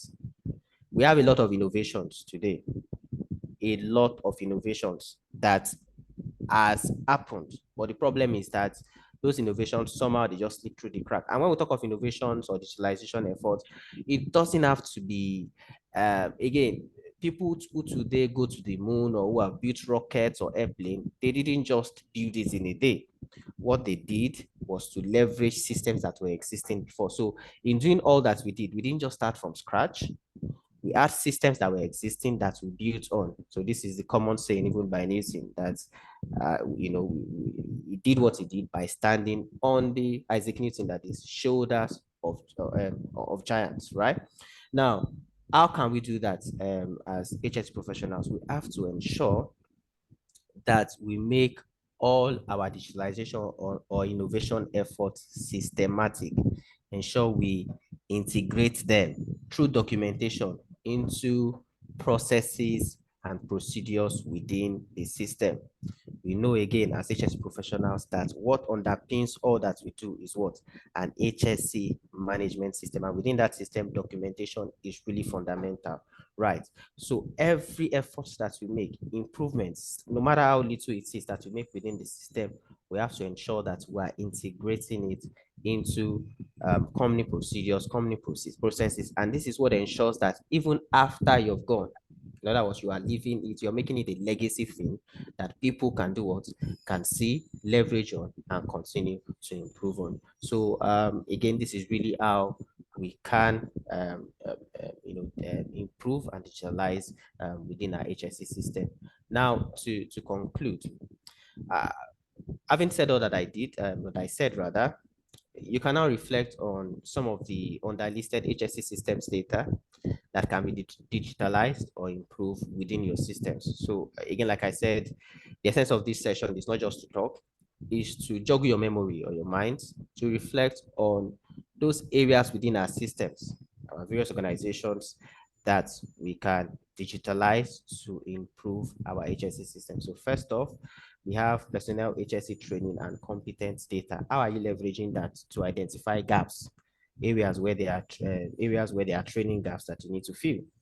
Think about that. Are you maximizing your HSE training and competence data? Is it digitally compliant? Secondly, HSE events data, for example, anomalies, near misses, lost time injuries, flaring data. What sort of intelligence are you able to gather from this? Are you able to gather intelligence that enables you to drive improvement actions? We also have maintenance and inspection data on safety and environmental critical elements. I think I've touched on this several times. And finally, but again, not the last, so compliance data on HSE regulations and company requirements. So these are some of the things that you can just reflect on. Maybe just jog your memory on areas within your system, even as you leave this training, that you can digitalize and bring about robust improvements within your HSE systems.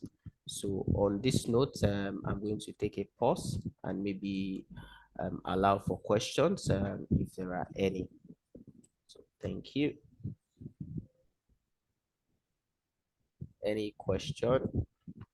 I'm going to go back to the chat just to see. Okay, I skip. I stop sharing. Okay, I go to the chat. Is there any question? IWC, of course, is okay. I think this is not for me. All right, facilitator, this will be it for me. Okay. There are questions for me. Any question from in-house? For me, I was particularly impressed with the chat.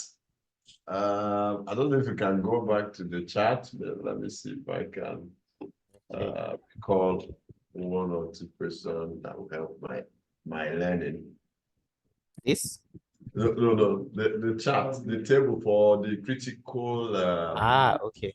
This. No, not this one. Power BI. For the Power BI, yeah. Power BI, exactly that one. Maybe yeah, that one. That one. This? That one. No, not this. You showed it earlier. Okay. Power BI. Power BI. Yeah. Okay. Is this? No. Yeah. There's a bit of lag. All right. So the percentage, right assurance that there's no okay, the percentages are the ones in there. Yeah. So the areas on red, what are they showing us? What are they highlighted? And how did we flag them as red? Is there any particular basis for that? Thank you. Okay, it's a very good question. So maybe you want me to also use this as a case in point, which I will gladly do in as short time as possible. So the essence of this digitalization efforts is to bring some measure of visibility, if you like, on our fire critical equipment, right? And when we say fire critical equipment, it is not just, so when we talk of fire critical equipment, typically what comes to the mind of people is, oh, our fire extinguisher, our firefighting system. Now, those set of systems are mitigation. Oh, la la. Am I audible now? Am I clear? Hello? Can anybody hear me?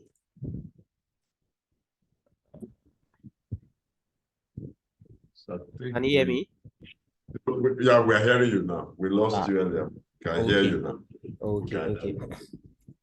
So I was saying that the essence, I don't know at what point you stopped hearing me, but again, the point I was trying to make was the essence of this digitalization efforts is to enable management to be able to see how effectively fire critical equipment were being managed or are being managed, because again, it's in use today. And of course, based on consultation, because as I mentioned, you need to consult, you need to involve key users, key stakeholders, key sponsors. We reached the conclusion that for you to know how well you are managing your critical equipment, you need essentially two levels of information. Number one, are you managing the equipment the way you should be managing them? And what does that question really entail? What do you mean by managing the equipment the way they should be maintained? There are two things to answer in that regard. First off, are you doing the right assurance task? For example, if you have a smoke detector, right? The way you should test a smoke detector typically is to carry out a function test, sometimes by pushing a push button, or sometimes you simulate with the smoke. But sometimes people will tell you, we manage our smoke detector. How do you do? They just go and look at it. Okay, it's not broken, nothing. Okay, it's fine. So are you doing the right assurance task? Are you testing the equipment the way the OEM has said you should test it? And secondly, are you also complying with the right frequency of that equipment? Oh, we do the smoke test, we do the test of smoke detectors. Oh, yes, we run our fire water pumps. We check to see that they are delivering at the right pressure.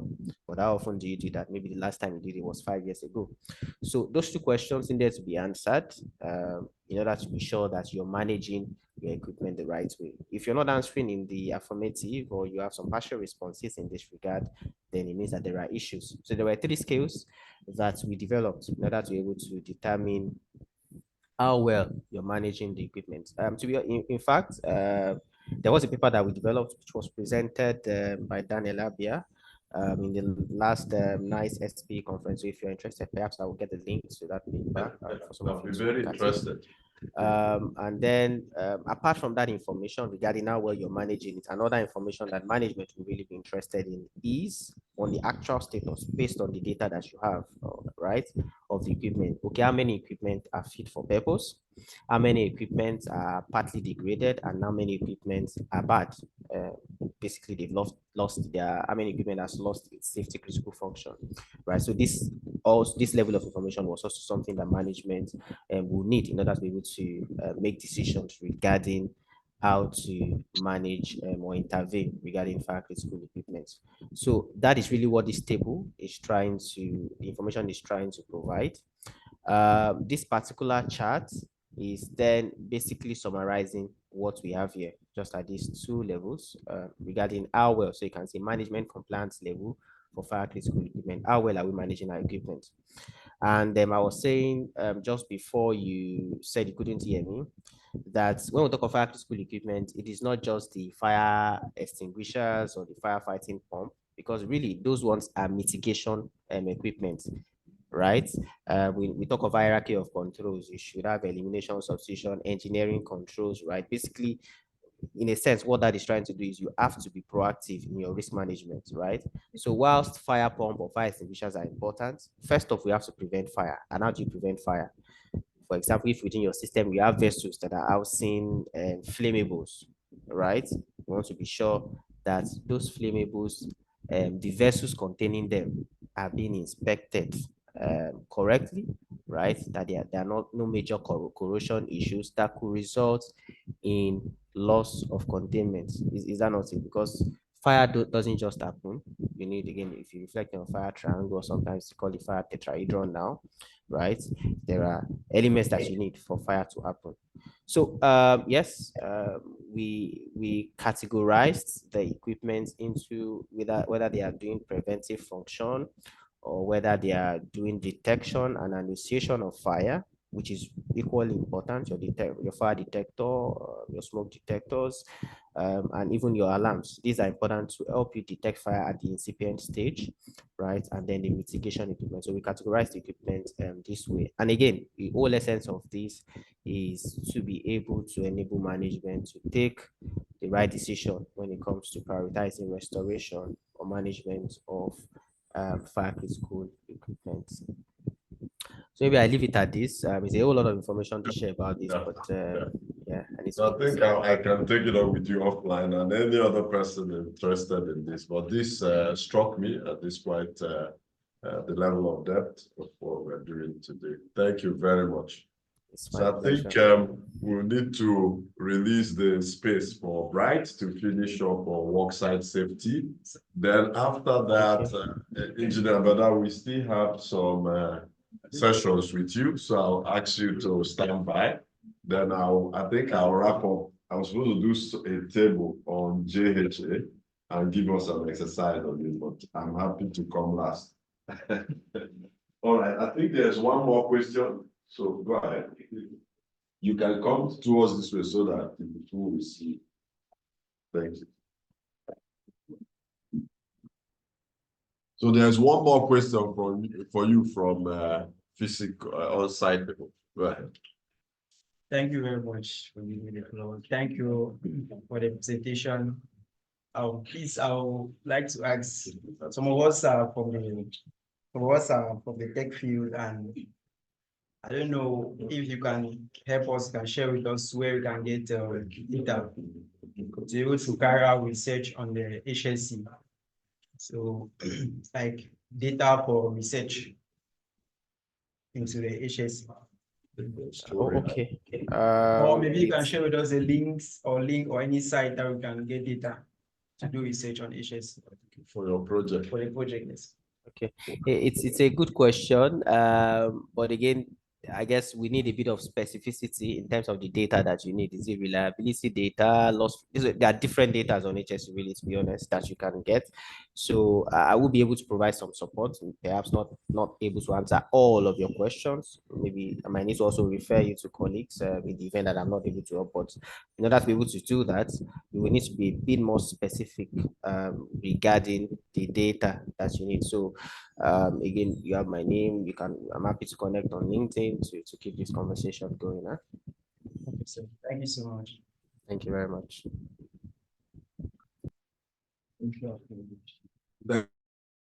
Thank you very much, sir. And we'll continue to connect with you offline. Help you the work site session. Yeah.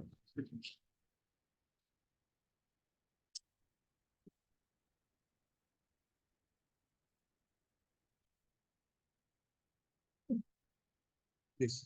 And we will have another quiz on this one, so listen well. Where did you go the quiz? It's on the Zoom link. I got on the Wi-Fi. I got on the Wi-Fi platform.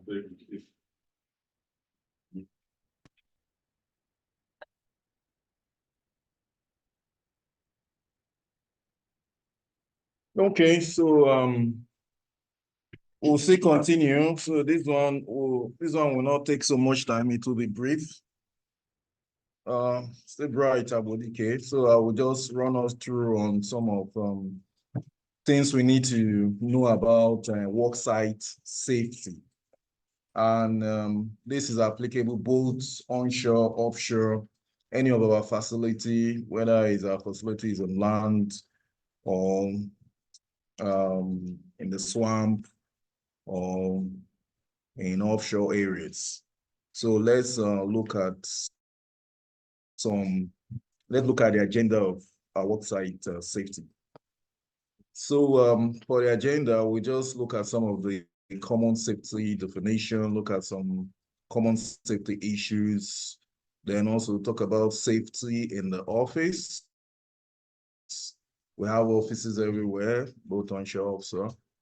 Also look at workshop safety rules, then look at some of the basic principles of the system of safety signs, and we'll look at safety signs. So just a few things we'll be looking at and be talking about, okay? So unsafe acts, this is something that we see all the time. So this is action or behavior that you carry out that may be potentially harmful. So any kind of action that you carry out, that's an unsafe act that will be potentially harmful.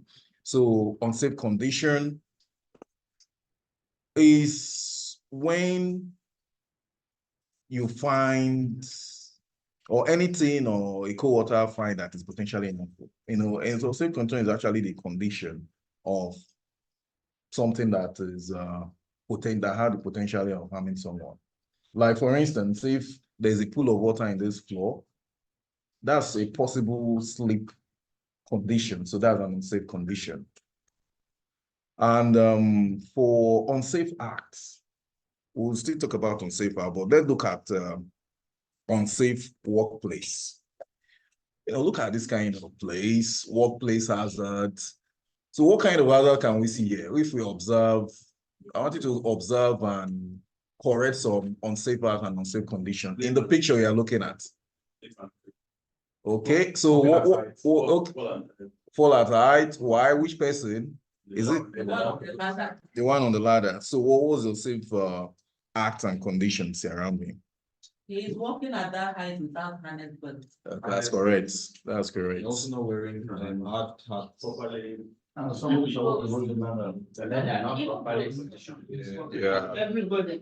that's correct. You can see it's tilting to one direction. What do you think? This is a serious fall situation here. Can you see someone is tilting to one direction? Man, that's a deadly one, isn't it? So that's about the person on the ladder. How about other things you can see? You can see process. Somebody's working on a process. But this is maybe if you take it like a storage vessel, somebody's on top of it. What are the issues around it? And you can see a gauge. Okay. And you can see somebody here that is walking, no harder, just walking across. And this person just putting on a headphone and walking in this kind of place. What's going to happen to him? And this person, you can see no hand glove. This person is just loose on his own. So there's a lot of unsafe condition in this kind of place. So these are the things we don't want in our environment because it leads to incidents if they are not checked, identified, and corrected. So let's look at some of the examples is what I've talked about. Like I talked about, for instance, you leave a bottle of let me say bleach, purposely or unpurposely in a playground where children are. What you just done is that you just committed an unsafe act. Okay, you just committed an unsafe act. Then when you see a pool of water, you come out with a pool of water on the floor, that's an unsafe condition. So this is just a brief explanation regarding this. So look at some common safety issues, then look at falls. You know, if it were in the field, there's a lot of climbing. You climb the ladders, you climb staircase, you do a lot of things. At times, if you're in the rig, you can even see yourself climbing onto the monkey board. Do you understand monkey board? Have you seen a monkey board? For some people who walk, there's what they call monkey board. Okay, so for those who work in the fields, so there are many climbings, and those are potential hazard that can cause some incidents. So it happens a lot wherever we are. We see climb ladders in our houses. We see climb staircases in our houses. So this climbing this thing without being cautious can result in an issue. So falls are one of the #1 leading causes of injury in our workplace. A major cause of fall in the workplace is the use of improper safety techniques.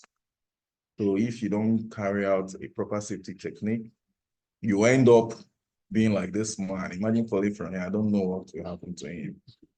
You know, if he survives it, well. So we see have other possible things, trips and falls, like what you're looking at. This happens around, and they are all things that have to be prevented. So for tips for lifting, if, for instance, you want to carry out a lifting activity, the first thing you need to do is to assess the situation and plan the lift. Okay? Then make sure that you have non-skid shoes. So the kind of shoe you wear, it has to be a safety shoe. It shouldn't be a shoe that you just you're skidding off or sliding. It needs to have a firm gripping. If you are lifting something, you don't use your back. I mean, you bend your knees. You lift by bending your knees and stand and keeping your back straight. Make sure you have a good grip on the item and person you're lifting. Then lift smoothly. It smoothly means that you avoid twisting your body, point your feet in the direction you want to go to, and push if possible instead of pulling. This fire triangle was mentioned, although now I know we now have a fire tetrahedron kind of fire quadrant dots. We're still living it on the basics. Let's just still leave it on the basics. So, for fire triangle, we need to have, because fire is, we work in a hazardous environment that have a lot of highly flammable products. Okay, so these flammable products are the fuels. You have gases, you have crude oil, you have the petroleum crude oil. They are highly combustible. They are the fuel. Then air. From air, you need the oxygen. Oxygen is what supports combustion. And in air, you have about 21% of oxygen. Okay. Then once you have an ignition source and anything that brings about high temperature, that could lead to fire. So once you have these three basic things, you're likely to have fire. But the elimination of one of these components can lead to extinguishing the fire. If there's a fire, you're pouring it water, what you're doing, you're cooling it, you're removing the heat. Okay, it can be smooth, and if it's the one that forms around it, you end up cutting off the oxygen that goes around it. Okay, so if you eliminate any of this, you end up eliminating the fire. But on the fire tetrahedron, which I didn't mention here, you now have a chemical reaction. That's the fourth one, is a chemical reaction. So when these three things work combined, it results in a chemical reaction that supports the combustion. All right. But this is what we eliminate as for now, so that we just understand it, because this is what we come across all the time. So still on the safety issue, when there's a fire incident, what do? You have to stay calm. You can't help yourself if you don't stay calm. If you lose it, you lose control during an emergency. So when it happens, most probably there will be alarms. So everybody will be directed to go to the MELSA point, at the point where you need to assemble. Health counts will be taken. Then fire extinguisher for the fire wardens, those who are trained to handle the fire ticket, goes to arrest the fire. If you're equally trained, or if it's a small fire, I have a fire extinguisher, if I put it out before it escalates. See on common issues. So when potential hazard is discovered, make sure that everybody else in your workplace, in a workplace, in a workplace, there's always a possibility, there's always a potential hazard. So it's not something that you don't inform people, you don't let people know, or you keep quiet and allow somebody to walk into it as a trap. No. You make sure everybody in the workplace is aware of the problem. For instance, if it's a faulty engine that could result a faulty machine that doesn't have a guard, or a faulty machine that that is about to damage maybe a kind of grinding machine, I know that the whatever is used in fixing it is having problem. You need to make sure that you notify the supervisor or whoever that is in charge of it, so that nobody uses it and maybe the disc flies out and gets somebody injured. If possible, it should be reported. And when you reported an incident, you don't just keep quiet. You follow up on it and make sure it is closed out, okay? This is a possible office rowdy situation. At times in our offshore, we'll see this kind of environment. You can see the way wires are all over the place. Look at the cords, all this kind of thing. This is an unsafe place. So we must try to avoid this kind of situation. Wherever our offices are, is in the onshore, is the offshore, we'll try to avoid and keep looking at this. Can somebody just give me one or two hazards that can be identified? Yes, can you say something? Not unguarded and quiet. All right, okay. Okay, there's a possible 3.4. All right, so anyway, we want to make sure that we don't have this kind of situation. If you are in this kind of situation, in an unsafe environment, this is an unsafe condition. So we need to keep our walkway clear, any kind of obstruction. Look before you sit, don't read while walking, don't carry anything higher than your eye level, don't run, refrain from putting anything on top of cabinets, use the stairway handrails. When you're walking down the stairs, most of the time we just have a flight without using the handrails. We need to do that. Use the elevator when necessary. Watch your steps. Don't eat at your workstation. Workstations are not for eating. Well, that's what we're doing right now, isn't it? We have our wife is news. Anyway, we'll try to avoid it.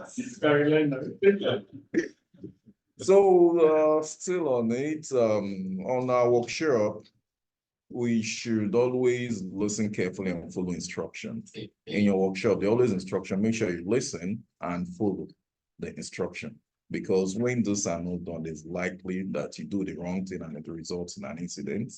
Workshops are not places for running, and know where the emergency stop buttons are, so that in case of where it's needed, you know where it should be activated, where the shoes, you don't need to carry bags. Then when learning how to use machine, listen very carefully to all instruction. This is just like a kind of typical workshop where you can see a lot of things happening here. You can see somebody working on the grinding machine. You can see somebody working on the lathe machine. This one is working on the drilling machine. So there are so many things happening here. So as I've said, that you need to listen and follow instructions.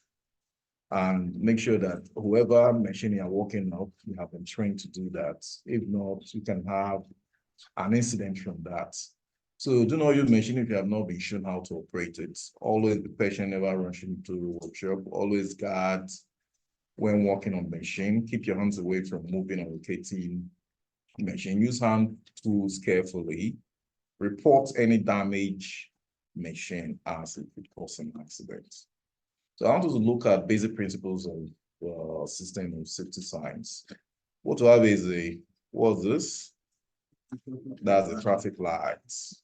And it's very clear, you know what the red is always something that is danger, isn't it? Then you have your yellow, and green tells you that it's kind of safe, isn't it? So this lighting, this color coding system is also applicable to our safety sign. So when there's red, it's prohibition. Yellow, caution. Green, that means a kind of safe action, okay? So we have a lot of signs in the industry that will come around. The fourth sign that is now included is the blue one, and is used for mandatory signs. Like what you can see here, that this is a hazard area, this is a goggle area, this is a safety boot area, hand coverall. All right, it tells you these are signs you see all around in your workplace. And when you see them and your status is not in conformity to that environment, you don't proceed whatever action you need to do. They tell you this place is a place where goggle, high goggle, a mandatory place for that. What do? You must put on your high goggle before you go there. You can say, okay, maybe I'm very careful. You know, that's when an incident now happens. You may not really know that something is going on, it flies into your eye. So still on the shapes, now we'll look at some shapes, okay? We have disc shapes, triangle shapes, and square or rectangle shapes for the safety sign. What you are seeing here are disc shapes item, and these disc shapes are more of for prohibition signs. So let me just show you a kind of geometry of where you see safety sign, because you, as you walk in the field, many places you walk, you'll be seeing a lot of signs. Understand the signs so that it will help you understand the area you are at and possibly avoid any incidents. Okay, so anything in a disc or circular form, that's a mandatory or prohibition sign, because one thing you can see a bar across it. Do you understand? Like if it's a no smoking sign, you will see a bar across those discs. Then triangular signs are more of warning sign. Then the rectangular sign are more of information, trying to pass information across to you, okay? So you can see warning signs for triangular signs. And the blue is telling you of information. Like, for instance, this disc sign tells you is an unauthorized entry. You don't need to enter this kind of place. So now I'm just showing you some of the signs that you always see in your workplaces. like this is a caution about staircase, caution about extreme temperature. You have suspended loads. This when you see this kind of sign, it tells you what. So there's no cursor. There's no cursor. Oh, really? So this time I'm seeing, I'm okay. I'm just doing it my own. So this particular, how do I even? There's no pointer, right? Anyway, so that particular disc that has kind of, what does it tell you? It's a no smoking sign. I was thinking, okay, there's no way I thought this question was reflecting. Okay, no problem. But try and understand all these things in any environment you work and try to adhere to them. All right, it will prevent a lot of incidents from happening. So the green sign tells you your muster point, where to go to make your emergency calls, maybe your hospital and the rest of them. And the caution signs, like for instance, I have a radiation hazard sign, toxic material, corrosion, a warning sign of slippery surface, explosive, flammable material. So try to understand on this sign. You can see this one is low temperature, because if you are walking in fields, or you'll be coming across this sign, so that you end up not being where you shouldn't be. So these are still a lot of them, and try and help yourself to see a lot of them so that you know what all the signs tells you, and you'll be able to walk safely wherever you are. So just know our ABC, which is always be careful. All right? Yes, sir. Always be careful. So I think at this end, at this junction, that's the end. It's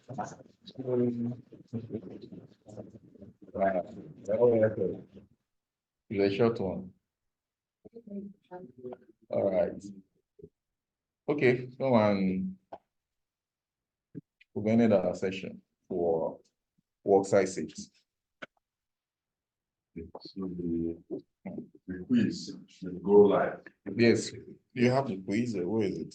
There's a quiz. A quiz comes exactly after this. So I believe everything is well, basic, explanatory. It's explained, right? Is there any question? I don't expect they should say so. I don't know this question. So it's a kind of refresher for those who are already in the industry, and a kind of reminding us of all these things we should be looking at. All right, so there's a little quiz that follows. So you post in the quiz. Yeah, it's just the second one. The second one in your website. You see work sites until 1892.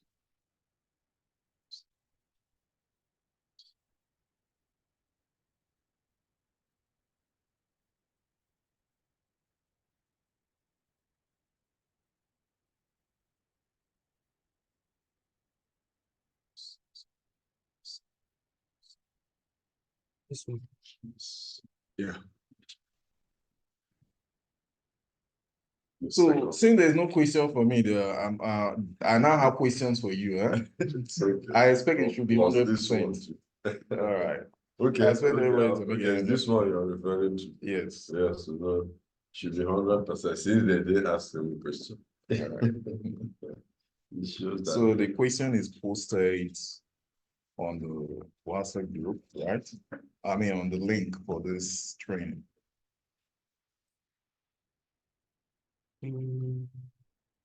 Let's leave, but that's leave that.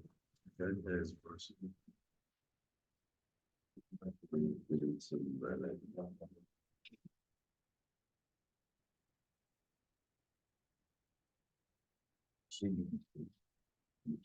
Yes.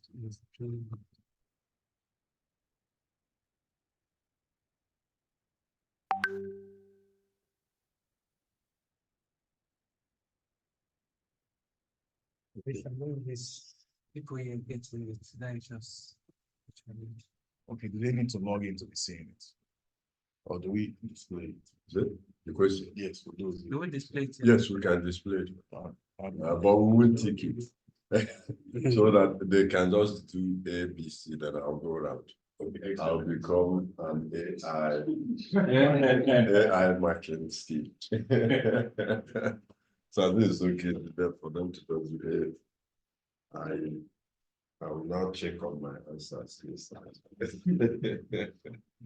Oh, I think I need to check.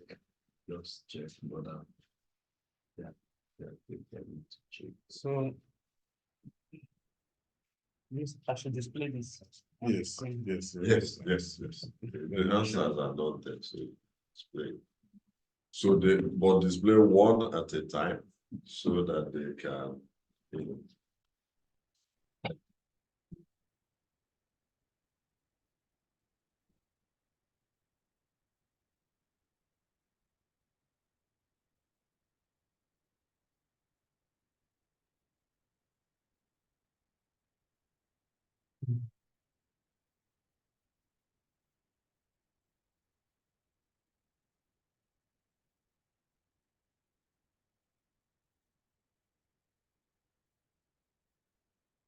Okay,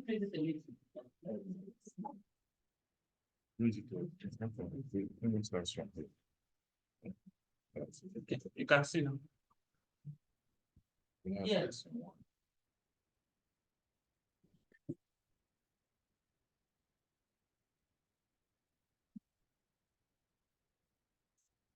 Very good. This one has the highest speed. The rest of it, you want. Okay,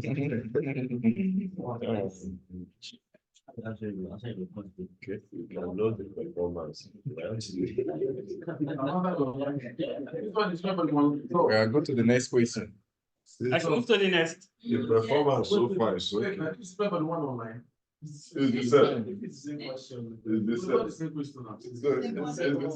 It's the second quiz, but we dropped the link for this one. So this one is for work site safety. Let me move around with the marking scheme itself. Because I can't.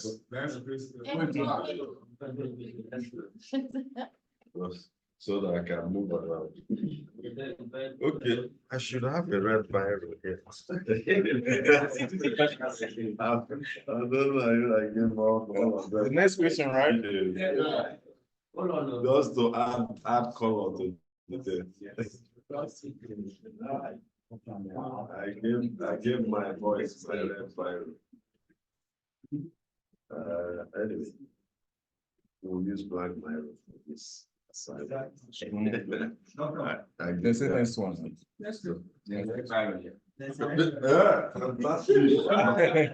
The next one? Yes, so anybody that feels bad, you wake up. So, okay, I'll go around after the road. Second one. Yes, second.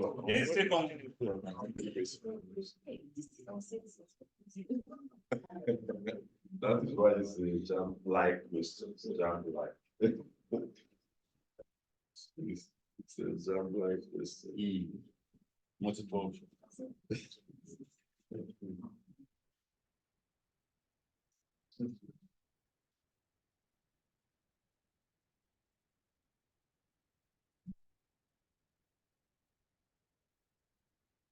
Next one. Okay, next one. Yes, sir.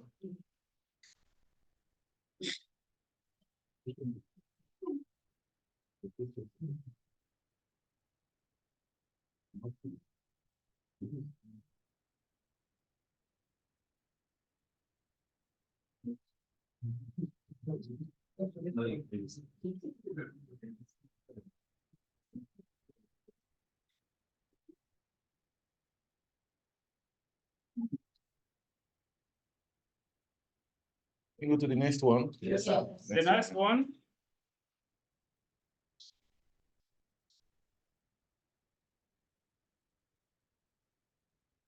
I like the response online. Already have 59. So I really don't know like. this time. Yeah, okay. You are doing well. That's why you are the white pizza. Okay.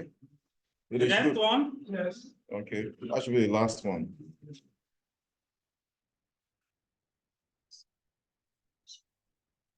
All right, so let me go with my marking scheme. Well done. That's why you put two items. Not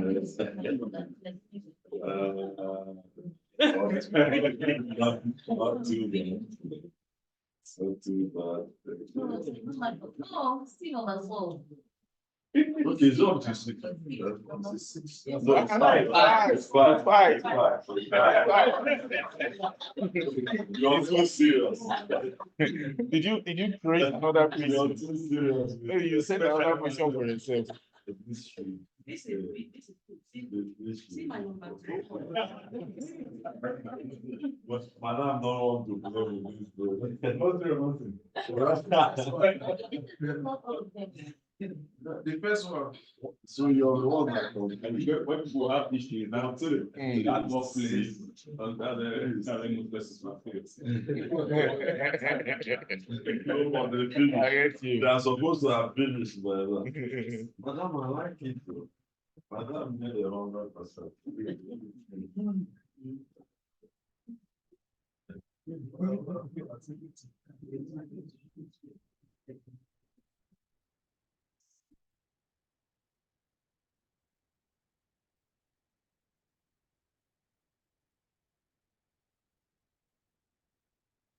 That's why it's good.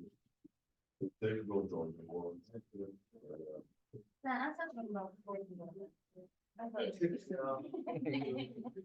it's cute now.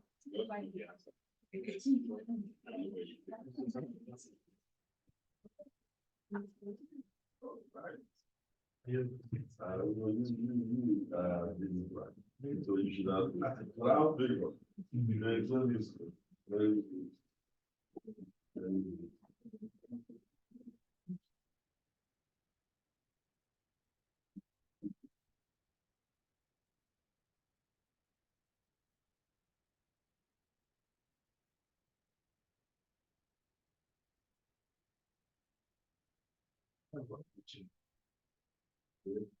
Anyone not for us, this is our job. Market. It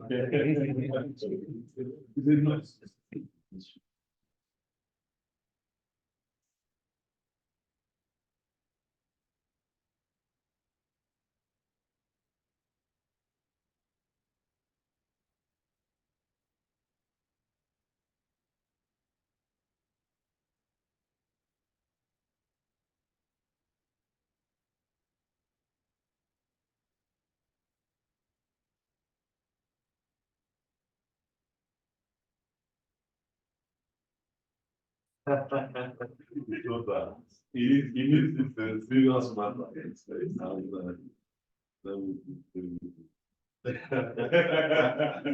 so our management can see.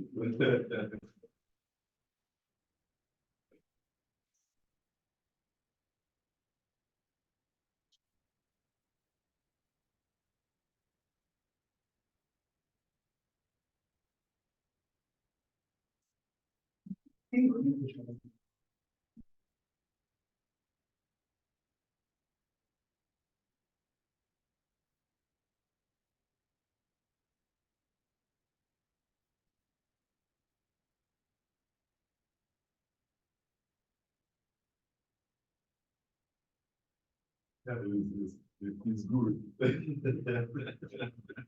Once you're not. This is 100%. Thank you, sir. All right.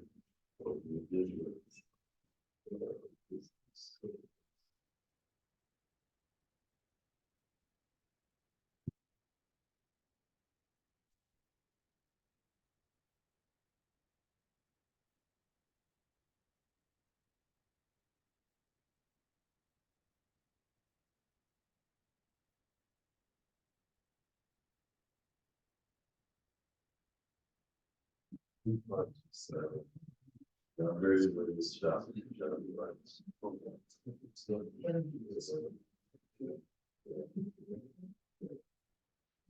Yes, so I think you need to run and go back to the other. I'm sure you have, but it's still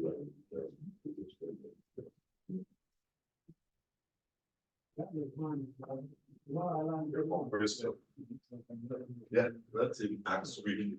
That's in tax week. Because once you go back,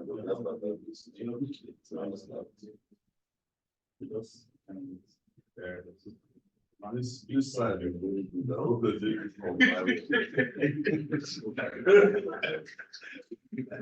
I hope they were uploading to the portal.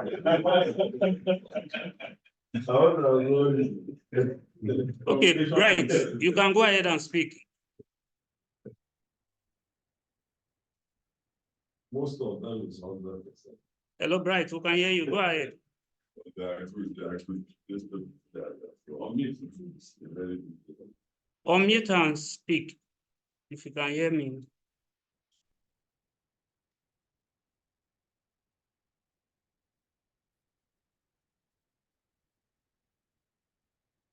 Person line is down. Okay, the hand is still cool. So. I have to donate him so I can be able to use. And give us the sense of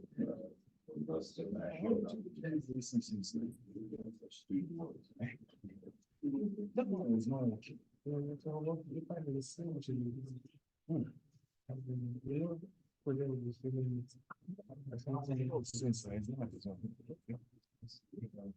This is very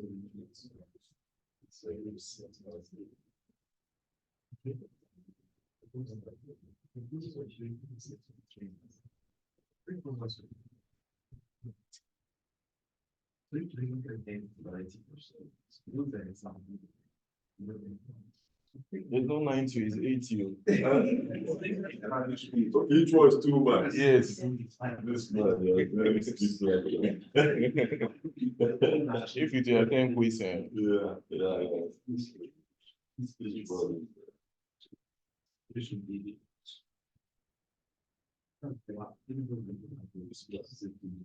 Your mind safety. Yeah. We should be sacrificed.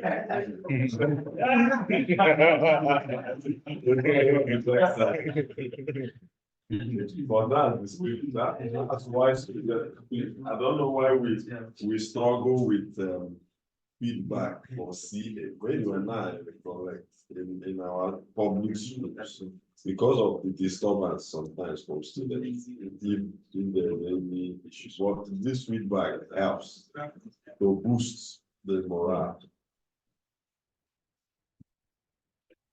The endorsement is there. Well done. Thank you very much. So let's happy to the communication system. Someone I want to join me. So okay, since she knows it, if she knows that they will make her so she can pay. Yeah. So I need to be someone Let's select an after class. Wow. There's some other good guys here too. I was thinking it's only that side. It pays football. I can't work virtually.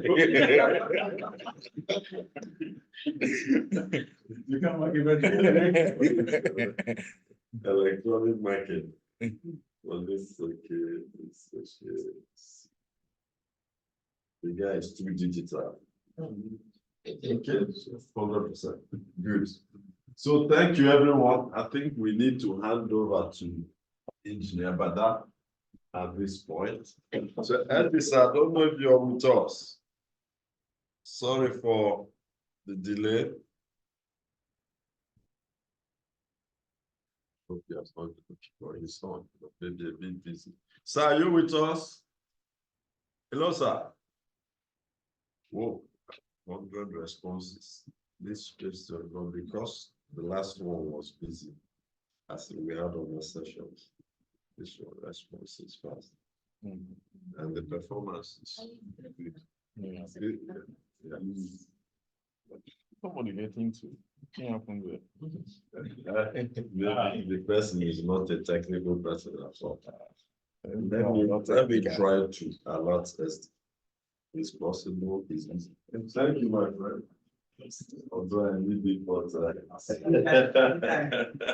Hello, Dr. Okereke. yes, sir. So we are done with our quiz, and we had a good time marking it as well.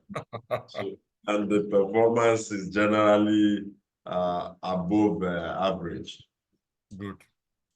So it shows they are picking. So I think we yield the floor to you, as is supposed to take us on the emergency response procedure and some other a little bit technical thing on safety. He's deep water asset safety manager for Total Energies. So he comes on board with over 25 years experience on this. So thank you, sir. Yeah, so this is almost 3. We can say it's 3.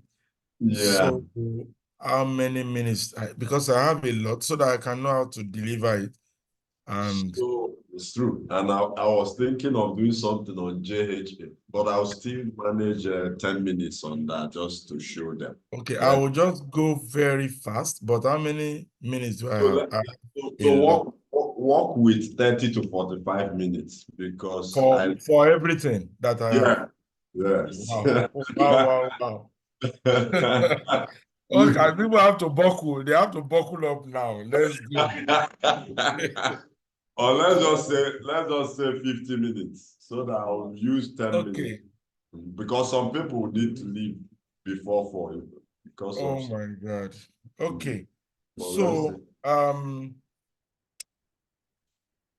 okay, I'll try.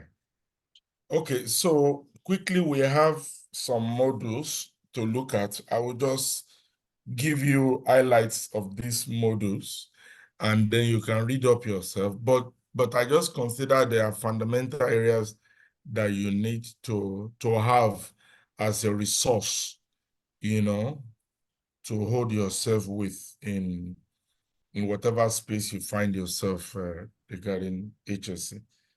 Regarding any space at all. It doesn't have to be only energy industry. So I generalize it mostly. So the first part I'll look at quickly is chemical risk management. I don't know if anyone knows the meaning of GHS.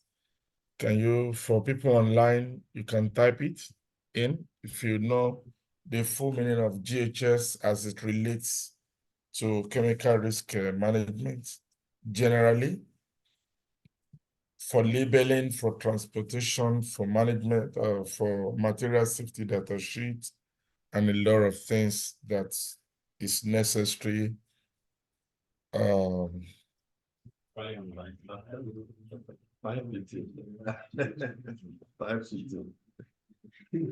Some people are trying to send feedback. Oh, sorry, I was in the quiz. I don't know. I don't even know what is in the quiz. I know. No. Okay, so let's not waste time. We have someone dropped it already. So it's the globally harmonized system of how chemicals generally is being organized. Let me see quickly. So there are a lot of ways in which we take care of chemicals, but worldwide they come together sometimes. I have to stop sharing this so I can bring what I want to bring on.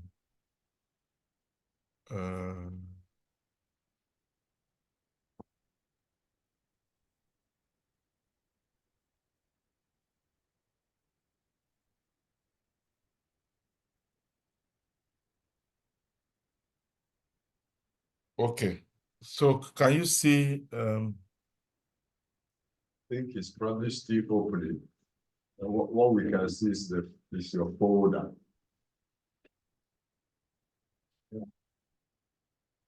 Did you see GHS now? We can already see your folder. So I think maybe if you stop sharing and go, maybe it's in another window. Okay. If you stop sharing and then go to the right window again, come.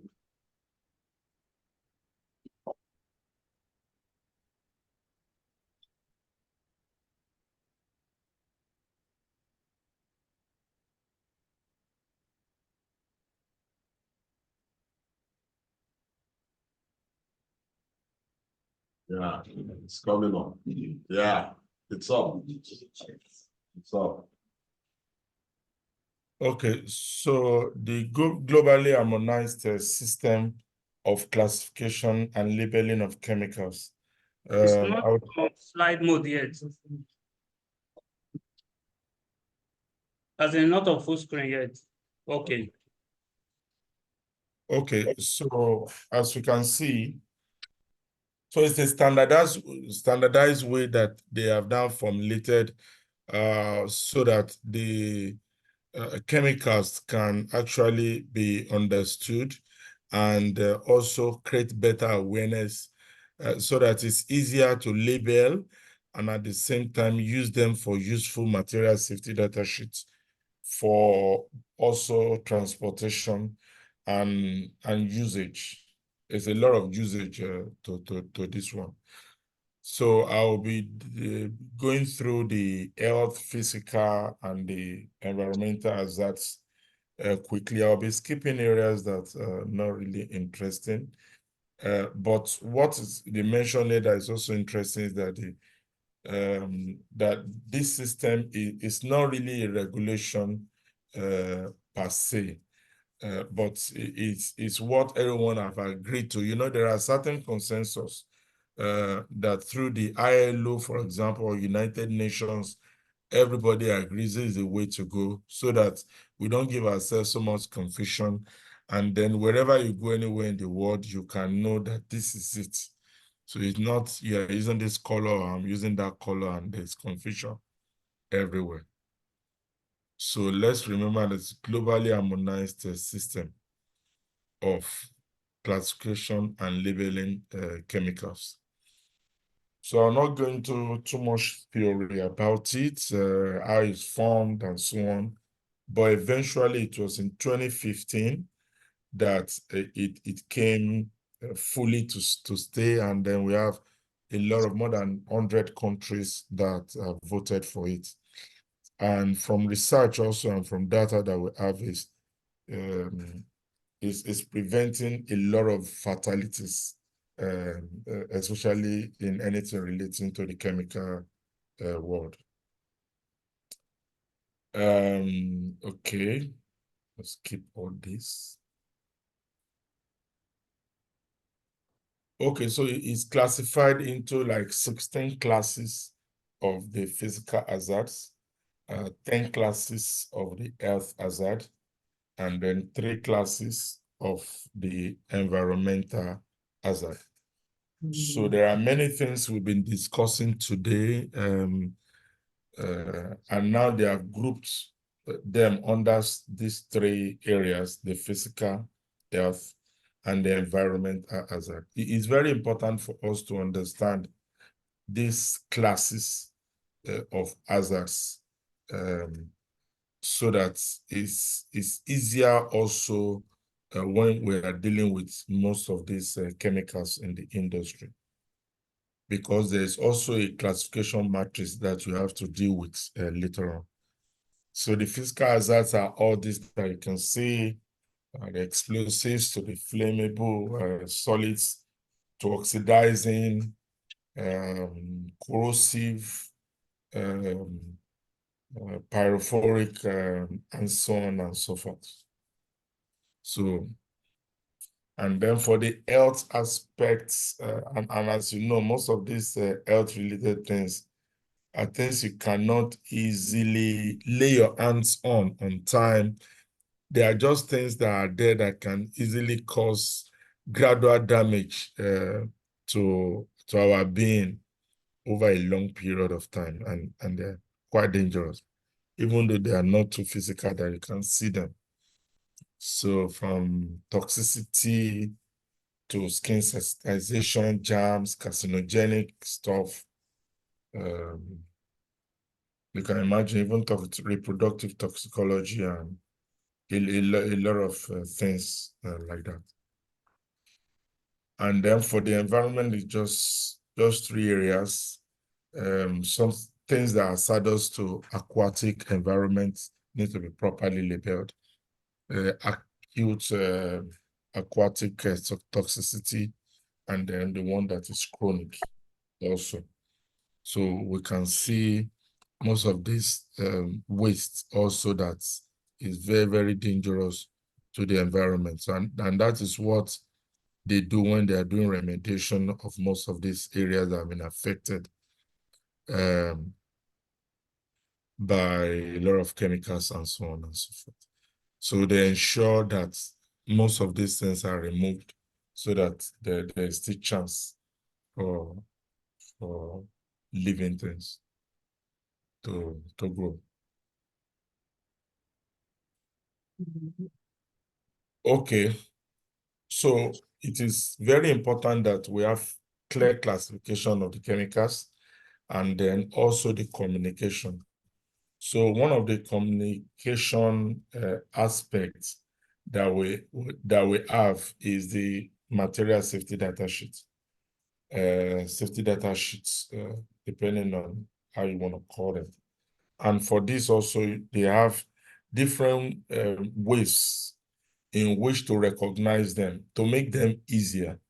So labeling most of them to show the aspect that they belong, the products, to identify with the products, the hazard statements have to be there.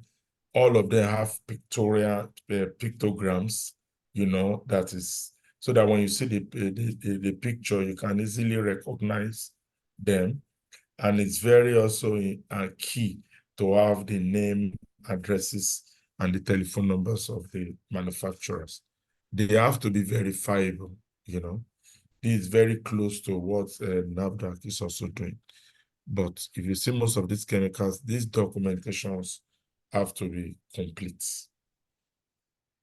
Okay, there are a lot of words that they use, if it's danger, if it's the warning, and also the hazard statements. Here they are just depicting how the hazard statements should be written, because you have to also understand not only those things that are peculiar about them, but you have to be able to understand to read them properly, you know. And then of course the symbols comes in different ways. So they try to standardize all this so that it's easier. When you see them, you can easily recognize. So symbols such as this and so on and so forth. Okay, so you have something like irritants like this. So if you see this, you know it's an irritant, you know, that means it could easily affect your skin, your respiratory tract, and so on and so forth. Can you hear me? Yes. Okay. Okay, and this kind of sign also, which depicts the acute toxicity. You can also see these ones. So I'm just trying to be fast because I know most of you should know this basic one. I just want to take it from here and take it to a higher level. And then, of course, we have the explosives, the oxidizers. So from the O, you can easily recognize these ones. It's very important for you to know all these things by heart also. When you see them, you can easily know. So these are the flammables. And you can see the physical one mostly. The health ones, you can see how they are related. And of course, they always put in some precautionary statements also regarding the prevention, how you can respond to them in case there's an emergency, the storage, and of course, also how you can dispose them. All these informations are pertinent and they are there. We also have the labeling, the product identification, the hazard statement, as we have said, supply information, and so on and so forth. And of course, the GHS labeling itself. So you can see they will explain to you in case you have an emergency, what's the first aid, what you need to do before taking to the hospital. Also, it's very important also to know the address of the manufacturers. And if you know the agents in country also, it is very nice. One vital thing that is mainly used at workplace is the MSDS, and it's coming all from this. So in the material safety data sheet or the safe handling of chemicals, a lot of names, safety data sheet, and so on. It's very important for us to also have all these things stated very clearly and to know how to read them quickly. You don't have to read everything. You just need to focus on the areas that are important. The carcinogenic information, the type of PPE. So if you are working at sites and there's any chemical, you have to demand for the MSDS. It's your right, in fact, to demand for it. And if they are not giving that to you, you have the right to stop such work. And if you are doing a risk assessment, it's also important for you to make mention of this kind of things in advance for provision of the MSDS of any chemicals they're going to use. These are key informations, and they send them to you maybe on time. You have a good look, and then you can make your recommendation beforehand, so that it's not only when the work has started and then all these things are not in place and you are stopping work, but you can also be highly proactive. The emergency and the first aid procedures are also in most cases stated. So basically, that's a quick run of the GHS and terminating it with the MSDS. One important factor also that we use this information for is to know also how to arrange chemicals. So you wonder when you're in a chemical warehouse, there are certain arrangements that you have to arrange. An oxidizer cannot be beside carcinogenic, things like that. This one cannot be beside this. So if you have the GHS, it shows you clearly the matrix of exactly what should be beside each other, what cannot be beside each other. And you can use that information in fact, you can use it as a consultancy stuff to use it to help people audit their warehouses, and also when they build warehouses, also to help them to position exactly where those things will be. So those informations are very, very key. And when the chemicals are also assembled, it's very important that the MSDS is attached to every one of them. And anytime you are loading and offloading, you are always ensuring that these things are being arranged properly. So that's all for this module. I don't know, maybe we can accumulate our questions, or I don't know, so that I can run into the next one. So I think we should allow us run. Okay, you can be dropping your question. So you can drop your question. We'll come back to them, and then we answer them all together. No problem.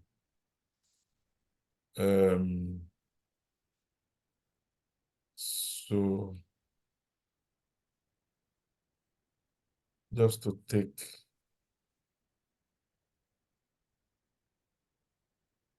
so the next one we're going to look at will be the life-saving rules and also the process safety fundamentals. So let me take life-saving rules first. Okay. Hold on.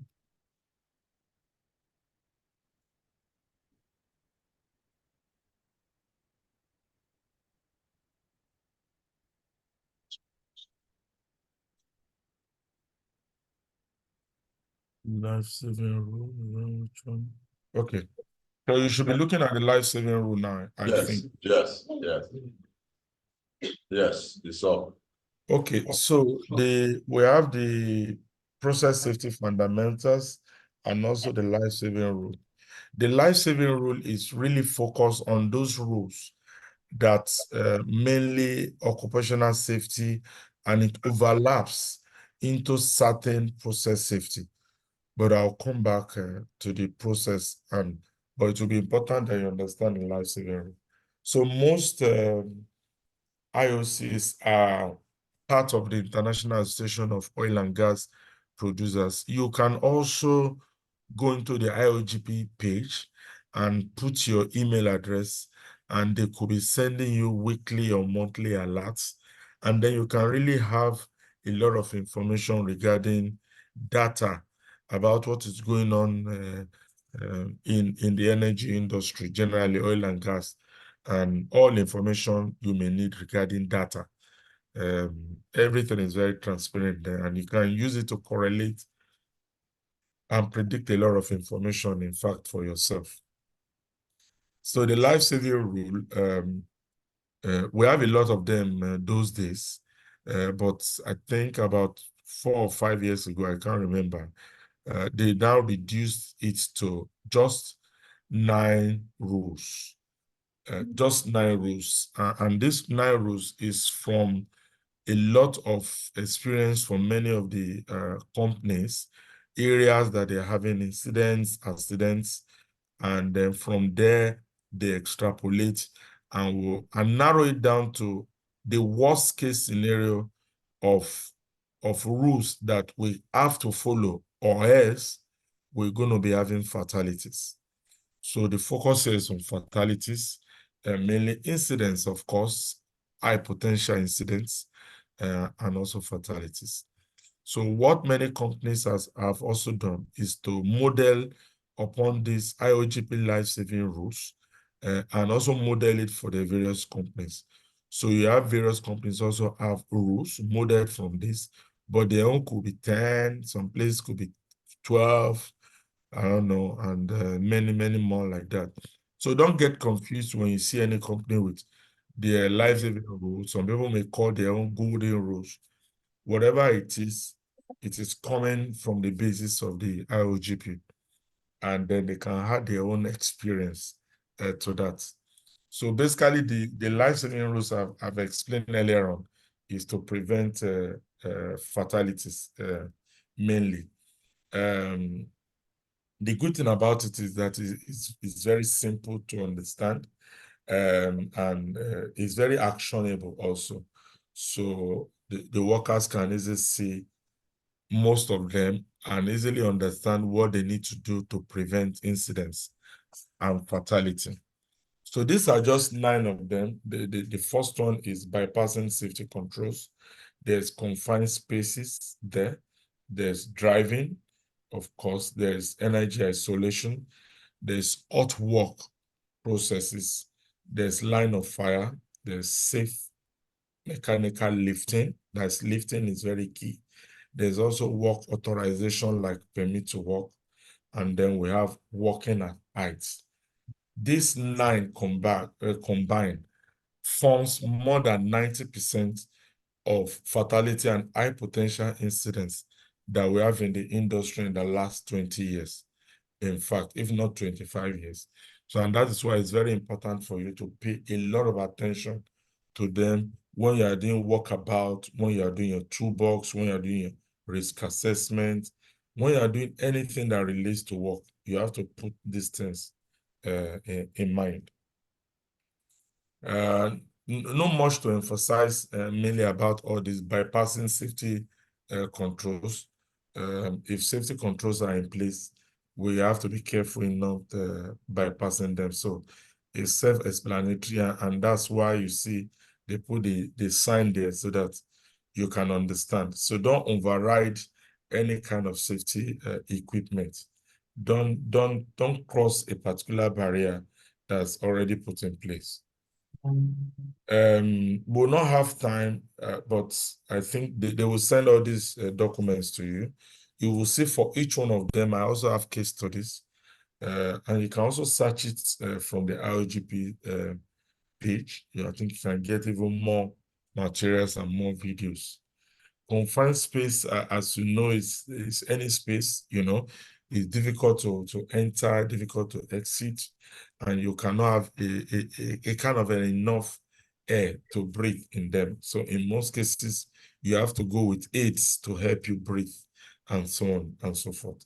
So it's something to consider to ensure you protect and prevent yourself from confined space. There's a lot to talk about confined space, but it's just for you to know that it's an area that you need support. It also have a case study of someone that is welding, maybe in a confined space. If they are not properly protected, they can easily slump due to heat exhaustion. Even if they provide themselves with air, for example, it could be a problem. There even could be an explosion, asphyxiation and so on, and toxic. So there's a lot of things to learn from there. And we know about the driving also, that we need to put on our seatbelt, the road conditions, and so on and so forth. Energy isolation is also very key, especially for isolation of powered systems. So any kind of power systems can be process, can be mechanical, it can be anything that is powered at all. It can be electrical. You want zero energy, in fact, before work starts. That is the key thing here. And that is where our process isolation comes, our electrical isolation, and a lot of certificates that you need to ensure you deal with thoroughly, and before your work permit processes are validated for you to start your work. Artwork also, we know, is anything that have potential, in fact, of ignition. So we need to control the flammables as much as possible. We need to do gas tests. We need to ensure we limit the number of artwork in particular zones. So artwork was not even part of the life-saving rule before, until less than 5 years when it was added. When we discovered that many artwork from research and from data are actually causing a lot of fatalities. So it's something to really check when you are doing your risk assessment, to ensure artwork is paid attention to thoroughly. So you can see 3 contractors died, 1 suffered serious injury, and so on and so forth. So you can watch some of these videos also with the Chemical Safety Board. Line of fire was not also part of the life-saving rule, I think, before. It was just added. This one, we just need to pay attention. If we need to prevent fatalities, then we need to put ourselves out of line of fire. So when you are at a work site, or people at a work site, you are looking at those areas a projectile can easily come out from, or that is the path in which something can fall, or that is the path a pressure can be released from, or that is the path the temperature can use that from, or that is the path the vehicle can easily come and meet someone. So any of those things, whatever work that you're doing, constantly remind yourself that you don't want anybody in the arm's length. You don't want anyone in the line of fire. So you need to ensure you exclude people from the danger zone at all times. In fact, you have to put the circumference to the danger zone and mark them off clearly, so that people don't endanger themselves in those areas.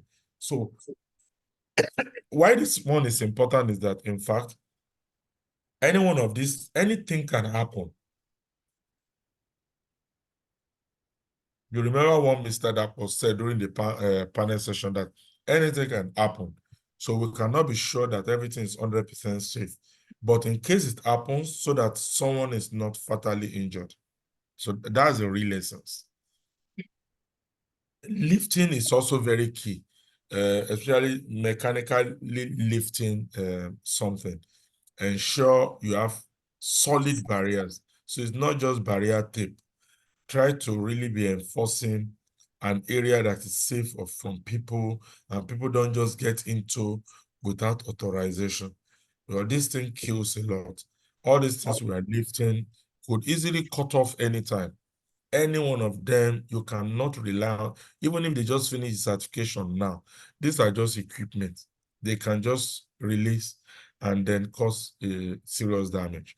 So you need to ensure that you are not in the line of fire for this, and ensure that you do proper equipment checks, don't walk around the area, and so on and so forth. Just enforce a good exclusion zones and barriers. Work authorization is issuing a permit for a work. So it's very important that you confirm that everything has been done, toolbox, the risk assessment, everybody understood the scope of work, and then before the work commences. And after the work, and ask if people have concerns relating to the work. Even after that, still come back and recheck, and always come back to check. Working at heights is also very dangerous. And that is why many companies have also enforced, if you work at height for more than 1.5 meters, that you need to use a safety harness. Because we have now seen people even getting killed at 1.5 meters. Another issue there is that you also need to be careful of the kind of safety harness you're using. That is not the safety harness that will come back and also hurt you. So all those safety harness also needs to be inspected and then ready to go anytime that you need to use them. So I think those are the most important thing for the life-saving rule. Work does not start until we have verified that all your life-saving rules have been checked. If there's any issue with one of them, you stop the work, you revise. There's no time wasting when you are trying to ensure things are put in place. And after that, people can roll and do their work. And beyond that, again, always come back to do reviews, and then with that, you're going to be having a successful work, devoid of harm, especially to the people. Remember, anything can still happen, but if we're out of the arm's length itself, we are out of the danger zone, and then we will not have injury, we will not have fatality. It will just be a matter of the equipment or something that we'll be talking about, which is still okay. But for the people, if we are partially armed or permanently armed or died or something, insurance cannot revive that. It's so difficult. And that's why the attention is for us to intervene and stop work that we feel. So you have to be bold enough to stop work with the knowledge you have with the life-saving rule. You can use it as a basis at a work site to just check things and say, sorry, we need to stop this, or this thing should have this one should have this, we have to mark this place out. Everybody cannot just turn the place to a jamboree. There should be rules enforced on site. So thank you very much. That's for life-saving rule. I hope I'm not rushing. Dr. Okereke, I'm trying to fulfill both sides. Hello,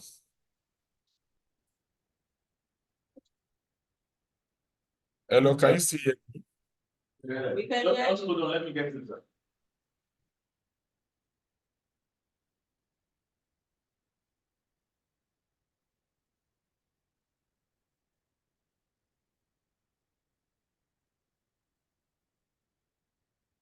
I don't know. Can you see the process safety fundamentals? Yes, sir. Okay, so also we have the process safety fundamentals, which is the agreed rules also that can really cause serious harm or fatality, blowout, and industrial safety issue.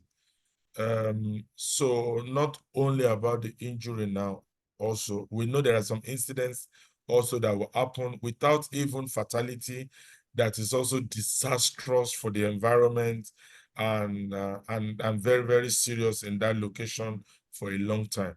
So this is where the process safety fundamentals comes in. And it's also from the IOGP, agreed by all the oil and gas industry.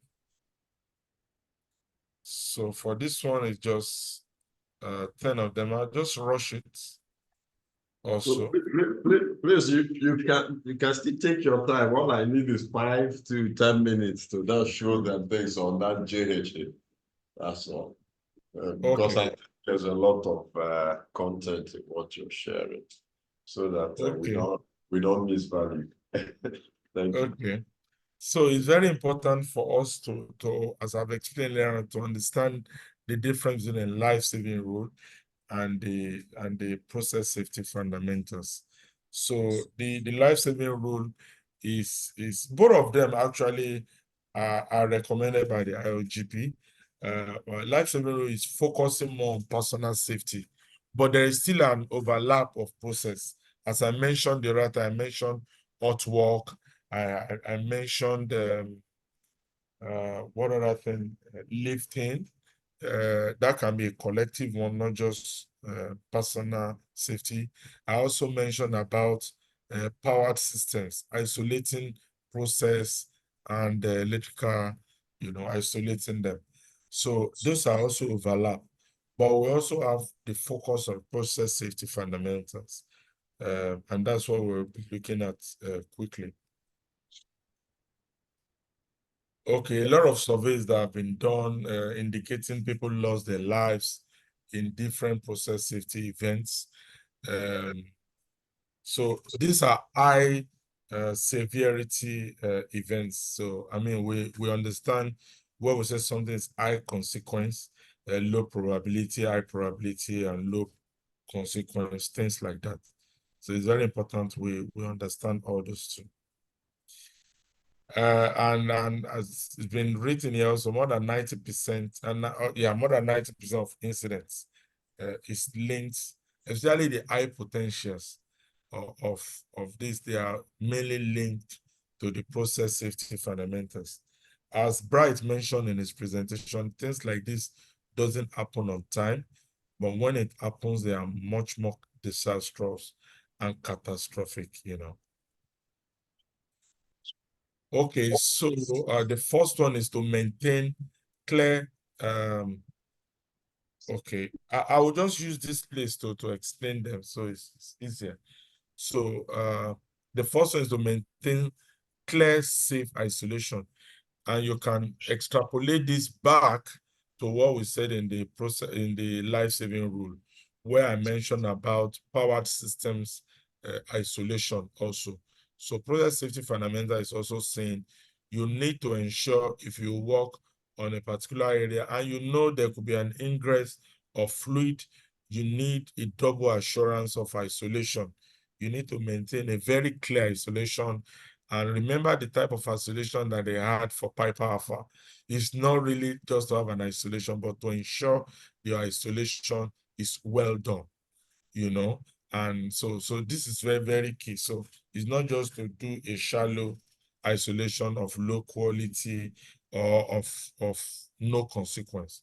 You have to ensure it's properly done and it's been properly checked. The other one is to walk the line also. It's also important for you, besides doing a walkabout, when you are doing, let's say you are doing an isolation or you are inserting a spade or I don't know, whatever you are doing in the process plant, you just want to ensure that these things are properly done. So you are going back again to your P&ID, you are ticking or checking them one by one against what you can see. So it's always good to double check these things because people that have done it the first instance, they may just be rushing. And then you come in with a cold eye and you're looking at each isolation one by one, if it's isolation, for example. And that's when you are now walking the line. You are now going through to be sure that what is in place is as per what you have, for example, in the P&ID, or what the procedure is exactly what we have put in place in the process plant. So it's very important to do these checks. Let's say for startup, for example, it's very important if you don't put certain things in place, you don't walk around to see those areas physically, and then you start up, and then you just see there's a spill everywhere, and someone forgot to lock a device or a valve or something like that. The third one is the applying procedures. It's very important for you to have simple procedures, don't have complex procedures, because in most cases, what we have also realized is that people that are using procedures are not the people that have written it. They are not even taking part. So it's very good for them to be able to digest the procedure written. So don't write too much jargon, don't make it too complicated, make it very simple, put some pictures so that people can understand the procedure, and it's easier to apply. Applying procedure also entails that you need to validate it by the various experts that have written it, so that everybody is in line with it. So it's not just an ESA or common sense. No, this is science. We need to ensure we all agree on the scope and exactly how we want to put through this job. And these things are also part of what you should have on site for the work. We also need to be sustaining the barriers. The barriers in different ways. Besides that, you are sustaining barriers of personal safety, having your PPE on, but it's also very important that if you are doing the double block and bleed, for example, you should be able to ensure that those things are highly sustained, and in case something happens, you are having a backup for them. So you're also having other things that can quickly alert you that you have put a strategic location, just in case anything goes wrong. You can proactively know on time there's an issue and what you need to do. Controlling the ignition is also another area, because you cannot also control everything, as we have said, but you should have to find a way to put in your hazard identification and the risk assessment clear aspect of you controlling the ignition. So it's very, very important that your ignition is controlled in several ways,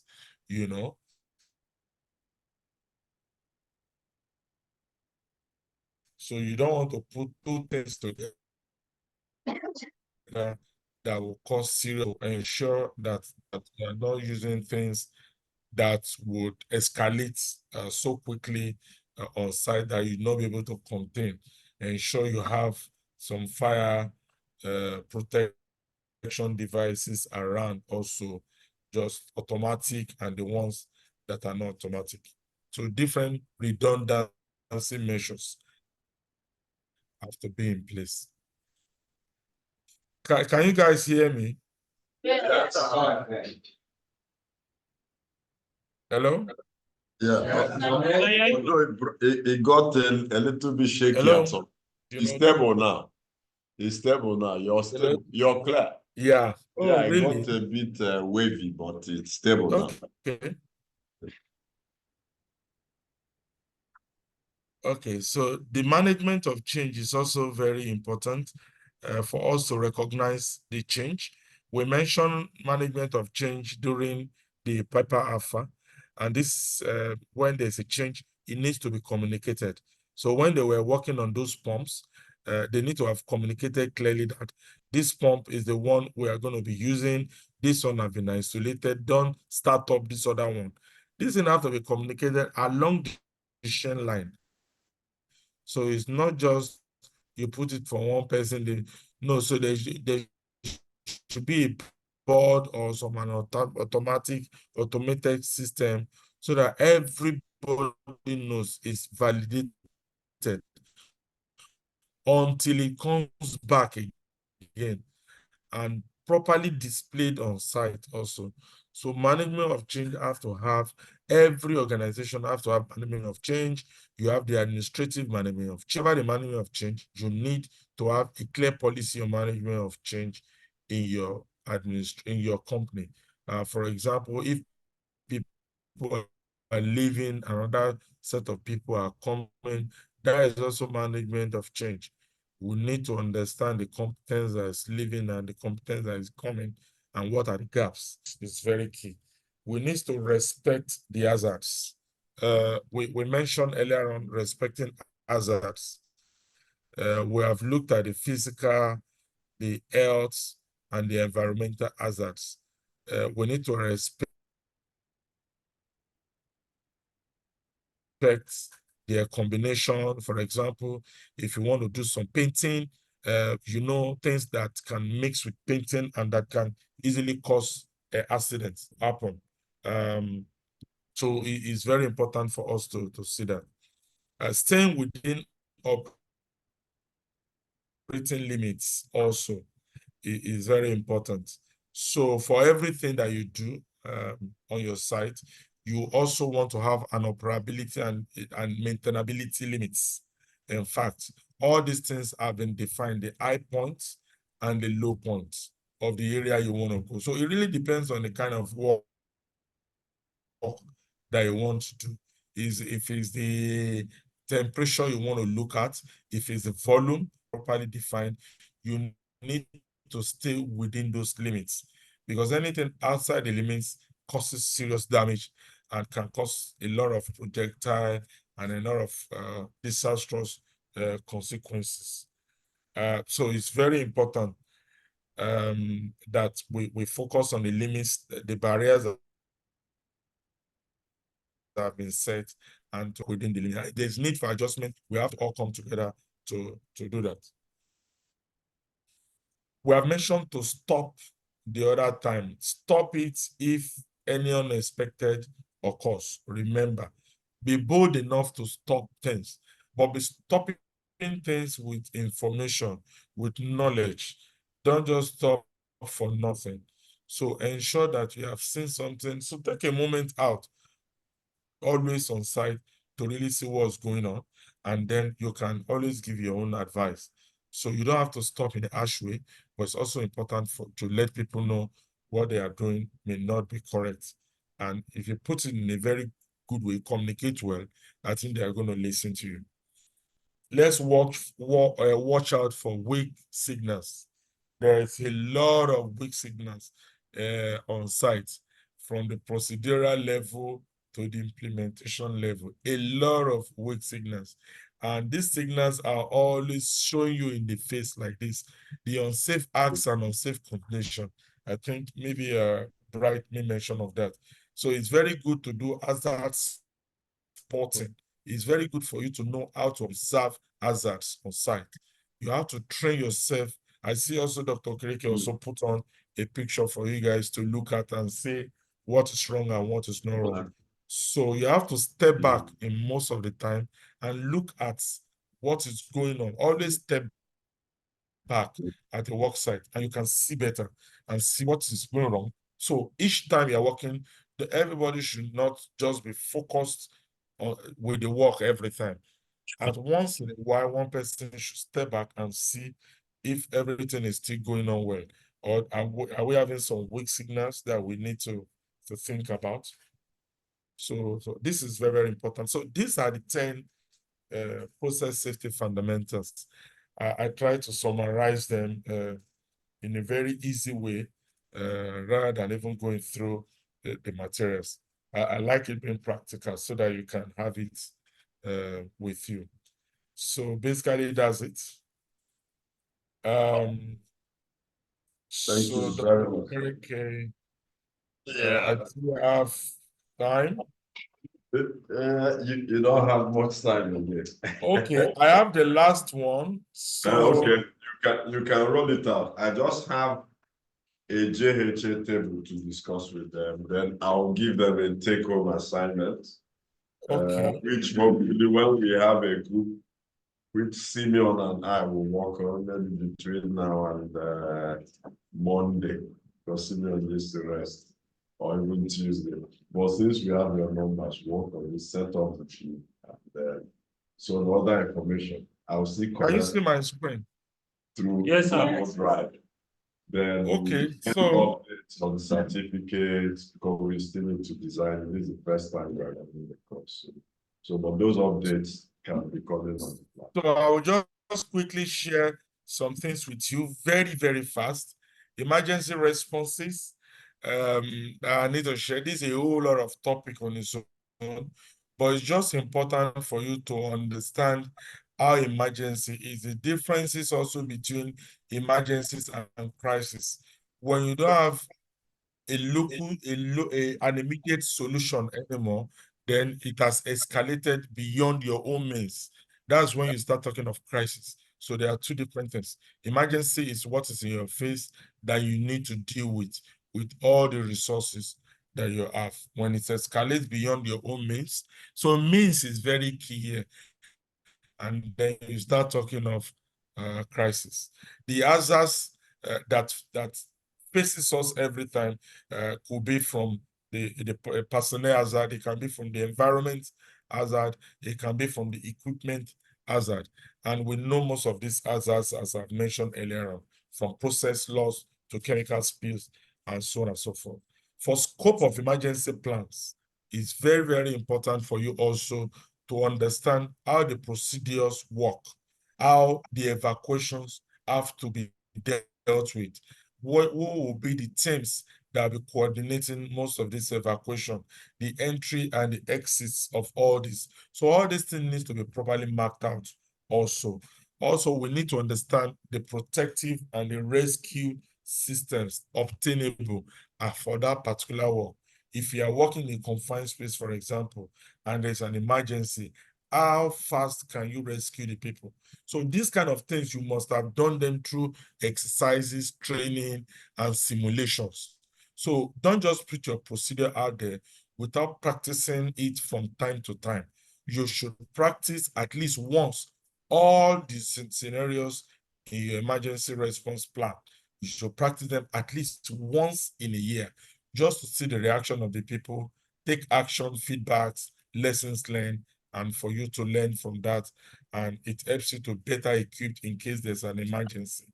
And of course, if there's an emergency, it's very important to do clear investigations and then learn from the investigation. And it's very important to put that back into your procedure. So it's not just doing an investigation, but you have to put those things you have learned back to your procedure. So that's why your procedure is a live document. So don't just sign up a procedure and you think that's the end. Nobody's going to look at it. You have to make it live and make it very active. Communication is key. From time to time, you need to be communicating all your emergency stuff. I have this quick picture there, just quickly differentiating, as we all know, the hazard, as we know. And then when you have an exposure, because hazard is almost sacrosanct, like it's almost there. So you cannot avoid hazard. But if there's no exposure, there's no risk. That's what it means. So it's very key for us to understand how the hazard work, how of this, and the probability.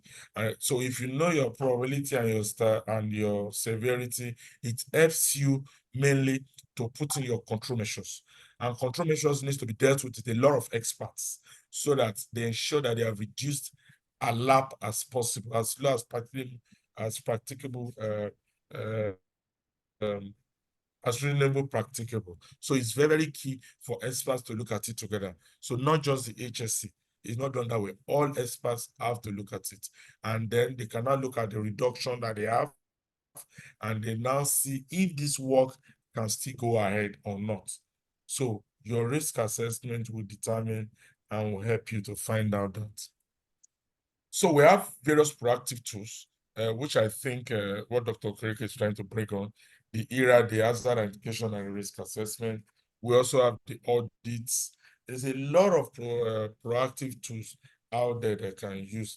And you can also use a lot of SWOTs, which they also use in business, to check the strengths of your system, to check the weakness and to check the opportunities that you have and the threats.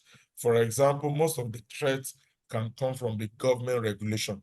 It can deeply affect your operations. It can affect the safety and our well-being. For example, when we have the COVID, for example, COVID was a threat. You can imagine from the health side what happened to everyone.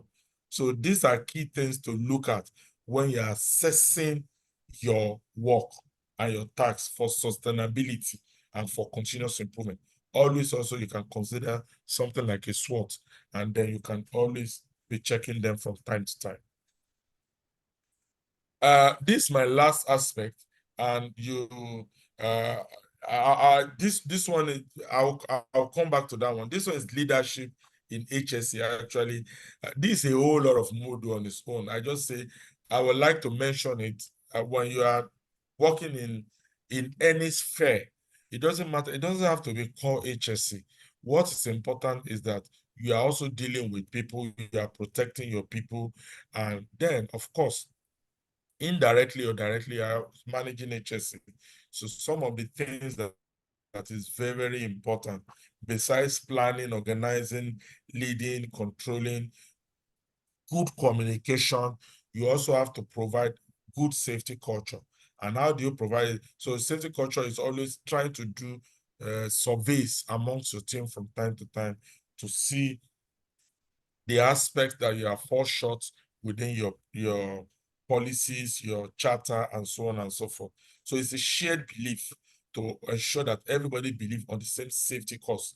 And then if there are issues regarding all the procedures or all the processes that have been rolled out, that if there are issues, it's something you can discuss about. Motivation, incentives is very key. Besides the sanction, there's need to sanction people at times. But beyond that, you need to communicate better and you need to do clear motivation and incentives. We'll finish with this slide. It's a reactive part of HSE, where we have the first aid case, medical treatment case, restricted workday case, man hours, the lost time injury, and total recordable injury. I'm very sure most of you know how to calculate the total recordable injury. It's basically to add all your recordables. When you add all your recordables, you divide it by your man hours, and then you can just multiply it by 1 million. 1 million just help you to reduce it to a lower digit. That is what the 1 million does. So especially for a big organization, in some organization that is fairly small, maybe you can use something like 200,000 that is mainly used those days. It's a fairly big organization, you use 1 million so that it reduces it. So I have a quick exercise to finalize my modules. If you can attempt the two, Dr. Okereke, I think you can give them 3 minutes for this, and you can put your answers on the chat boxes. The first question is saying 2 workers at the place of work were injured, resulting to LTI and MTC. So you have 2 recordables. They are giving you the man hours to be 250,000 man hours. So assuming you have 1 million to reduce it, so what will be your total recordable injury rates? Also, the second one, a company with 1,000 employees counts 1 accident over 1 year. So that is 40 hours per week. And then you can multiply that, of course, by 50 weeks in a year. I try to put that so it's easier for you to get the man hours. When you get your man hours, and then you can easily get your recordables over your man hours, you multiply by 1 million. You should get your answers. Thank you very much. The answers drops. I'll be looking at the comments. Dr. Okereke, over to you. Yeah, thank you very much. So that they can earn the certificate. Thank you, SD. Can we still have that one up? Oh, you still want to have it? I'm not sure they've gotten the question fully. Okay. If you leave it for another 2 minutes, answer that question. Okay, sorry. Yeah, if you leave it for another 2 minutes. No problem. Now, once they are done. But we must close out by 4 p.m. That's Because so that we don't overstretch them. In fact, some had to respond to emergency, but it's okay. So, but 4. Is it showing now? Not yet. Not yet.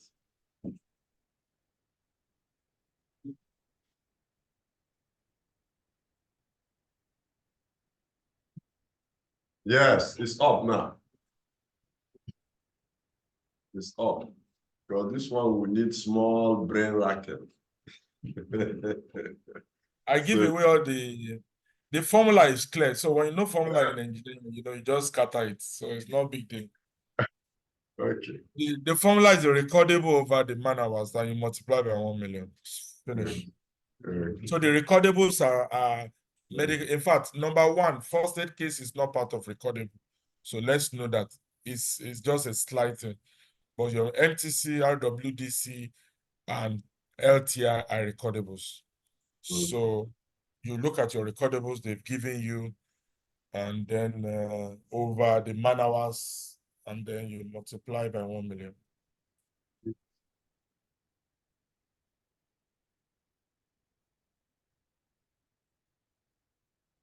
So while I can also attempt some, when you drop some questions, I could attempt them and. Some people have actually dropped answers as well. Okay. Oh, I think it's one person, I'm sure. See his answer.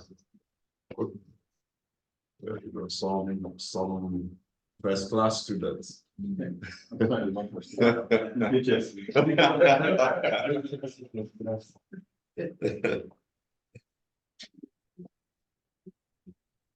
So I think it will be good. Maybe we'll leave you for 5 minutes, then maybe you can do a mark. You cannot give us the answer. Yeah, I'll put it on the box. I'll put it on the box. So it's easier. Marking scheme. Which will help us.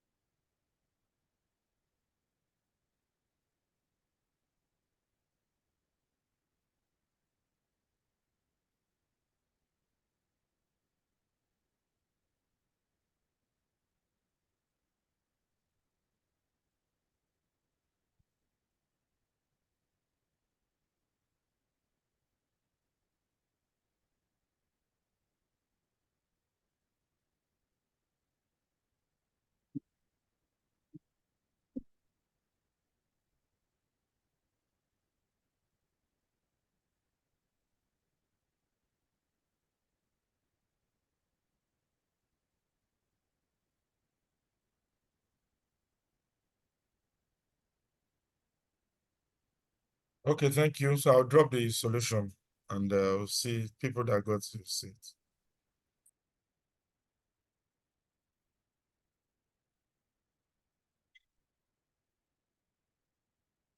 Thank you very much, sir.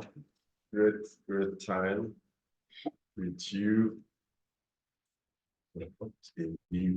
My new document. This right. I also have a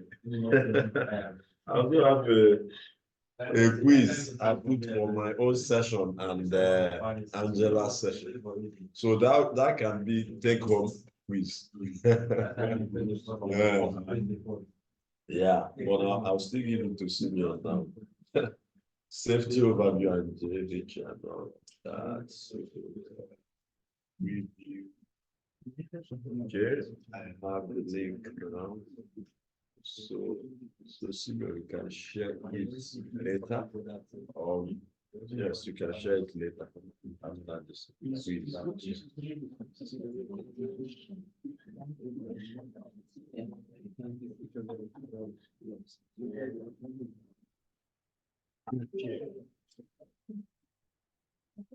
Thank you, sir. Thank you.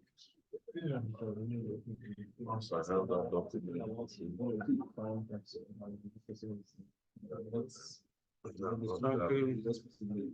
The last one.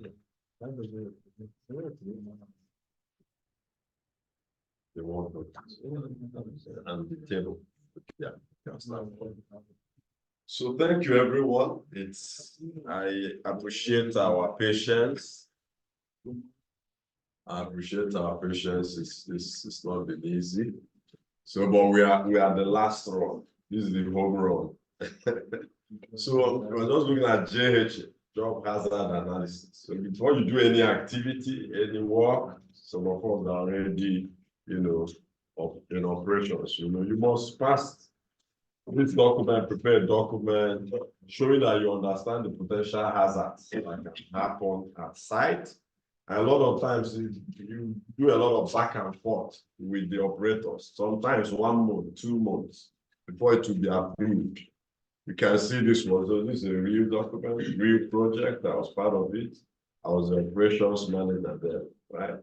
But it was an indigenous company, a little bit small, not.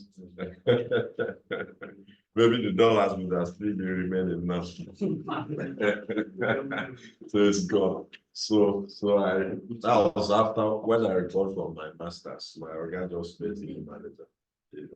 So that's that. So the HSC OOS, that's myself. So we reviewed the document, sent to the MD, use it as well. Then it goes to Shell with the guy on the Jamil stroke Okoye, the Shell guys, they review it as well. Then continues the contract holder and Shell, they have the system, we have the contract holder, the HSC advisor. So a lot of very rigorous hierarchy. So those people must give the necessary approval before you proceed. So let's scroll down a bit. So this is, so for the project, it's what we call sweeping project. So they have access and slot. I wish I had a board, but okay, I use this paper for now. So Shell, they have what they call access and slots, right? And those are for their swamp well, right? So that's where the well is located. So this is the well, the triangle is the well. So, but those access and slots are always silted up, moored, right? So need to sweep with pressure and all that. So we're overseeing that project. So some of the JHA for that particular project, loading of material and equipment, right, was an activity involved, right? Crane, excavator, payloader, ram batch. These are some of the equipment to be used. List them. What are potential hazards? Falling objects, slippery surface, even on the equipment, slippery and all of that. Objects at height, rotation of the crane boom, because a swamp area, poor lifting, falling, those are the threats. Potential things that can go by. Use of uncertified equipment, sometimes Shell, they always do the spray more. Very key for them, and it's a good practice, right? To be sure of the standard of the equipment so that you don't use something that is not in a top shape for work. So very important to them that they follow that through. Then lifting of objects, before you use a crane, start lifting, you must know the safe working load of that crane. Can it do 2,000, 20,000 tons? Most times it's rated in tons. This man does a lot of, he has an interface with those kind of things. So you need to know the safe working load of that equipment so that you don't go and carry something bigger and you create problem. So those are part of the threat. Poor supervision, right? It's a threat too. So if you have maybe some supervisors that are not experienced, you need to be careful to send them to major projects like that, or let them stay under people that are experienced and learn before you release the site to them. Otherwise, you're creating room for havoc, right? Lifting of unstable ground, so some of those are horseplay. I hope we don't want horseplay. We'll be playing in the sites. You know, some people like just like that on the side. This one lucky, maybe there's one of his colleagues. So there are people that they are too playful with the work. But you know me to just handle the crate. I go use one hand now, I'm going to watch my video. So those can lead to issues. So you need to avoid that. Unskilled worker, avoid, you know, if the person is not yet trained enough. Then sometimes when we're mobilizing to site back in the days, you have to pass swimming tests before you can go. There's a time I failed. So I had to go through the process over again. Practice, and with that I was going to do the test. I said, no, this site I must go, so I must pass. So I gave it my best pass. So you must do that, because if you go to site, there will be emergency. Somebody falls in there, you're not safe. So you go through it, but you end up swimming past. So that's one of the things I still remember I gained in Shell. Who or what might be harmed working crew if any of these things go wrong, if you don't manage any of the threats, right? So equipment can also get damaged. So a lot of times safety is both on the personnel and the equipment. Then material will be lost, right? I shared the story of the spill at Alakri, right? So very important. Then topic events, inherent risk. So in Shell, they classify it as well, depending on which one, right, is involved in that activity. So you have P3, C, and H, means it's high, right? Then you have A2B, right? M means it's moderate. E16, so they classify it. And then top of the events, that some of the things that can happen, falling of material because you're lifting, slips and trip, equipment being loaded, falling, right? Sometimes the crane that you're trying to lift something can lose balance because it's a swampy terrain. So, body injury consequences, damage to material, control measures, use functional guardrails because of the lifting, procedure certified, ensure good communication with supervisor, example, sleep-free badge, etc. Ensure safe working load is, adhered to. We scroll down a bit, but let's, it's okay. Toolbox talk, you need to conduct it around what you're doing. Then if we go up again, ensure certified, then phase 8, these are other things.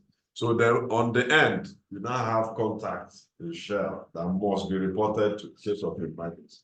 So when that thing happens on site, goes through it. It's just that it could be problem for the project. I remember on one occasion, the unlikely one. When I returned to the office, my project engineer was saying, Hague, because whatever happens for them, the report will get to headquarters. And they will start looking at you and preparing when they kick you out because you're giving them problem, especially if 1 or 2 incidents has happened under your office.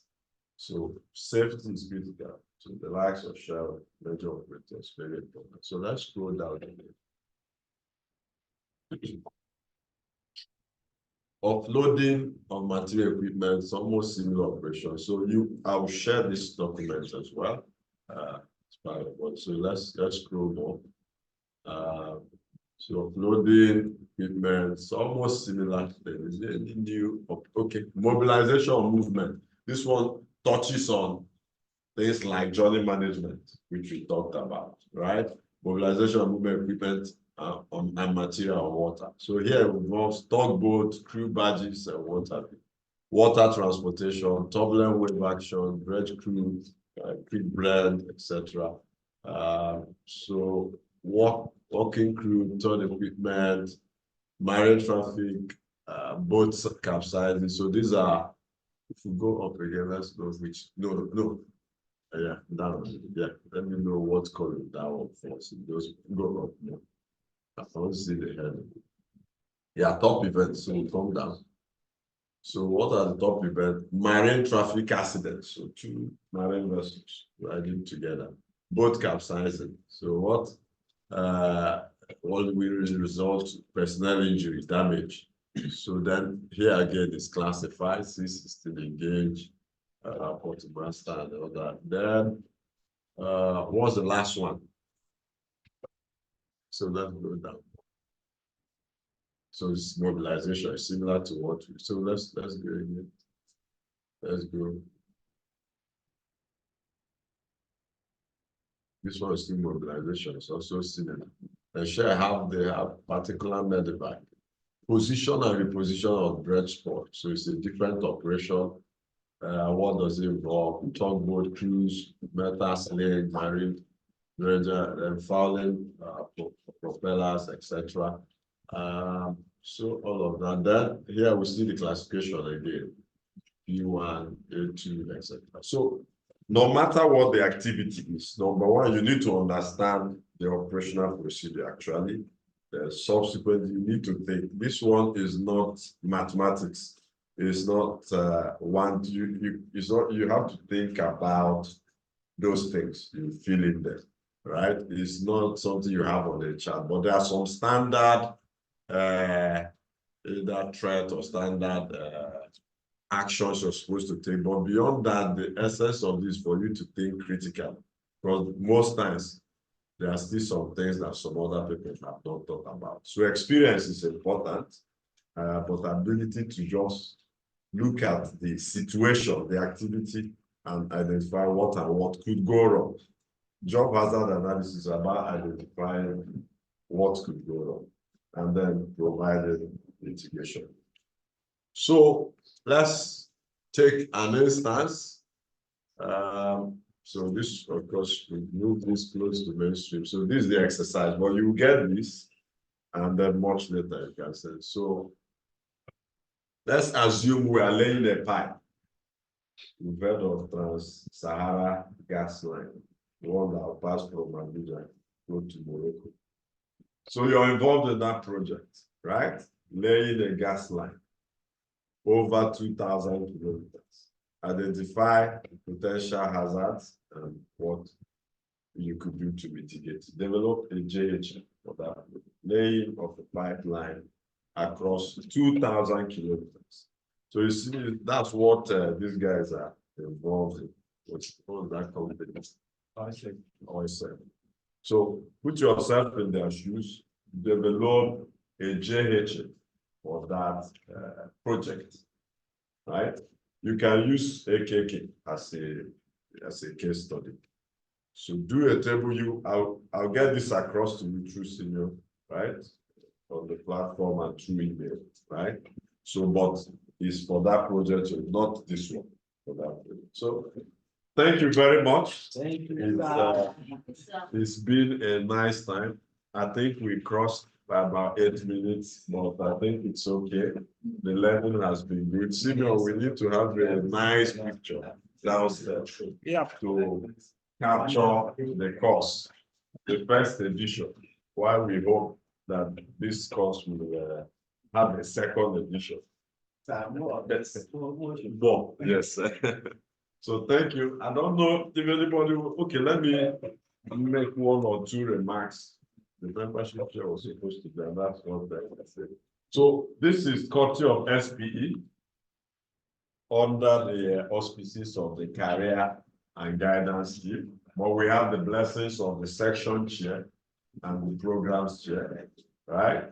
So you're encouraged to join and work towards joining SPE for those that have not joined.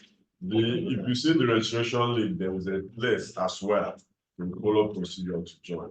Or feel free to contact senior. You want to know more things on how to join.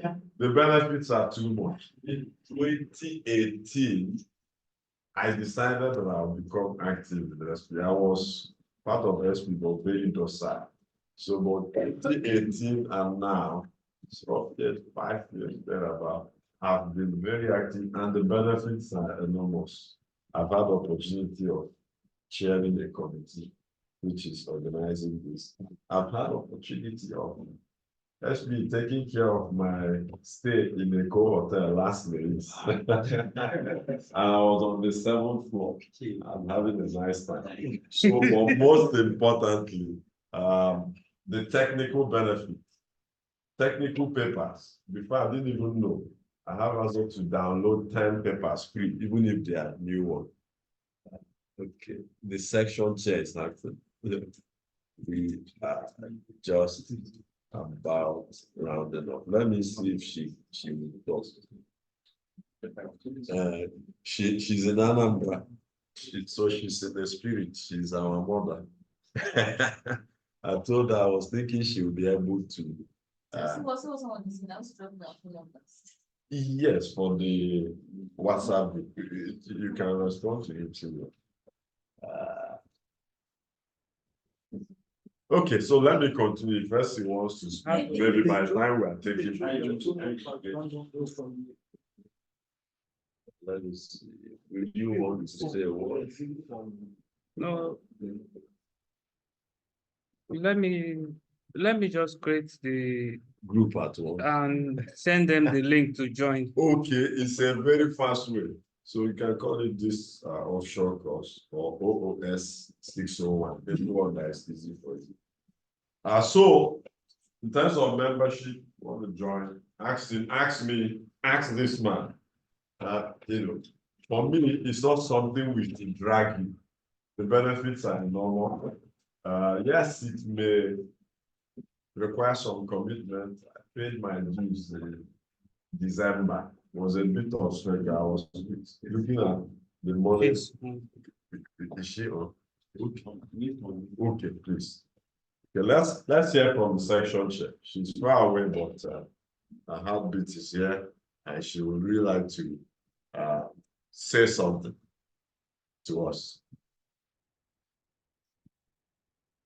Esima, thank you very much. We just finished and we're happy to hear from you if you are good to speak.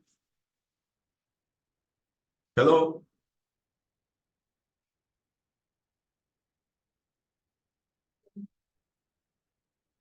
Hello.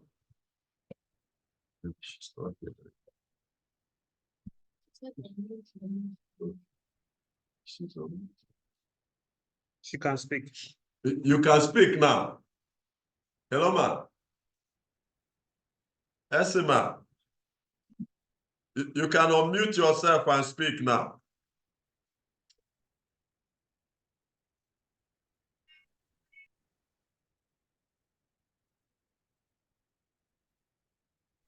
Me. Good evening, everyone. Confirm that you can hear me. Good evening, ma. We can hear you loud and clear. Okay, yeah. So good evening, everyone. Thanks for joining. My special appreciation goes to SD Bada for for being our key speaker for this program. I mean, we can't take away HSC from anything we do. I believe that all of us on this call have really learned a lot from about safety in the onshore and offshore space where we work. We want to appreciate Dr. Okereke and his team for putting this together. At the peak, we had over 100 persons on the call. That shows how important this topic is to everyone in the industry. Just want to wish you all a happy weekend and keep joining us for our events. What we have promised you as a section is to keep keeping you informed and helping you progress in your careers. So have a wonderful weekend and thanks to everyone. Thank you very much. Thank you. So I think that brings us to a wrap. So let's go for our pictures outside to just let them snap their movement forward. Okay, online then. Are you coming back? But let them okay, those online. So those online, please put up your camera. Those online.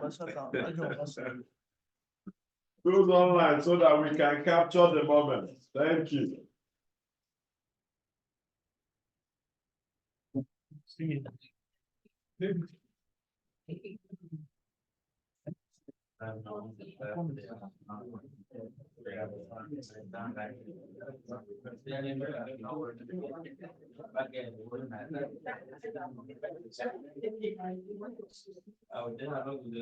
Okay, turn on your camera so that we can snap the picture.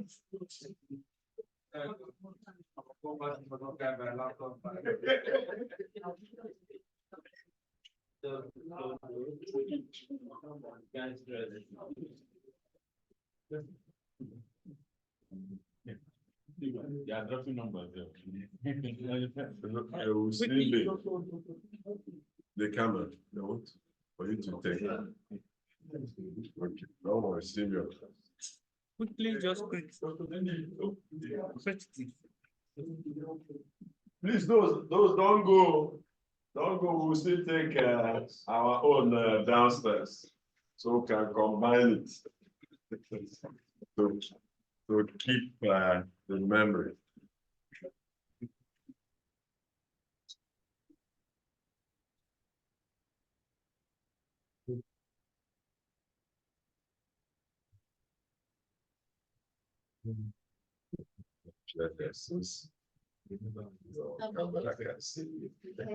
Okay.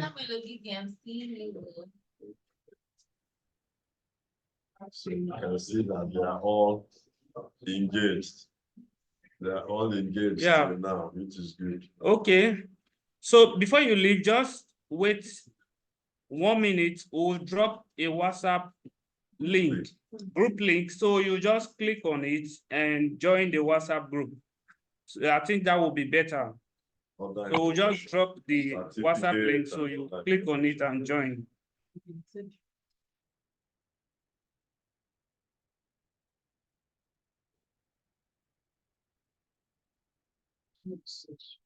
Have you done it? Yes, sir. To me.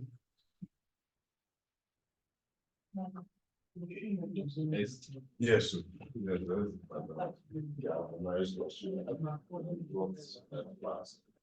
I think we can be going down for physical medicine. Okay, yeah. We can be going down.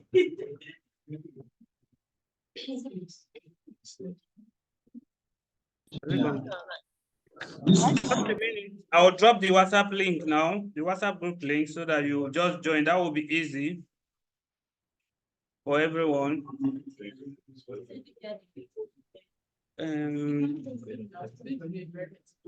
Let me join this one. Okay.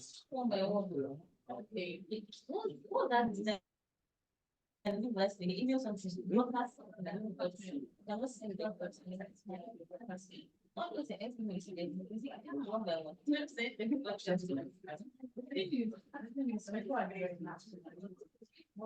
Okay.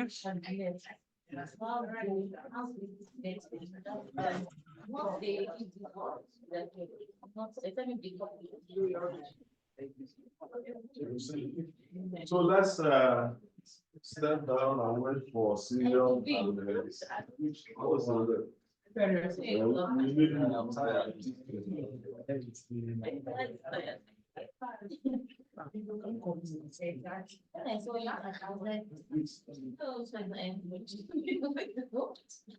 She can looking for a head.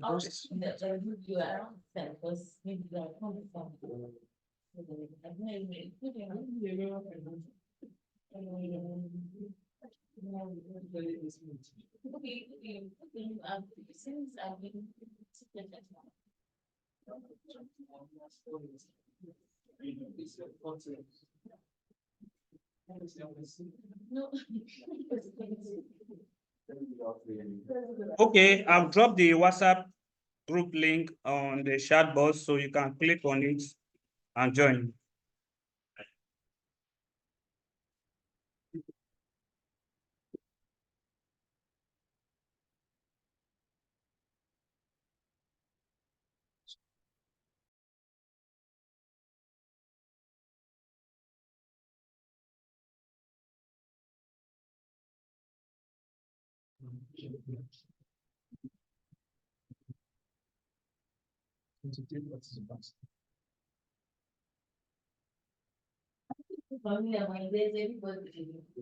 Okay, thank you, everyone. Just keep joining. Do I love to cook or do I allow them to send this? Do I love to cook? No, not them to send this. You just make me quick part.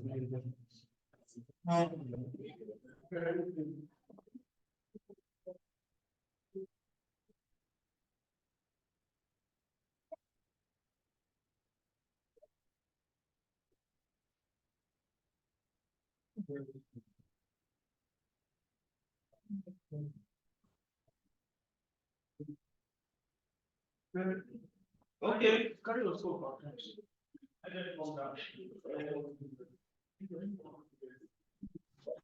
I go higher for way past me. Oh, okay, let's have a picture. Let's go.